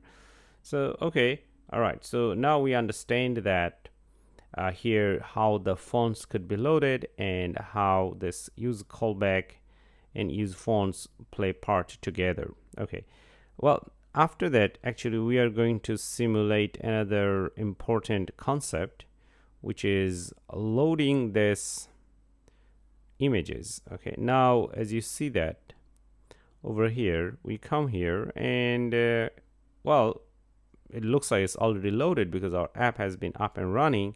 But then if you restart the app, let's go ahead and check, and you'll see that over here when you click, yeah, there is a bit of lagging, right? And in the real world you'll have this one. So what you want to do, you want to show a loading screen, or you want to show that you are waiting for this. Okay, so this is something that you want to show. So this is exactly we are going to simulate in our next session. So once you click on this button over here, you're gonna come on this page and you'll see that we simulate this thing. Okay, so there's either a loading icon or waiting, things like that. And in real world, when you read data from server, you need to do exactly the same thing. So this is what we are going to simulate and write the code. And once we build the server, we don't need to really change anything much because everything has been done. All we need to do, feed the data from the server. Okay, now anyway, before we go ahead to the next session, I do believe that some of these logs should be gone. I think that's fine. Okay, and over here I think I could do fonts are loaded, which is better. Okay, all right, cool. So let's see you in next session. Okay, so let's continue, and now we're going to make these changes in product list, because in future we are going to actually load data from server, and most probably we'll load data here. Now interestingly enough, here we need to use or import some component. One is called use state, the other one is called use effect, this one, the second one, and they all come from React library. And at the top, right after this over here, actually we can declare two variables over here. Okay, and how to do that? Now this is a new concept that we are going to introduce here now. So here we're gonna declare variable using const and loading, and then another variable is just called set loading. And then earlier at the top we have used use state, so use state. Okay, and then here we are going to set it to true. Okay, just like this. Okay, right. So here we have declared two variables. Okay, invalid hook call. So okay, right, we cannot do it actually at the outside, we have to do it inside this component over here. Okay, yeah, now here it's fine, the error should be gone. Okay, anyway, so now here we have two, it's like we have two variables. So one is loading, another is set loading. Though the way it's going to work, both of them has to work with use state, and use state is React native hook or So useState is a hook in React Native. And what is hook? Well, if you have a hook or if you use a hook in React Native, that means you can manage a state or lifecycle, things like that, or internal situations that you can control more. So that's why you should use hooks. And a lot of the hooks, they always start with use. There's use keyword and use state, use effect. Okay, they have different purposes. As we go deep down in this course, we'll learn more about them. Okay, so this is what we have. So you always have to use inside braces, which is I think third braces, and you have to have like two variables, loading and set loading, and then you have to attach a hook, and the hook we're going to use is called use state. Now this use state gives an initial value. The initial value is true, and this value true is given to loading. Okay, so if you go ahead and check the value of true, okay, so here we can say console.log the value of loading is okay. So here we can say loading. All right, okay, all right, let's go ahead and save it. All right, so here it says that it got it immediately that we are true. Okay, all right, now if you come back, of course if you do want, you can also set it to false. Okay, it's up to your usage that how you're going to use this one. All right, it's all up to you that how you are going to use this. So whenever you assign, so you have to assign initial value to your variable, and to do that you need to use state. And if you do want, you can also use any other variable, any other variable type, which is here in this case int. Here we are assigning 0. Okay, if you want, you can also do say xyz, okay, which also means a string. So here you will see, so you could actually set it to any kind of value, and you can read that later. And once you read that, you can also change it later. Okay,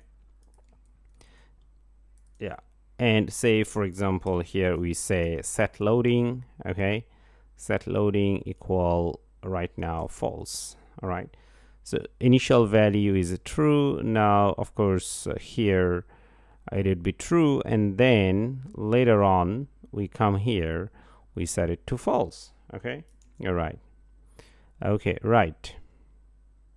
And now set loading is read only. As you see over here, it says that you cannot change it directly. So instead of changing it like this, actually you have to change it like that. Okay, now let's go ahead and save it. Okay, all right, and now of course we are back to our front page, and which we see not loaded and loaded.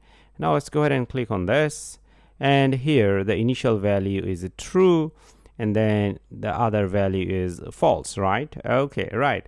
But of course one could ask why you go through this hassle, why you cannot just declare a variable like this, so let x equal false, and then later down the road you change it, right? Yes, you may ask that, but actually that's not really managing your state.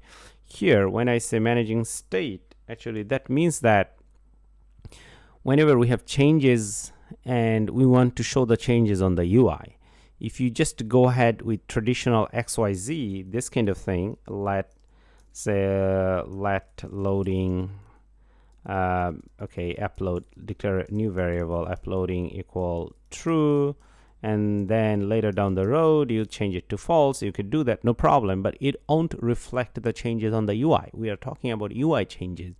So whenever you need any kind of UI changes, then you should go ahead and use state and maintain your variable changes, whatever the change you want to make using this, or you have to use this to make the changes and show the changes on the UI. So that's the point. Okay, all right, so this is where the use state comes. So remember, you can always give it an initial value, and once you give it initial value, after that you can change it. And to change it, actually here you need to change it using this curly braces, not directly assigning to them. Okay, all right, so in this section we have seen that how this loading and set loading, or how you can manipulate the change of this variable value. Okay, of course it still doesn't let us to show a loading icon. Our purpose is that we want to show a loading icon. Okay, now how to do that? Now to do this one, there are more steps, and the first step was this one, right? And we understand this concept. Now we're going to continue to work on this. So here we're going to use another hook that's called use effect. Okay, right. So we're going to use this hook, and combining both of them together, we'll be able to do a loading effect. All right, and how it works here. So let's go ahead and print over here console. Let's see, console.log. Okay, use effect is being called. All right. Okay, right. So let's go ahead and change this, and here we see that use effect is being called. So let's go ahead and reload our app. So once we are loading our app, or once we'd be in front page, well, definitely we'll not see any of these changes. Only when we go to the next page we'll see that. Okay, our app is still loading. Okay, right. So you see that on front page, on our home page, we don't have any of this mechanism, so that's why we don't see those things. We only see if fonts loaded or not loaded. So this kind of hook, the one that we are using over here, like this is also a hook. So this is also a hook. They're screen specific, which means that wherever you use that, it only gets called in that screen. And this is an important concept we need to understand, which we'll use later actually. All right. So now if we go to new page, all these logs will get printed. So let's go ahead and see. So when we went to the new page here, the value of loading is true, and then here use effect is being called, and then you change and call again. Okay, so we see that this guy actually gets called at the very early stage of your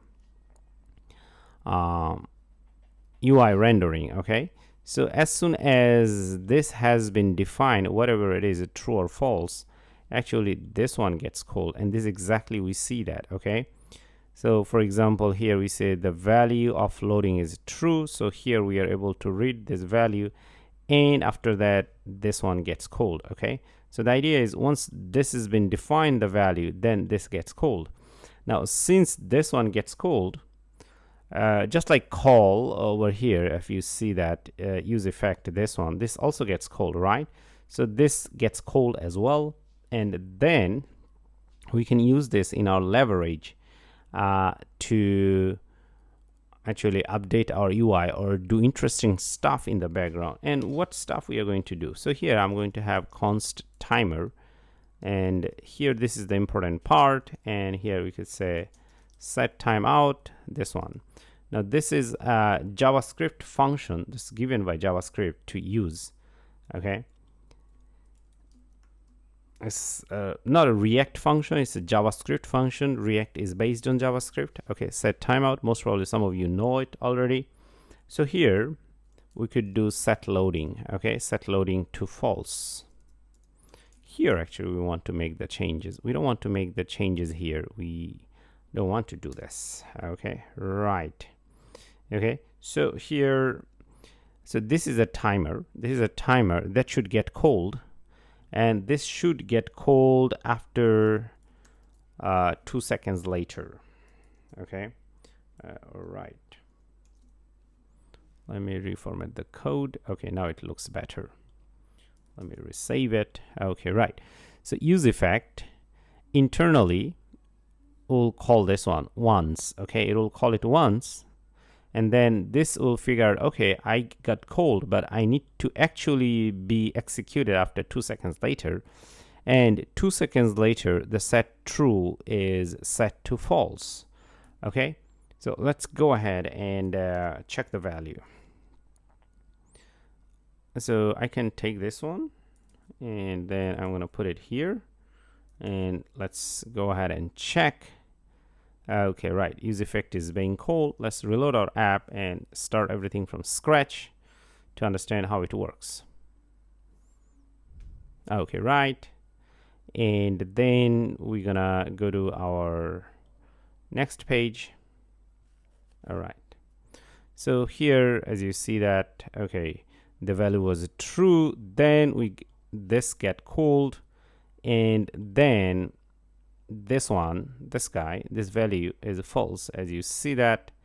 Okay, all right, and of course for some other reasons it is still getting called, and then it's changed automatically. Okay, and we'll see that later. Okay, all right, the idea is here I'm trying to say that this is getting called. Okay, that's the idea. Okay, and this gets called actually 2 seconds later. And how do you know that? So here you see that, okay, this is the very first time, and this is get called. Okay, this get called, this one. And if you notice, 2 seconds later it was printed. It was not printed immediately. Okay, it was not printed immediately. We set the value to false. Okay, all right, so let's go ahead and restart our app one more time. So now we're gonna go to the next page. As you see, it got stuck here. It's gonna wait 2 seconds, and then after that it's got cold. So 2 seconds later we see that, okay, this has been changed. Okay, changed to false. And then over here, okay, for some other reasons, this value, the loading value, is still being changed somewhere else. As you see that it says it's true, and then being called and false, but the ultimate value is false. So this logs may have delayed being printed. Okay, this log. So from here you see that, and where it's being delayed, actually it was delayed here. Okay, the idea is this is very first time gets called and set the value, and for this reason we see this one. Okay, here we could say 0.1, and here we could say 0.2. All right, actually one thing before I continue, which I should do actually, otherwise it's gonna cause a problem. So after that, here I'm gonna call a return function, return, and then here clear timeout timer. Okay, because whatever we created over here, it should be destroyed once it's been used. Okay, otherwise it's gonna cause a memory leak. Okay, so I'm gonna restart my app, and this time everything should be better, because you have to clear your set timeout function, otherwise it's gonna create a memory leak, or your app would be very slow. Eventually it will crash. All right, so here 0.1 true, and being get called, it got stuck here. And as you see that here 0.1 is false, which means this one right after this guy got called. Okay, this guy got called, then this one become false. Okay, this is what we see. And then here is a 0.2 is a loading. Okay, so here set, once we check this one over here, this guy set loading, it's still being reflected as true, and then it got called again, as you see this one, and then 0.2 it got called again, and it was set to false. So let's go ahead and continue to make our understanding better on this in next session. Okay, so let's continue to deepen our understanding about this use effect. So as I said earlier, let's go through it one more time. So here we see that initial 0.1 is true, which is actually over here. And once again, why this one first? Why no this one? Okay, but this item doesn't really matter where you put. You can put it below re-render or above re-render. It's not about the sequence. Okay, so when initial rendering happens in React Native, initial rendering means when first time, you know, the drawing happens, the components position, locating happens, this kind of things. Okay, so at that time, if we have any components, like this is a component, or these things, they get called during initial rendering. Okay, so initial rendering is like preparing for drawing or showing the drawing actually, and their position, pixels position, this and that, and only after that use effect gets called. Okay, so that's why here we see this log first. So this is important to understand. And then once that's been done, we are in the use effect. Now use effect here is being called. All right, this gets called, and then it hits this and it detects, okay, well, here I have 2 seconds delay, so I have to come back here again 2 seconds later, and we have seen that if you observe carefully over here, we get stuck for 2 seconds. Okay, all right, now 2 seconds later, this value is updated. Okay, now this is amazing. Why? Right after updating this one, we don't see this log, right? But we see point 1. We don't see point 2. Remember, point 1 is right over here. Okay, so we would expect that, okay, this is printed, and then we would expect this one, but it goes to this. And why? Now remember, this is a component that is for rendering. I mean, this is JSX component, right? So every time you update a state variable, for example, these are called state variables. Okay, every time you update a state variable, your re-rendering happens. I mean, redrawing happens again. So this is the priority in React Native, how it works. So that's why here, once the value has been updated, immediately we see it here. Okay, so that's how it works. And then over here, we also see that value is set to false because this was false. Okay, and so once this is done, re-rendering is done again, then it continues from this section. Okay, now use effect is asynchronous, which means that it doesn't do this executing of code line by line, one after another. And this is what exactly we have seen. So it happened over here. We would expect that this would get printed. No, so the code went out and check other things. It was checking for re-rendering if on our UI we need any kind of re-rendering. So it took some UI, because these are UI code, right? This is not UI code. So this is UI code, and this is also UI code, but of course we don't have any log here. If we had log here, we would also see them. All right, anyway, so anytime you state variable changes, then re-rendering happen first, and that's what we have seen over here. And then once the re-rendering is done, now this one gets executed. Now you could say, okay, well, I understand that it was re-rendering, this got executed, and we see the value false, but 2 seconds later, why it's true again? The reason is because earlier in our closure, which means inside this body, it was a true. Okay, so this part hasn't been updated. Remember, once we set this one, it went for re-rendering. So inside this code, actually, it is not updated yet, this value. Okay, so it's still true over here. And after certain time, milliseconds later, okay, this get called again just to re-execute and make sure things went well. So here it's get called as, and we see that, so here it is false. Okay, so the idea is, if you set a value to certain, say true, false, or whatever it is, eventually it will be that value. But before that, because re-rendering happens, and because React Native use effect or any kind of hooks in React Native, they are all asynchronous. So for that reason, we'll see that we don't expect the log to be printed on our console as in the order we expect them. Okay, it all depends on how use effect executed things, which also means that how rendering happens.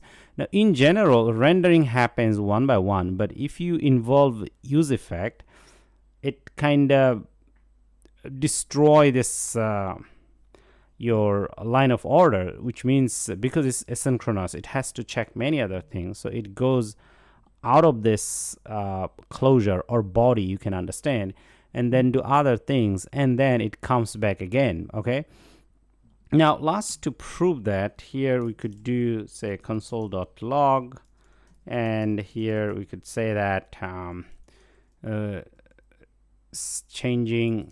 changing the state variable value.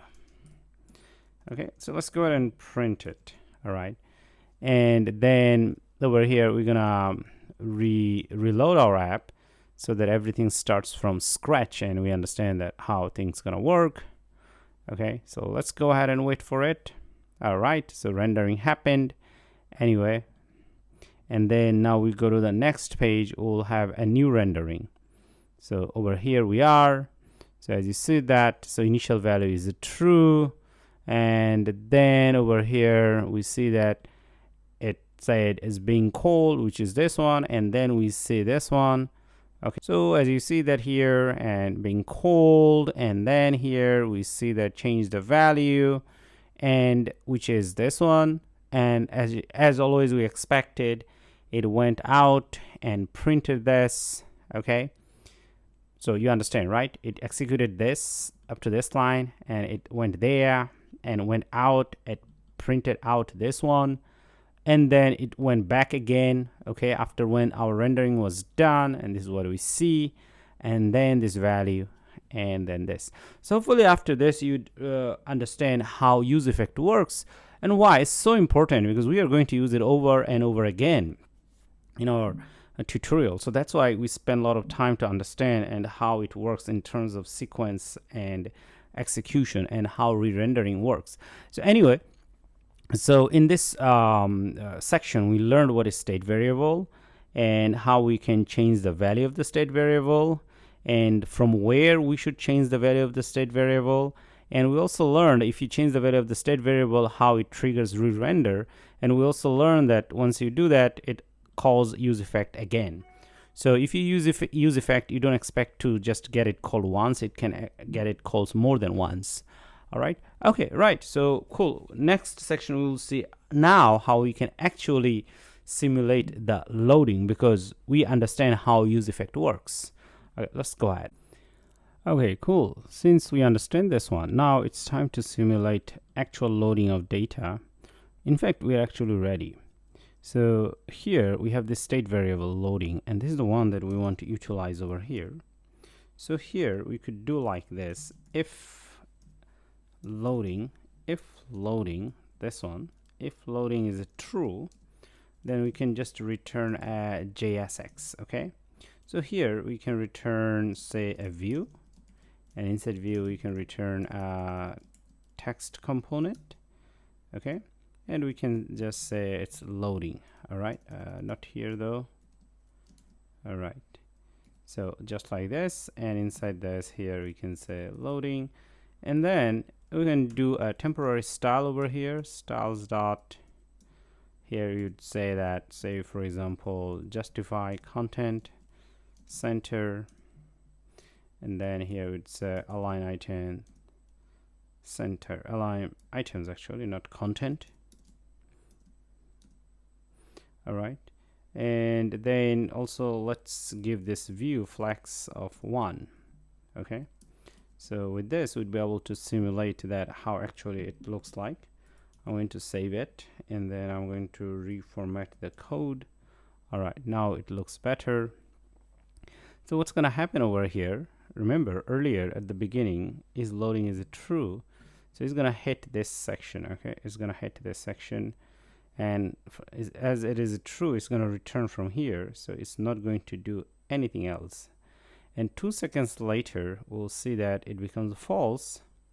So since it becomes false, re-rendering will happen, which means that rendering component, which is also this one, this would also get called, and here, but before it gets called, of course it has to be re-executed from the beginning from here, and it will find, oh okay, this is false.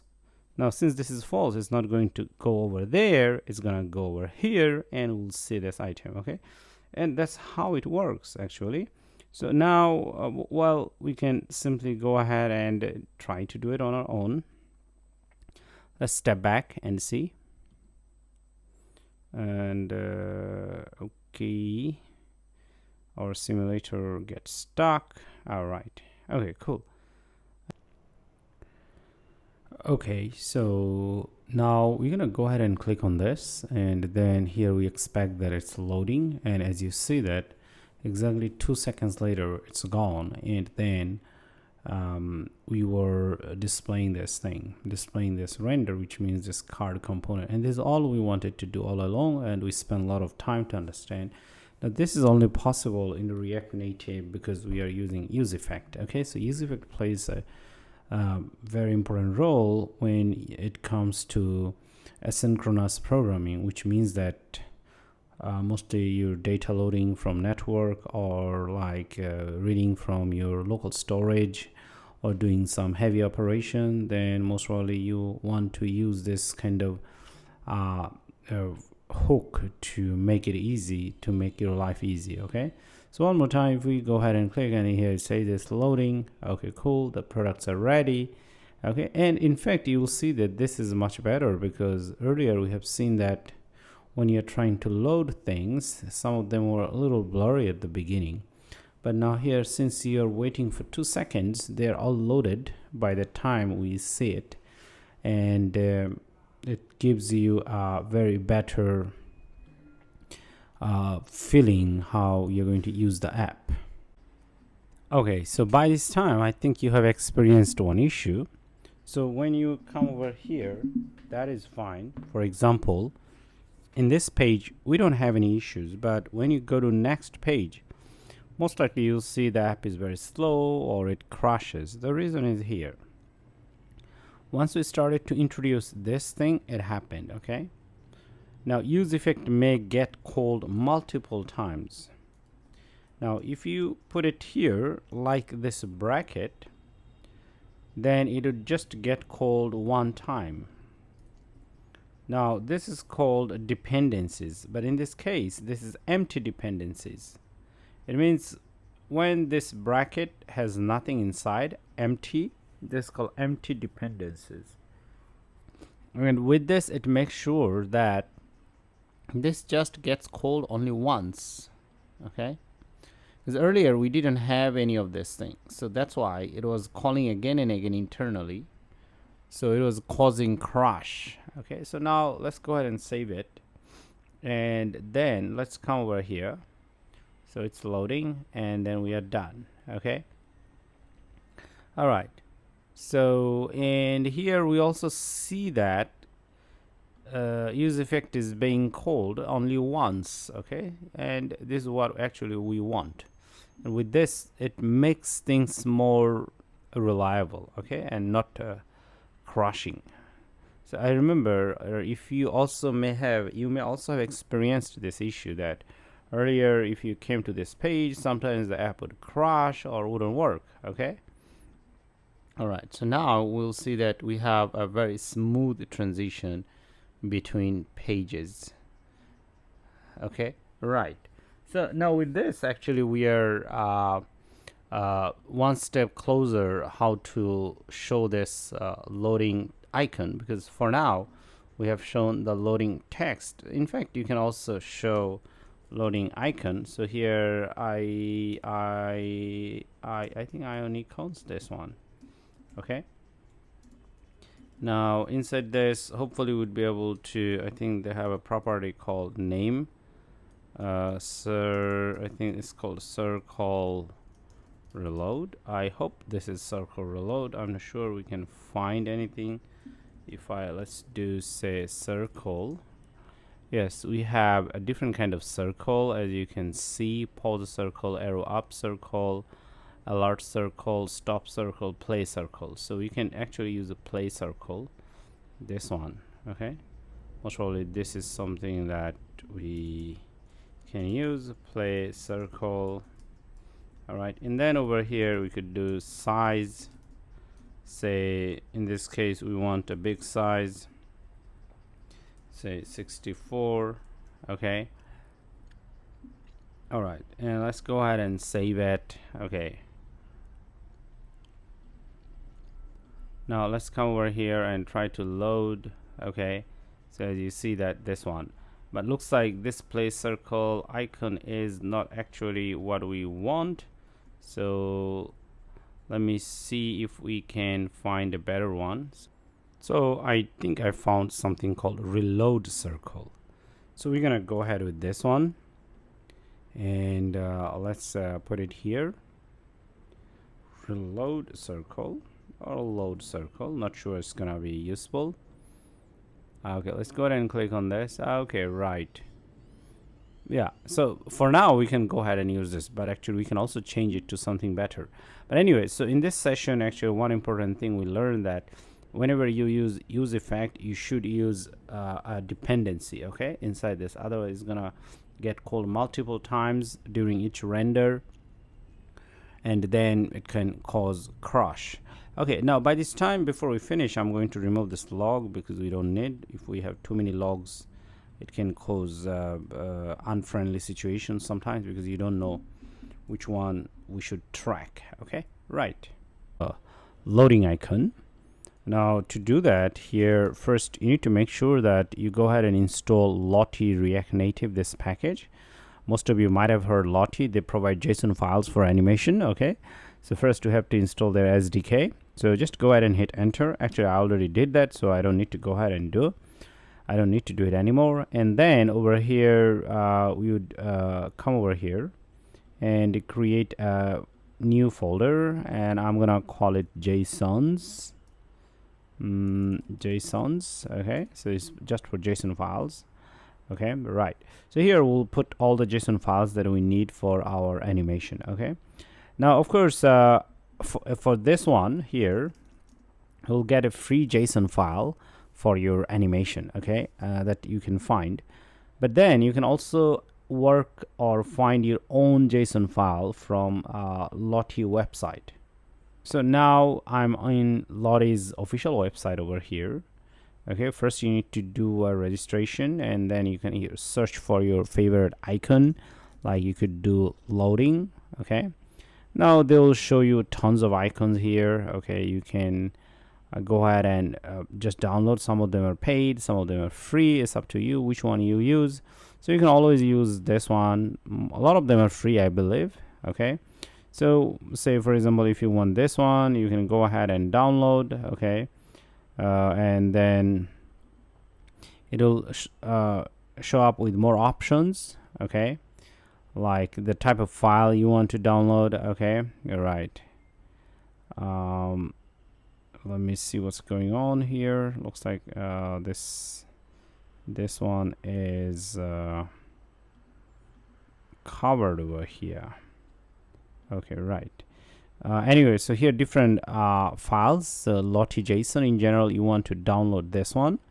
Okay, so go ahead and find your favorite one and click download. It would be downloaded. Okay, so I have already downloaded. Okay, so anyway, you can do it, and then after that, all you need to do, locate your downloaded file. Okay, whatever it is. So once you downloaded the file, you can drag and drop inside this, and make sure that you have the right name. Name doesn't matter, actually. You can name it anything. In my case, I have named it animation.json. Now, okay, this is the JSON file, but of course we don't need to change anything. We should not touch this, so leave it as it is. Okay, right. So once that's done, now here instead of this ugly looking thing, we don't want it anymore. Okay, so we are just doing some test. So over here we can just simply say Lottie view, and as you see that it popped up at the top right there, and then you're gonna have a closing tag for it. Of course, make sure at the top it's imported, otherwise you'll get errors, and it looks like we don't need this for now. Okay, all right. So within it over here, we can actually use our favorite icons. Now the one that we have already, the favorite JSON file, so we're gonna use it, and here we have to have this source just like image. So the way you use image, the same way you use a Lottie file. Okay, all right. So then I'm gonna go out of this folder, okay, wherever I am, and then I think I'm gonna go to assets folder, but in this case we are not inside images, we are inside JSONs. Okay, this one, and then I believe our file name was animation.json, this one. Okay, now one thing we need to make sure that we are doing it correctly. So first we get out of this folder, which is product list JSON, product list screen.js inside this folder. So once you do ... you're getting out of it, and once you get out of it, I believe we have to get out one more time, because once you get out, you are inside this source, right? So just confirm. So earlier we were here, we get out of this, then we are inside this one, right? So you have to get out one more time, and then here inside assets folder we are right, and then we have this JSONs and animation.json. So that's the correct path. Okay, so make sure that your path is correct. All right, so now let's go ahead and save it. All right, now let's come over here and we go back and we see whether we have any animation or not. Looks like we don't have anything. Okay, so in this case we might have to reload everything. So let's go ahead and see. Well, if it still doesn't play, then we have to set up other properties. Okay, so looks like it's not there, so don't worry. So now here we could do here autoplay property. Okay, so this one, autoplay. So let's go ahead and check whether now it works or not. Okay, looks like we still don't see that. Okay, all right, and well, okay, let's go ahead and do some styling over here. Okay, so if we can set up some styling properties. Okay, so here we're gonna have I believe so the style's gonna be like one more, and then inside this here we could do width, say 300, and height 300. Okay, let's go ahead and save it, and hopefully we are supposed to say it this time. Okay, right. So as you see that it's loading, so we are missing this one. Okay, all right. So if you remove that, so you need to give it width and height. Okay, all right. So if we don't give it width and height, it's not going to really show up. Okay, so it's loading. All right, so this is what we have shown, and this is awesome. Actually, this is really awesome. With this you make things more, you know, beautiful and interesting. Default value might be that is gonna do it infinitely. Okay, all right, so we can skip this part, it doesn't matter. The idea is that here we are actually showing a beautiful animation, and in general when you do app dev, a lot of time you use Lottie JSON files for free, and which are very awesome. Anyway, so we are done in this section for now. Okay, awesome. So after this, now we are ready to go for the next step. So the next step actually we want to do here, showing tabs, bottom tabs. Okay, so with this our app would be more advanced and one step further for the original design and app building. Now to do this, first over here we need to install a plugin. So the plugin, we're gonna install it as npm install React Navigation bottom tabs. So let's go ahead and hit enter. So it should install this library actually. Right, so hopefully we don't have any issues with this. So now we're going to go ahead and close this, and then here, well, this guy over here, we're gonna actually save inside this file screens, because it's gonna hold all of our screens actually. So here we're gonna call it bottom tabs.js. Okay, right. After that, here we're gonna create our NFC React Native functional component, this one, and here it already had the name as bottom tabs. Okay, right. Now one of the things that we gotta go ahead and import at the top over here, import here, so you create bottom tab bar navigation, as you can see. So we need to get this one. All right, so let's go ahead and save it, and it's just pretty much like earlier we had create native stack navigator. Okay, all right, so that's the thing that we want to use. And then over here we can say const tabs equal, you know, create bottom tab navigator, just like this one at the top that we did, right? So we also have to do, so in fact these two tabs are very similar. So here we had stack navigator, which was for going to different screens. Okay, but in that case it was like navigator container and stack navigator, and then we had stack.screen. So basically stack.navigator, and then over here stack.screen, this one.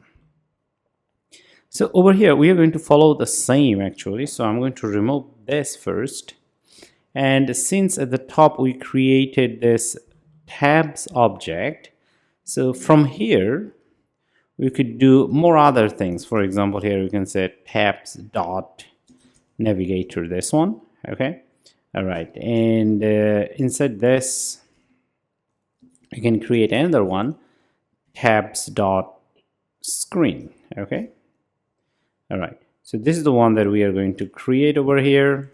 All right, now with this we'd be almost ready. So we're going to save it, but of course this time we'll not see anything. Okay, but here actually within this tabs.screen we are going to go ahead and show our home screen over here, this one. So this is the one that we are going to show. So for this reason, earlier we already had, as you see over here, within this we had name, component, and options. In fact, we can copy all of this, and here we are going to put it like this. Okay, so that's the first thing. Now what we could do over here, as we already have this bottom tabs ready, in fact now we can remove this things over here, or we can rename them. Okay, so here we can say bottom tabs, and then over here we could say bottom tabs, this one. So make sure that you import it correctly. All right, so now with this, when our app hits app.js file, so first it's gonna look for this screen which refers to the tabs over here.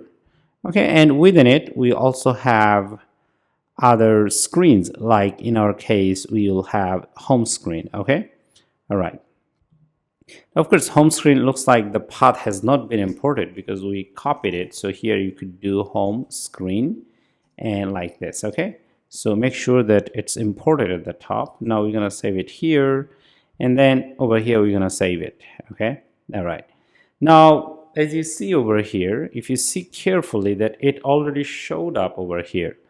So it's like here we already have this white section and then an icon. Of course the icon is not visible, but here we also have home screen. Okay, all right, so we can continue to work on this. So since things are working over here, actually I could do like this. We have some options to set up, and those options would be helpful for, like, say, showing the icons, this and that. Okay, all right, so I think we already have it at the top, so I'm going to remove that, and then we're gonna be here inside this. Here one is called tab bar icon, this one. Okay, so we want to show an icon for our bottom tab over here, the one that we have for home. Okay, now let's hover over on this, and here we do see that it takes props, and then there is this closure, which means that actually it's going to take a component over here. Now we're gonna have it like this first, since it's gonna take a component. So this is now a component. Now since this is a component, you know that within component you have to have a return statement. Okay, so that's what we are going to have. All right, and after this, within this over here, so we can have some JSX. In our case we'll have Ionicons, this one, and within it we'll set up our icon and everything else. So the icon name that we want, here we're gonna say name, and here we can say, for example, home. Okay, so let's go ahead and save it, and as you see that it already changed over here. And at the same time, not only that, we can also set up other properties over here. What other properties? Say for example size. Now you can go ahead and do 60. All right, so it's way too big. You could do 30. It's also big. Okay, so it's up to you. But in our case, we already have our theme, so we're gonna get this theme file, and then here sizes dot, here we could do x large, this one. So this is what we are going to have, and this is shown over here. All right, and then over here we could also work on the color section. So here let's go ahead and do color. Now here we could also do color from our themes. So here we'll have themes color, and that here we're going to use a primary color, but of course you can use any custom color if you want. So here we already see that. Okay, so this is our home screen. Okay, now of course it has only one tab. In fact, we can go ahead and copy this. If we do that, here we'll see that we will have two tabs. So let's go ahead and save it.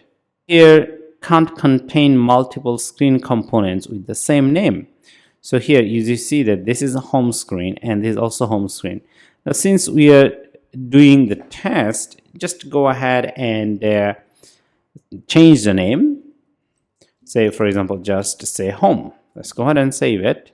So here we see that we have two tabs, and actually we can switch between each of them. Okay, but of course since the content is same, it looks like we don't have any changes. But regardless, whatever it is, you can also see that we can go back and come back. You can select this over here. Okay, so load the products and come back like this. Okay, so we'll continue in next section. Okay, so we're gonna continue on this. So far we have put the same screen here, and let's go ahead and create another screen within this, and we're gonna call it as profile screen. So let's go ahead and call it profile screen.js. Okay, and within it we are going to create using rnfc yeah, this one. Okay, all right, and I'm gonna keep it as it is. Okay, and then here we have bottom screen. The second one here we're gonna have as profile. Okay, and the component should be profile screen, profile screen. I think we can get it from here. Okay, and then here we're gonna call it profile. Let me see how we named the earlier one. Okay, profile screen, profile. So let's go ahead and be consistent. Profile screen. Okay, right. Okay, cool. And now this is what we have. And okay, I believe we need to restart our application. Okay, so here you see that we have this is ready, but of course there are issue. This is not a valid icon name. So of course profile is not a valid icon name. I just put it there.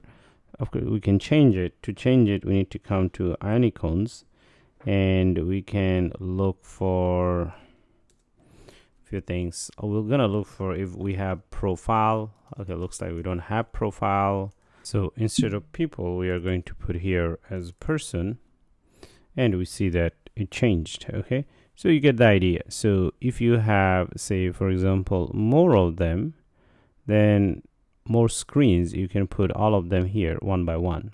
Okay, now this is the basics of tabs. Now the similarities between tabs and the stack screen actually pretty much similar. Both stack and this tabs, they could be created from something called create bottom tab navigator, and the one that we have over here. Okay, create native stack navigator. And here we also have navigator object, just like the one that we did over here. Okay, the only thing it doesn't have is navigation container. I mean, in our app.js we put navigation container, but for tabs we don't do that. The reason is because tabs are inside navigation. Okay, so you could think like that. Inside navigator container you can put both this stack navigator and tabs navigator. Okay, you can put both of them. In general, inside navigation container, first you'll put stack navigator, and inside stack navigator you're gonna put tabs navigator. Okay, and both navigator for stack navigator and tabs navigator, actually inside you put screens. Now the configurations for screens for both of them actually pretty much similar. Okay, as you can see over here, they also almost take the same properties, so they stay the same. So we are going to continue to work on this, and we're gonna do a basic styling, and then we'll move to a new section. The styling is over here. As you see that we have the screens, the name is down there, and this is not what we want, so we could assign actually some kind of styling to it. The styling that I'm talking about is screen options. So here at the top I can create a variable const and call it screen options, and then here a JavaScript object, and here we're gonna say that tab bar show label. So this one false. So this is the one that we actually want to apply. And once we have this one ready, now we can come over here, down here, and inside this there is an option which is called screen options. This one we are going to use this guy, and then here we're gonna call screen options, which means this one, and then this should get applied. And I believe I have a typo over here, so let's go ahead and save it. Okay, as you see that it's gone. All right, now profile screen, it is at the top. This is not what we want, so here we can for now apply some basic styling, just dummy styling. So the first thing we do flex 1, which means that you're gonna occupy the complete space, and after that here justify content, which would put it vertically center, and looks like okay, right. So let me also put with alignItems. Okay, let's do it together. And I think I have a problem here. It should be flex actually, that's why it didn't take effect. So here screen, as you can see. All right, oh yes, now we can apply font size to it. So over here we could do styles. Okay, font size say 36. So now it looks better, and over here we could do a little bit of spacing. Okay, all right, now this is what we have, and we're gonna create one more tab, and then we're gonna move out from this section so that it just looks beautiful. So here I'm going to copy this. Okay, all right, and then here I can say cart screen. Okay, cart screen, and then here it should be shopping, I believe. Let's go ahead and save, and it looks like we don't have for shopping. Let me go ahead and go through it very quickly. Shopping or cart. Yeah, it looks like we have cart, so we can go ahead with cart actually. All right, let's go ahead and save it. So here we go, and in general we want to switch between these two. We don't want to put the cart at the end, we want to put the profile screen at the end. Okay, all right, good. And we can also create a dummy screen very quickly. So here we're gonna call it cart screen.js. all right, okay, right. And then here we can do our NFC.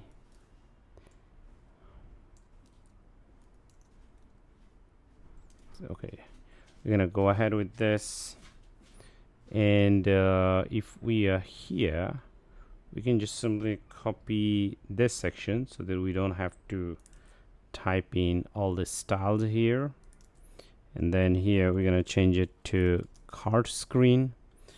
Let's save it. But then card screen over here, we also need to import card screen. Okay, right.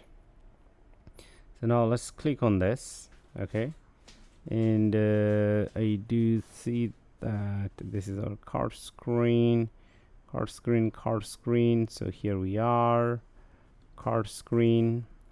It looked like, okay, sorry, this is the card screen, this is the profile screen, and this is the home page. Right. Okay, good. So there is one more styling to be done, the one whenever you click on them, so we can make it selected and unselected. Okay, so let's continue. The other thing we need to work right now on focus, as I was saying earlier. Right now, as you see, you change between the tabs and it looks like nothing happens on the tabs. But of course, we do see that things happens on the screen itself. So we need to change this focus on our tabs. Okay, all right. So now over here, remember earlier I said that tab bar icon is a component, which means it takes a component. So here we can pass props. Props means parameters. So here we could name something called focused. Okay, we can pass this one, and over here we can use it. And actually we're going to use it here. Now if we are going to use it, you need to have curly braces, and then here we're going to have focused, this one, and then we are going to use the question mark, and then this one, and then we can also have another one which is called home outline. Okay, all right, so let's go ahead and save it. Okay, now we go to the home, and it looks like we do have a bit of problem. Now to verify whether we have problem or not, here actually we can go ahead and print a log. Here we can say it is focused, and here we can print the value of focused. Okay, all right, let's go ahead and save it. Okay, now here we are going to click on this, and once again nothing happens. Due to could be my server is down, so I'm going to reload. Okay, so let's wait for it. Probably this was the reason, because I haven't used it for a few hours, so it was the local server was dead. Now as you see already here, it's a true false, and we see the log, and now we can click on this. Let's come over here, and you see that. Okay, it just changed. Now we go back, and it is focused. All right, if it is focused, then we say it's home, otherwise we say home outline. So of course it does look like that, hey, it's false, but the idea is when we click on this, it's focused, and we set this to home. Okay, once we click on this, so let's come over here. That means that once we click on this one, it's gonna lose the focus. So let's click on this. You see it has lost the focus, and here we said that if the focus is false, then we're gonna show home outline. Okay, all right, now some of you might be confused that, okay, what's happening here? Now, this is called ternary operator. Ternary operator works in a single line, which means for a given variable, if the variable is true, the left hand side gets to get printed or gets to get used, which means we would use the left hand side. If the value is false, then we are going to use this one. So it's more like your if else statement. So if I'm going to write it here actually, so here I'm going to say focused equal true. So let's go ahead and take a look, and then here we could say else something else. Okay, so if focused equals to true, then we are going to show home icon. If focused is false, we're going to show home outline. Okay, so but in simple term, you write like this, and we have to write it here. So actually we are not really going to use else if or if else. In fact, you may be able to use that, but it's not the good idea to use or nest if else within it. You might even have errors. So you'll only know if you try it. Okay, it looks like you see that it's not going to work.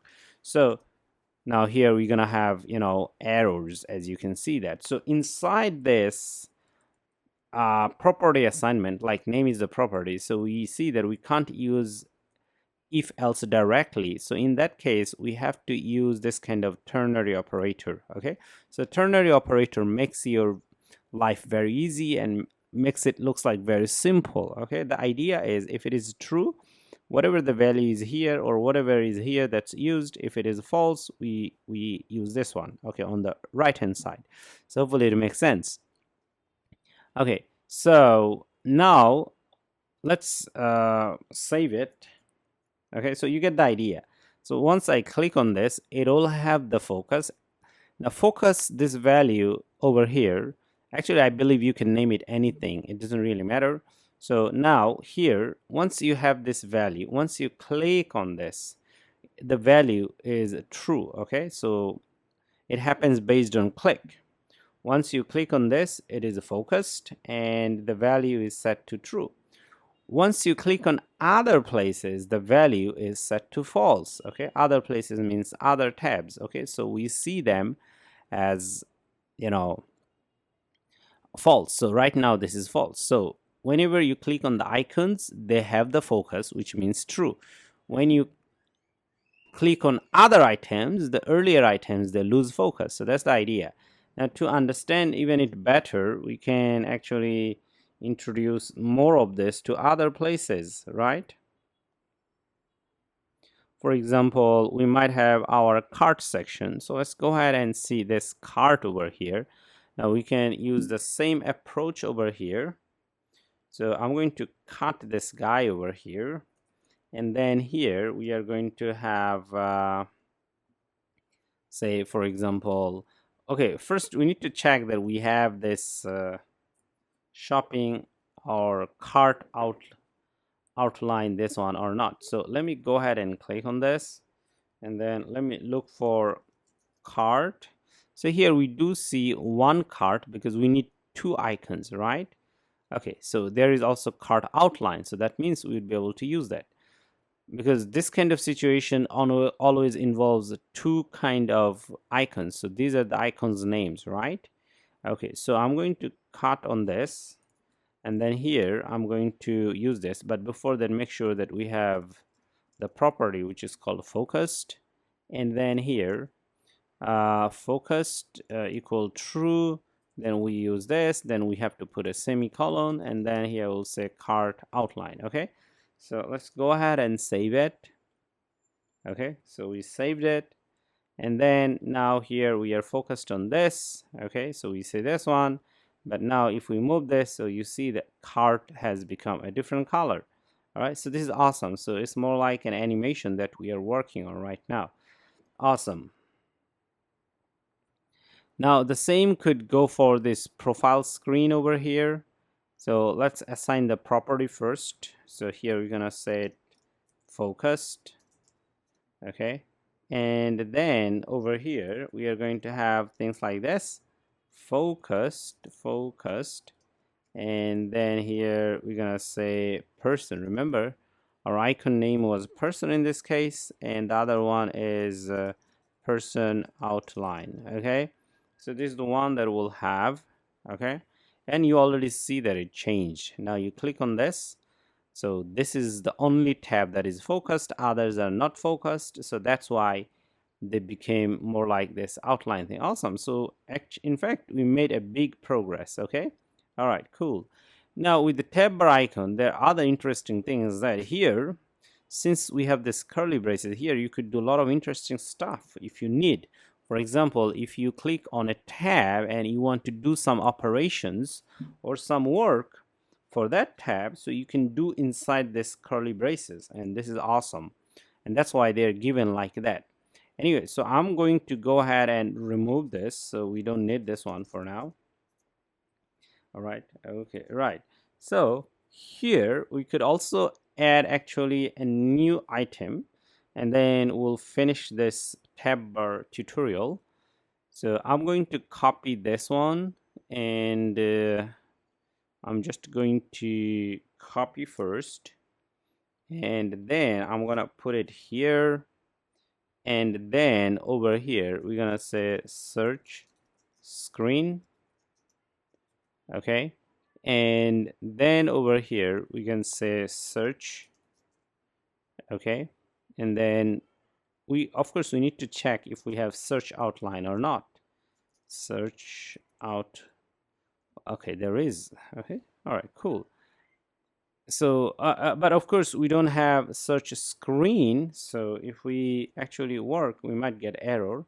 So here we can say search screen.js.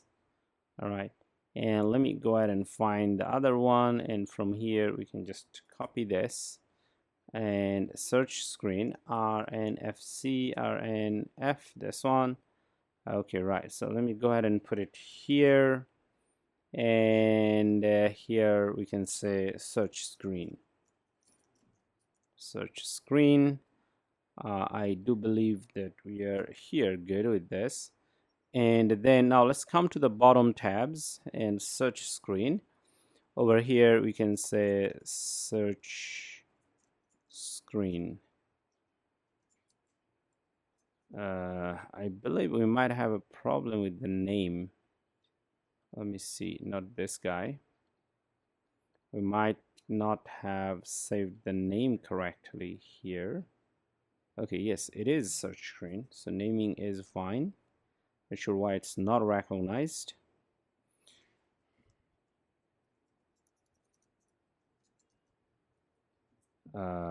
This one, no. Look like we don't recognize search screen. Okay, so there might be a problem with the naming. Why? Because it might have conflict with other places that has the same name. Okay, so instead of search screen, let me just put it as search, and then over here search. Looks like this time it's recognized, because sometimes your names could conflict with the names in other places. Okay, now it's fine. Okay, cool. So as you see that now it's awesome. Now here we click on this, it becomes a little dip because it has an empty space inside, but you see the changes. Awesome. Okay, cool. So for now we are done in this section where we have learned how to show the tabs and do basic navigation from tabs itself. So after working on this, now we're gonna work on a new section. The section would be actually over here. So over here we want to show some images and then continue to go to a new page. It was earlier over here we have learned a lot of stuff. Now this is the time we go ahead and use some of this knowledge in here so that we'll have better understanding.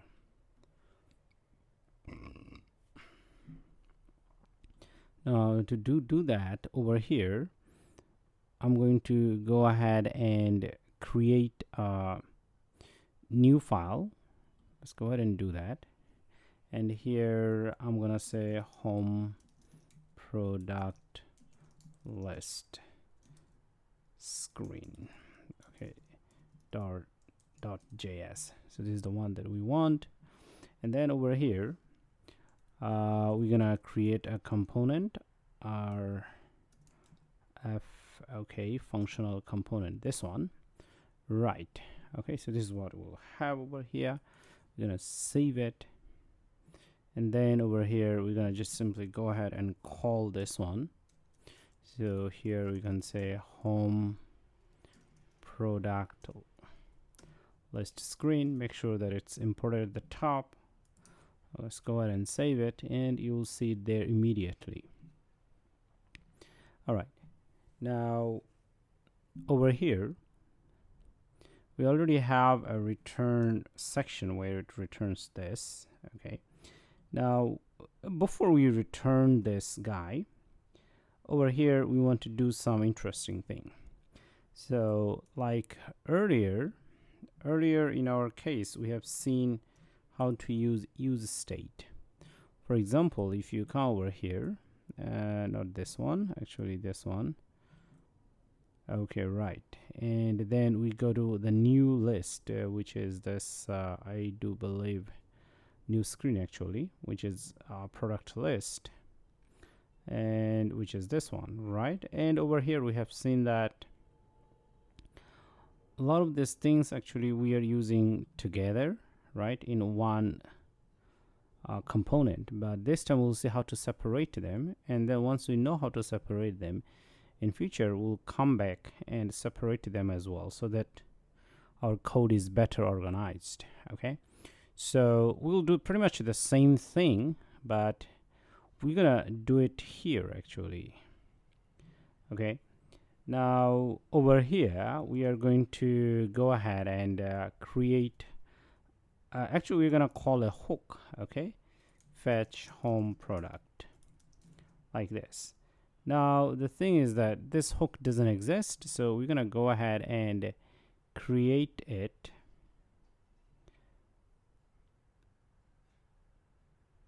Now as you see over here, we don't have any screens or folders for this, so we're gonna go ahead and create a new folder, and we're gonna call it hooks.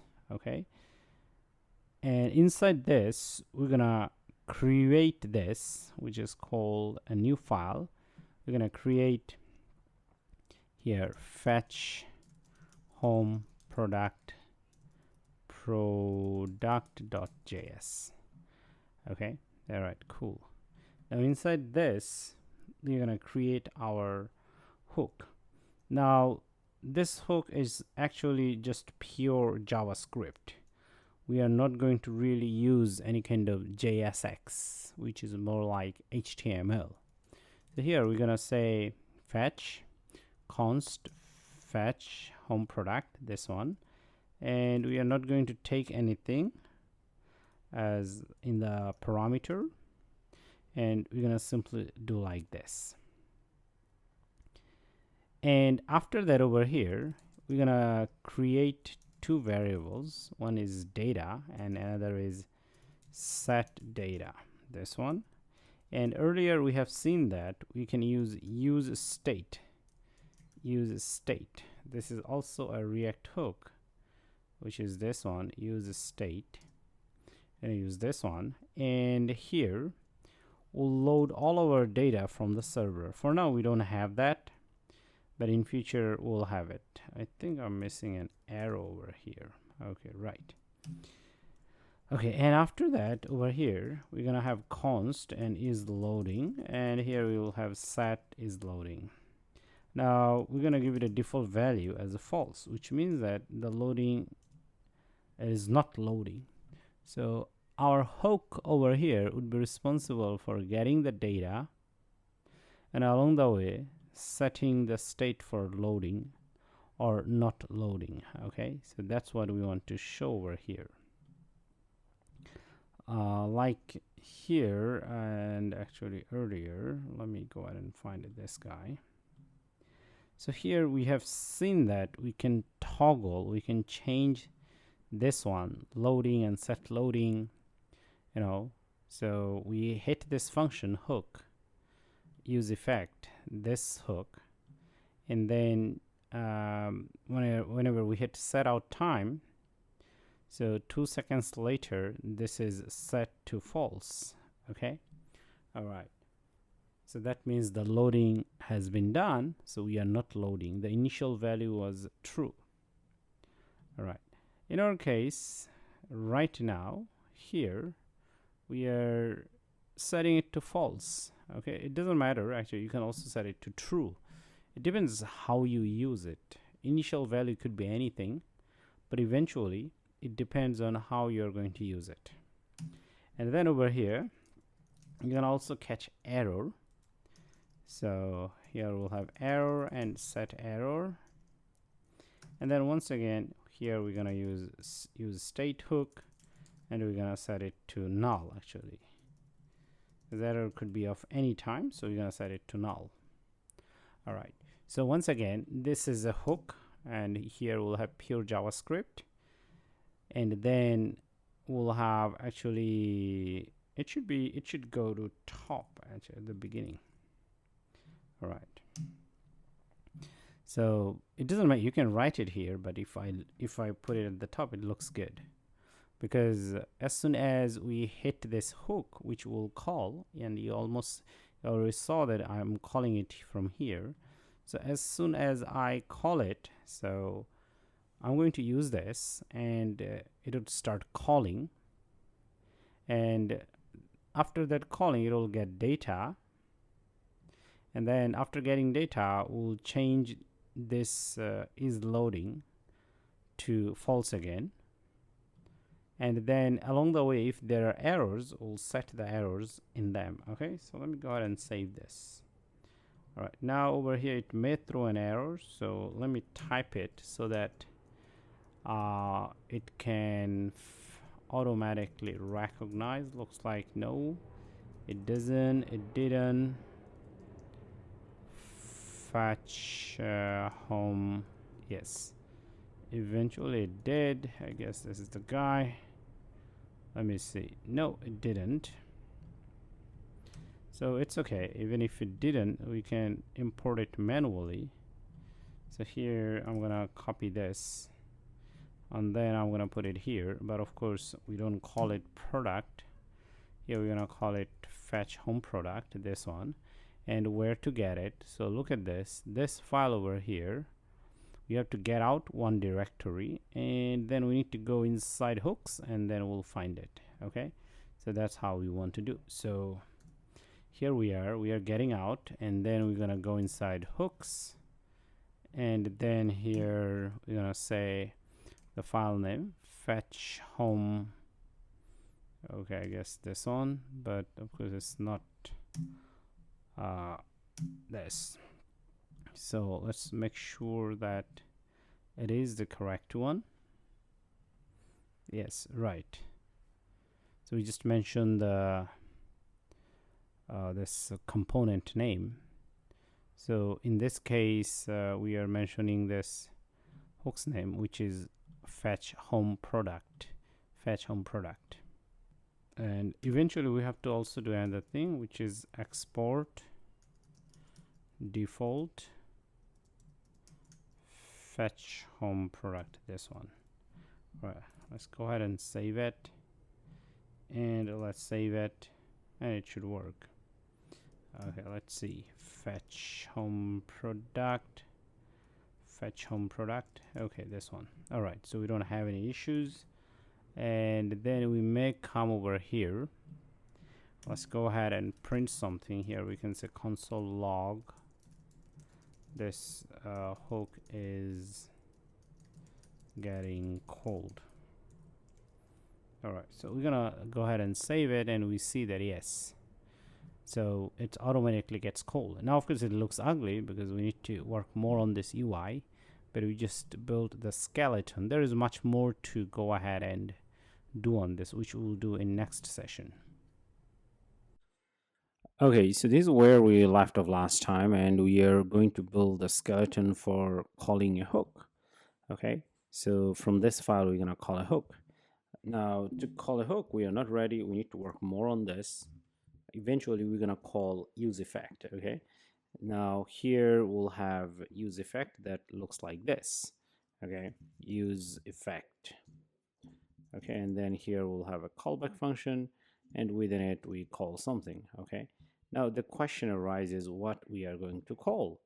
Okay, well then whatever we are going to call, we're gonna call it inside directly within this, or we can just create a function at the top and call it as a function. Okay, so I'm going to go ahead and create a function at the top and then call it as a function. Okay, so here I can say const fetch data. Okay, all right, so here we'll have a sync. All right, so yes, well in fact we don't need it like this. It made it over complicated, so we're gonna just remove this braces. So we're gonna keep it just as a function over here. Okay, now this is the function that we want to call, and then here we're gonna have fetch data like this. Okay, Right. Now, in fact, we can go ahead and verify that. So this also gets called. So here we can say console.log getting called from our hook. Okay, right. So let's go ahead and save it. Okay, now here we do see that referred more hooks than during the, so rendering more hooks during the previous render.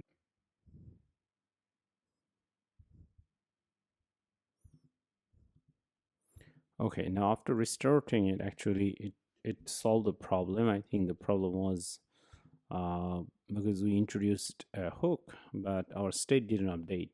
So I think that was causing the problem. But now here, as you can see that we get cold. Okay, all right. And we can go ahead and change our UI. Okay, fine.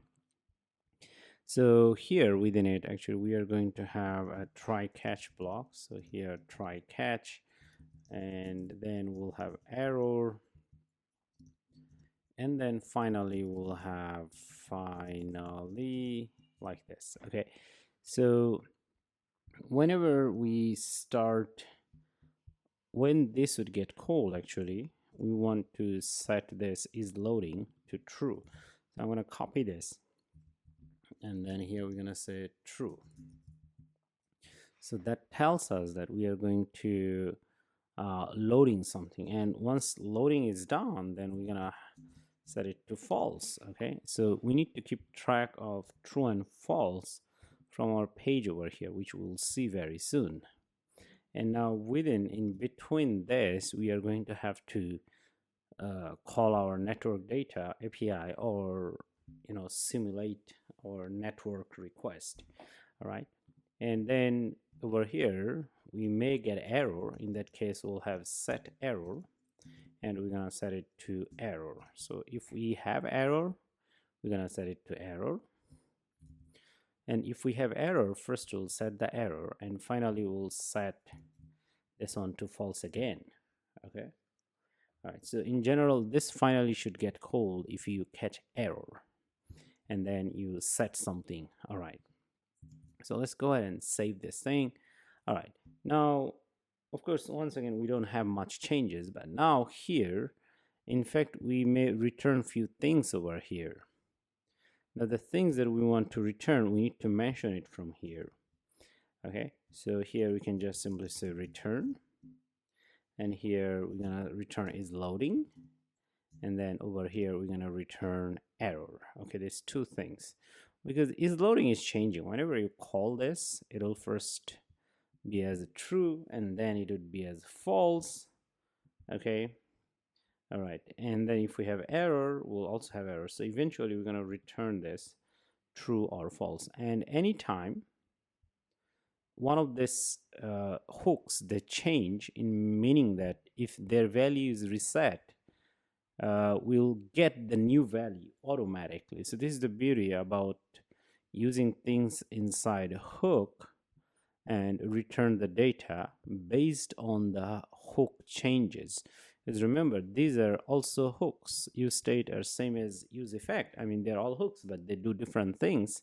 So anytime any of this hooks values changes, like here we are changing the value, here we are changing the value, so we'll always get the latest value from hooks. Okay, so that's the beautiful thing about it. So now, since we have this thing we can return here, we can also say, for example, const. Now this gonna return us things, right? So what is gonna return us is loading and first error. So there's two things that we are going to return. Okay, all right, and let me see if we can restart. Okay, cannot read the property of is loading here. It says that is loading is undefined. Nope, we have defined is loading. Most surely we didn't save the file. Yes, earlier we didn't save the file, so that was an issue. Okay, all right. Now here, actually, we can simulate a little bit before further we go ahead and do anything. So here I can say that, say, console.log getting called by the hook. Okay, all right. So, and of course you see it immediately.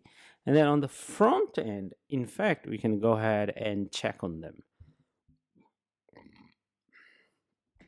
So we already have a view. So I'm going to cut this one. And we also have is loading, right? So here we can check this. So at the top here, we could say is loading. If it is true, if it is loading, if it is true like this, then here we want to show JSX over here. So for example, say text component, and here we can say loading. All right. If it is, so whenever it becomes true, we're going to show it loading over here. Otherwise, over here, we're going to say, for example, like this, whatever we had early, so home product list. So these are the things that we want to do. All right, so how is this going to happen? So first time when this gets called, remember earlier at that time, we set it to true. So that means that the value, this one, would be reflected over here as a true. And then here we'll see that this should show, okay? And once this line gets printed, after that we change the value again, and then this is not true anymore because we set it to false. So we are supposed to show this. We are supposed to see this, right? So that's how it should work. But now, if you go ahead and refresh the app, it would be difficult to see these two messages. Most likely you'll just see this one because it happens too fast. It looks like my simulator is a little slow over here. Let's wait for it. So we restarted it, but we don't see it anyway. So how to actually simulate the network call over here? Now to do that, over here we are going to use something called a promise. Now this is very important concept in JavaScript, and at the same time we will introduce a timer. Okay, so here we're gonna say set time out, I think this one, and then over here I think it should go like this. You have a callback function inside this, and then here we say whenever you hit this function, whatever it is, call it 2 seconds later. Now, of course, here you could just directly go ahead and say console.log blah blah blah, but it's not going to actually simulate network request because network request requires you to have await and async. For example, here async. Now in this function, actually you don't really call it async type function, but now we can convert it to an async type. Now to do that, we're gonna put it inside something called promise. Okay, so here I'll have const timer, and then here we're gonna say new promise, this one, and within it we'll have a variable called resolve, and after that here we'll have a function, and the function itself is this set timeout. And then simply over here we're gonna return like this because we have to clear it, clear timeout timer, like this. Now within this over here we are going to have, say for example, resolve, say product 1, and then here we can say product 2, 3, 4, just like this. Now this promise is a JavaScript object actually. Okay, this is also a function. You can understand it like this.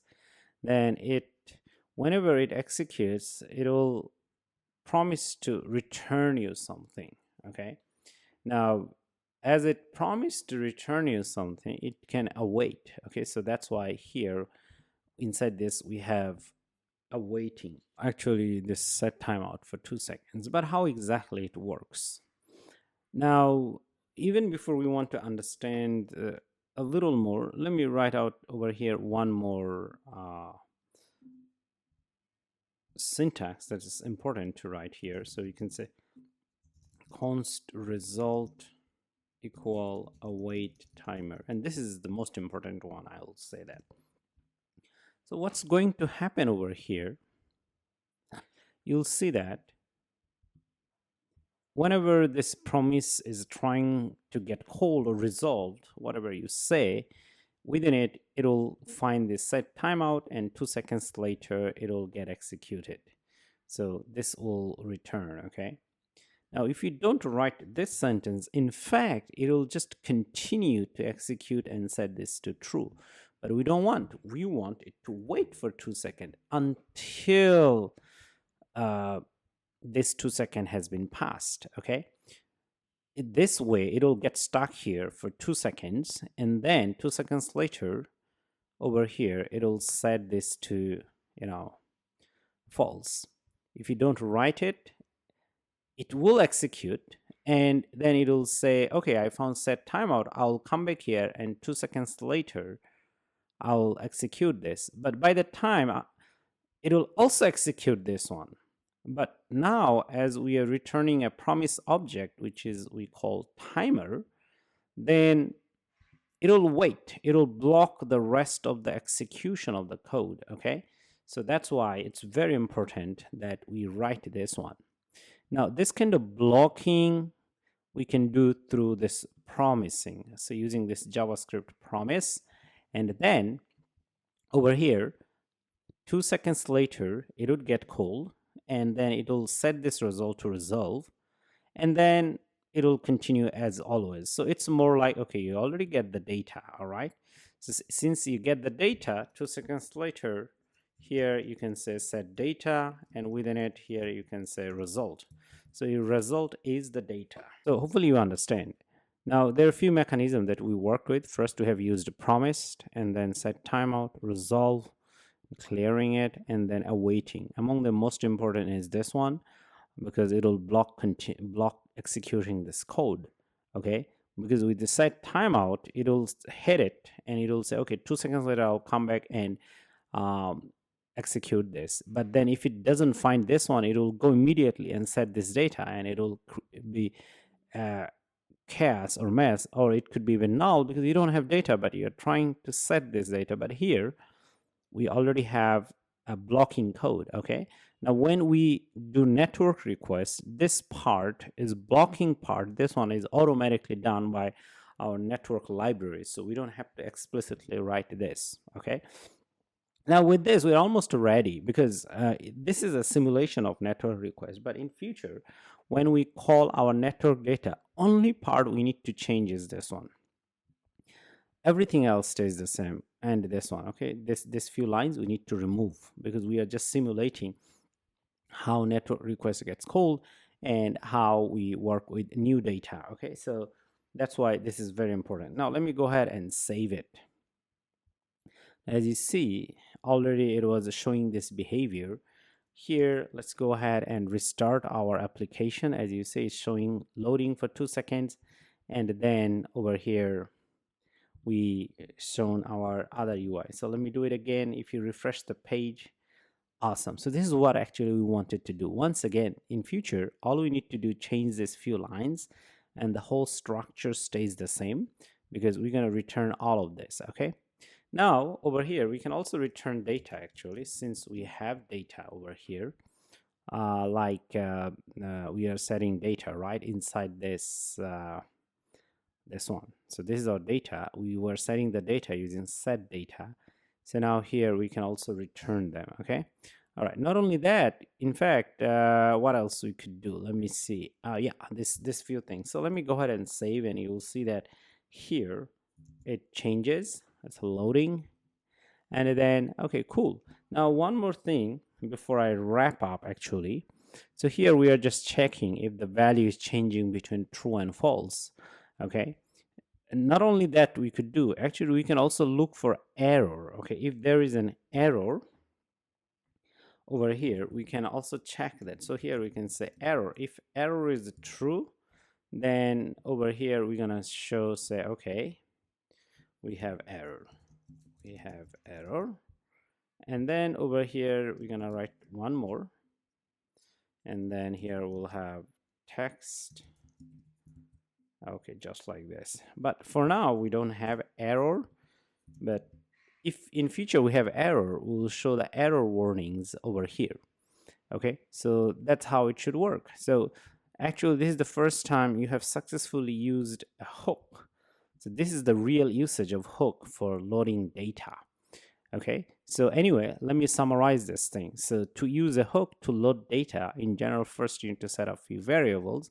In general, loading and set loading, you need them because you want to toggle between the true and false and the actual data that you want to store. Okay, and then if you catch error, all right, and after that, here you need to go ahead and create a JavaScript function, and this function would be actually loading the data from your server. So at the beginning of this function, you'll always set it to true because this is when it starts loading, and then immediately we get notified over here, say it is true, then we'll show this one. And after that, we do our network request, okay, and we get the data. Until we get the data, we'd be waiting, and once we get the data, we set the data and set it to false. So that means that here we'll fall back to this condition, the UI will see this one. Okay, all right, now if we have error, we put the error over here, we'll catch them. And then always make sure you call your function from use effect, and make sure that you also have this one, because with this you're going to get called only once. Otherwise, use effect can get called many times and it can crash your app. And state that you want to return, you want to write here, you want to return them because these are reactive. Each time any of them changes here, through this it gets passed to the UI. All right, so beautiful. So we learned a lot about hook and network simulation. So we are going to go ahead and continue and work more on this. So definitely this doesn't look good. So there are a few things we could do. First, over here, the loading icon we can change. Now to change the loading icon, like remember earlier we have this product list over here and we had this lottie view. So we can go ahead and import that and just to replace this. But at the same time, we also need to go ahead and get this this plugin path, otherwise we'll get error. Now let's go ahead and save this, and as you can see it works. Now we don't want it to take the complete space available, we just want it to take this part over here. Okay, so we don't do flex 1, so now it is here. Now we see this one. All right, okay, so the next step is working on this. We want to show this data, but for now, well, we can also copy this one. So let's go ahead and copy this thing from here, and we're gonna put it at the top because remember this fetch home product, this function would be responsible for bringing the data from our server side. And once this brings the data, it will put in a list, so you can assume this is the actual list. So we can just go ahead and replace this one. So because this guy, I mean, we don't need this thing. Okay, anyway, all right, so we're not going to use any of this, so we need this one. Okay, so anyway, so in future when we read data, whatever the data comes from server side, it would be this one. Okay, all right, make sure that you are returning this. Now I'm gonna save, and we're gonna close this, and after that we're gonna be here, we also need the data. Okay, right. So we're going to have this. All right, but of course this is not going to show the data automatically by itself. Now over here we are going to have a FlatList. Okay, all right. Now inside the FlatList we are going to have our data. We know that this data property takes the array list, so this is what we have.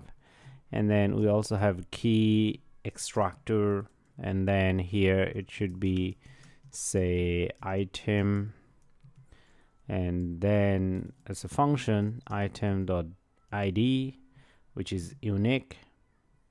And then right here, over here, we will have render item.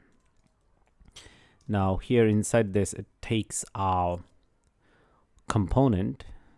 Now the component, we're gonna pass the item itself, and then we're gonna deconstruct it, so it's not going to be an object anymore. So inside this first curly braces, if you put the second curly braces, actually it deconstructs the item. Okay, so that's what we did over here. Just like deconstructing means showing or getting all the item. Okay, all right. So now here, right away here, we could do one thing. We could do, say, for example, text, and then here we could do item.title. Okay, so let's go ahead and save it. So here you see that the titles are already visible, the one that we have. So now just simply we can continue to do like this, or we can also wrap this thing around inside a view. So let's go ahead and do that. So here we'll have a view, and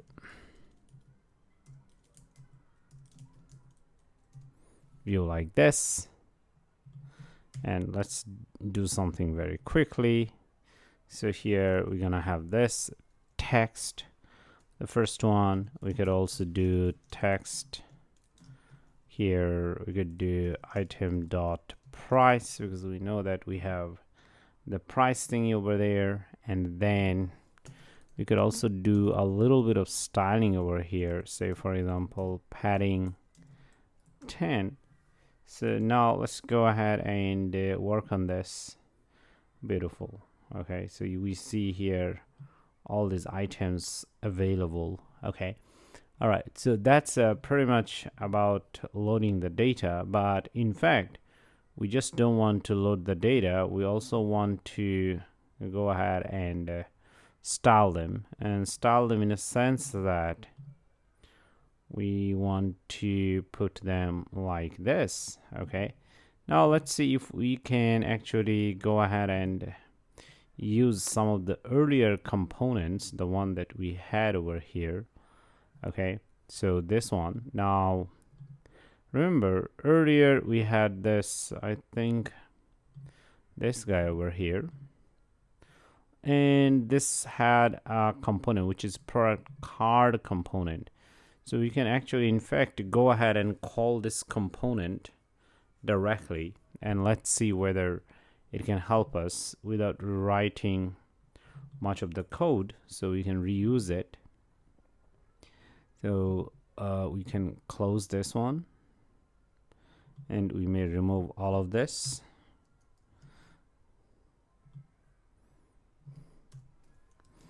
So here we can just simply call this product item and close this. And inside this here, we need to pass item and item actually. So this item is going to take this guy.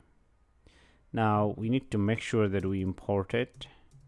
Component. Let's see, we can get the name or not. I'm actually looking for the path.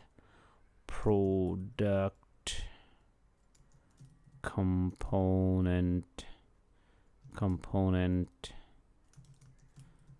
card. Well, looks like it didn't get it. Product component card, it didn't get it. So the other way to go ahead with this is let me see here. So this guy. So let's go ahead and copy this path from here, and we're gonna put it at the top. Oh, product card component, that was the issue. Product card component. So let's go ahead and save it and see how it goes. All right, so yeah, we already see it here, but of course it looks like it is messed up with our design.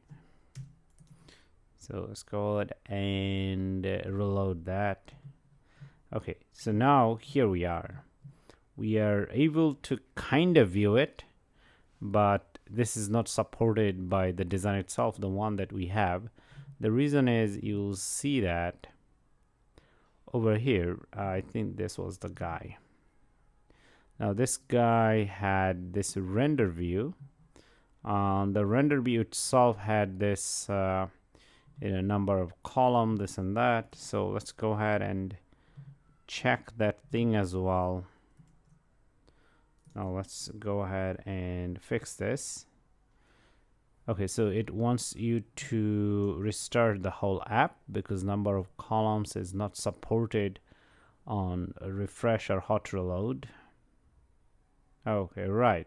So now here we see that, okay, these items are available. If we have 4 items, we'll have more of this. Okay, cool. But anyway, now the one problem is that it's not scrolling. Everything else is working. Just loads the data here. We see this. But now in terms of home page, it's not scrolling. So you're going to take care of this in next session. So let's go ahead and continue to work on this. So as we said earlier, that this time actually we want to make it scrollable. Now to make it scrollable, we can come to our home screen over here, and we can just simply go ahead and cut this one, and we can use a new component. Now this new component is called, so here we're going to use a ScrollView,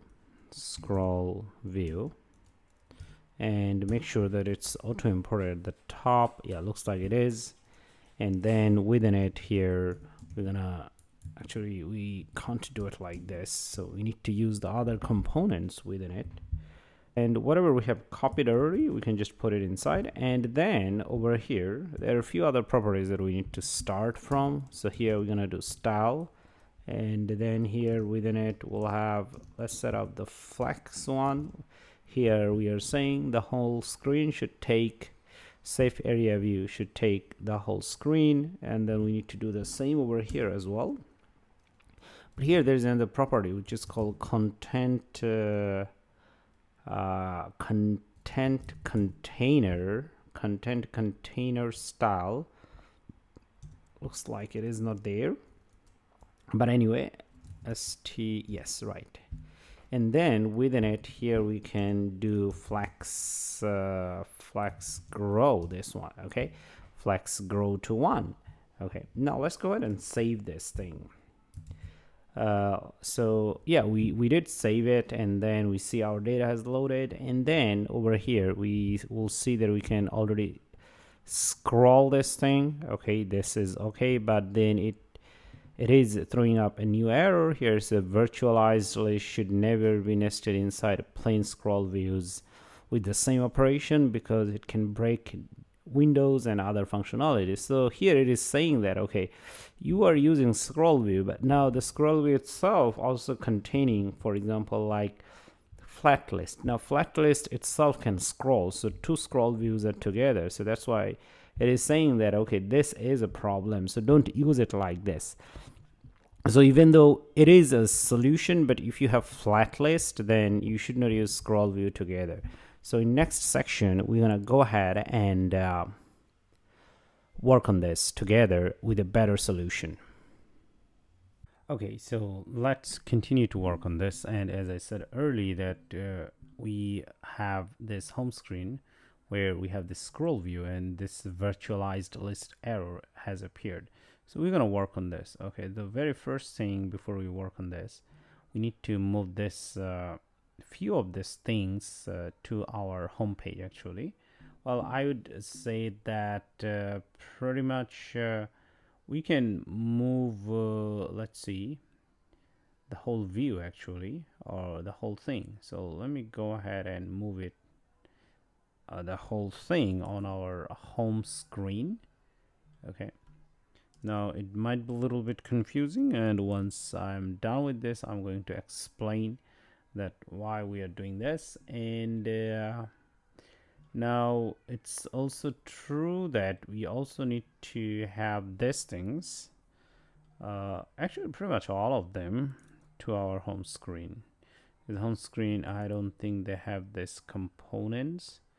SafeArea ScrollView, we have React. Okay, right. So let's keep them as it is.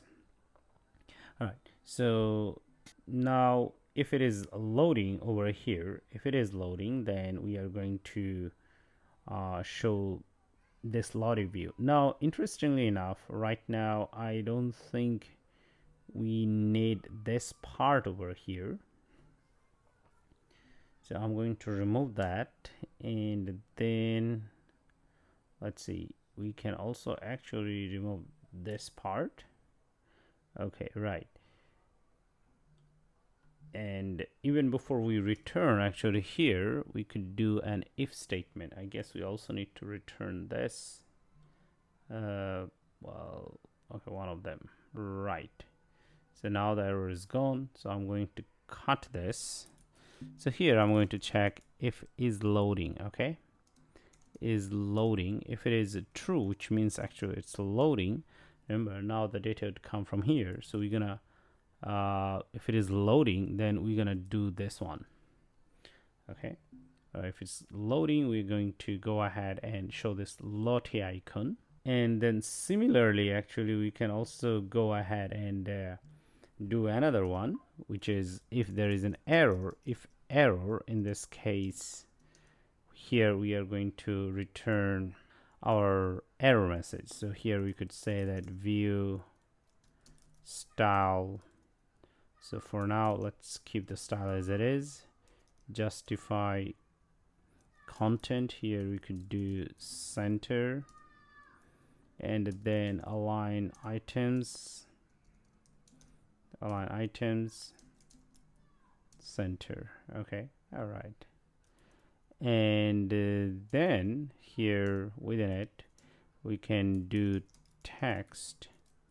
Here we can say we have an error, and let's give it a height as well. So here in this case we're going to give it 100%. all right, so now I guess we also need to wrap it around inside return. Okay, right, just like this, but we are also missing this JSX tag. Well, now we need to format the code because it looks ugly. So here we're going to do Option Shift F. Okay, right, now it's going to go ahead and format the code, which in this case it looks better. All right, so since we are ready with this, now we have this safe area as it is. We can keep them as it is, and then over here, in fact we don't need this scroll view. So for the scroll view itself, we could go ahead and replace that scroll view using this FlatList. So here I'm going to have this FlatList. Okay, and then I'm going to copy this guy and put it here so that we don't have issues. Okay, all right. Okay, right, actually for FlatList itself we don't need anything like that, just this would suffice. Sorry. All right, now as we are saying, now how to put other components inside FlatList. In that case we need to do less list header component, this one. Okay, now it takes your JSX or components. So here we can put components, and we also have to have this tag. Now let's go ahead and format the code. Now these are called React fragments. Now with React fragments, actually you can put multiple items. Remember, if you're coming from like HTML, so this closing tags, opening tags and closing tags are more like div in HTML. So once you have this one, this two, these are called React fragments, and you can put multiple components within it. Okay, and here we want to return actually multiple components. So that's why whenever you put this one, it's actually you can put as many components as you want. So now with this we have a better structure that how this home screen is working and loading data. So this is awesome. Now then everything else here stays the same. And it is also true if we have this, actually we don't need this one because it's going to call it twice. Okay, so hopefully you understand, because now this home screen itself is loading all the data from the server using this one and then showing it here. So we don't need this thing, okay, because this is the one that we built early, but because we are moving and trying to make our home screen scrollable one. If we didn't our home screen to scrollable, actually we could have just kept the earlier approach. So I'm going to cut this one and then I'm going to save it here. And then let's go ahead and save, and if it doesn't restart, we can try to restart it manually. Now since we are loading over here, now you'll see that okay, this is awesome. Now our screen is completely scrollable, and the other properties that we have worked on before, they also work. And hopefully if you try to make any changes, that would also preserve. Okay, now of course it creates another problem, like which it goes at the top, which will also solve. Anyway, so before I wrap up, let's see what happened here. Because we wanted to scroll our home screen, so first we introduce ScrollView. Now since ScrollView creates problem with FlatList, so we had to remove that. And then after that, some of our logic, like data fetching logic, we moved it to our home screen over here, where actually we load all the data. And then we wrapped our FlatList inside this SafeAreaView, and then over here we have the other components inside this FlatList. And then because we want to return many components inside the FlatList, so we have put our components inside this React fragments, which led us to put many components as we want. Anyway, so in this section we are done so far, so we'll continue in next section. Okay, so now we are facing a new problem over here. For example, if I go ahead and save, it goes at the top, but in that case, here we can set flex to 1. Okay, so it would be in the middle. Okay, and this is awesome. Now another thing we should do right away over here, look, this main screen over here looking very cluttering, too much code. So we can separate them. Now over here we can create a new file, and here we can say loading error component.js. Okay, and here we're gonna create a new component, and it looks like it's a class component. We want functional component. Okay, all right, so let's have it. And then what you need to do, you need to go ahead and cut this section over here from here, and then we're gonna put it here. Okay, and let's go ahead and check this, and here we're gonna return null. Okay, looks like we cannot do if here because we have return statement outside. Okay, right. Now this is fine, I believe. So here, if the loading is true, then we are going to go ahead and return this. If the error is true, we are going to go ahead and return this. Otherwise, we are going to go ahead and return null. So let's save this. And then I'm going to go ahead and format the code so that it will look good. All right. Now here, we need to pass this thing because as when we call them here, we're going to pass is loading and error. These two properties. Okay. Now things become a little simple right away. So over here, we are calling this no problem. At the same time, here we can simply inside this SafeAreaView. So let's go ahead and call another component, which is loading error component. This one, and here is loading. Here is loading. So is loading is the variable that it needs over here. This one.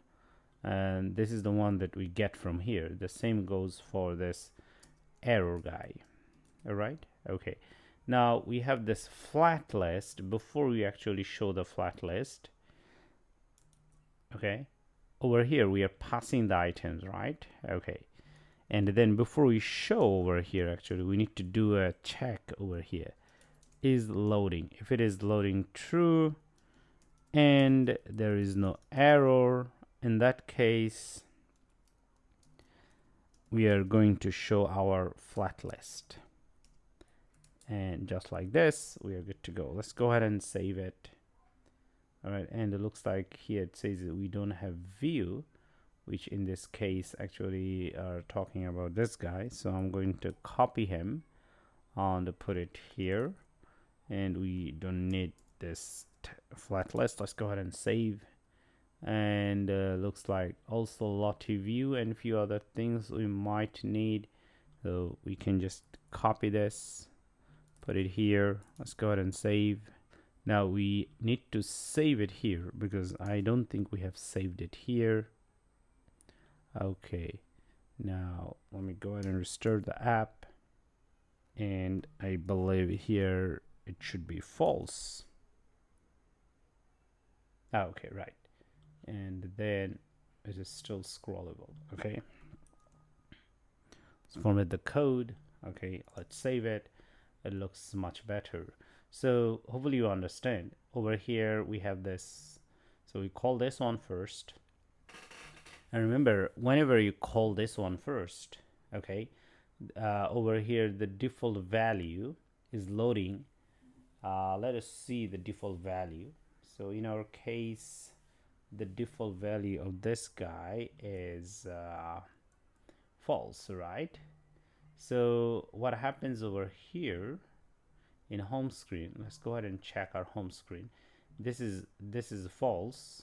Okay, so it becomes okay. So we're gonna continue in our next session.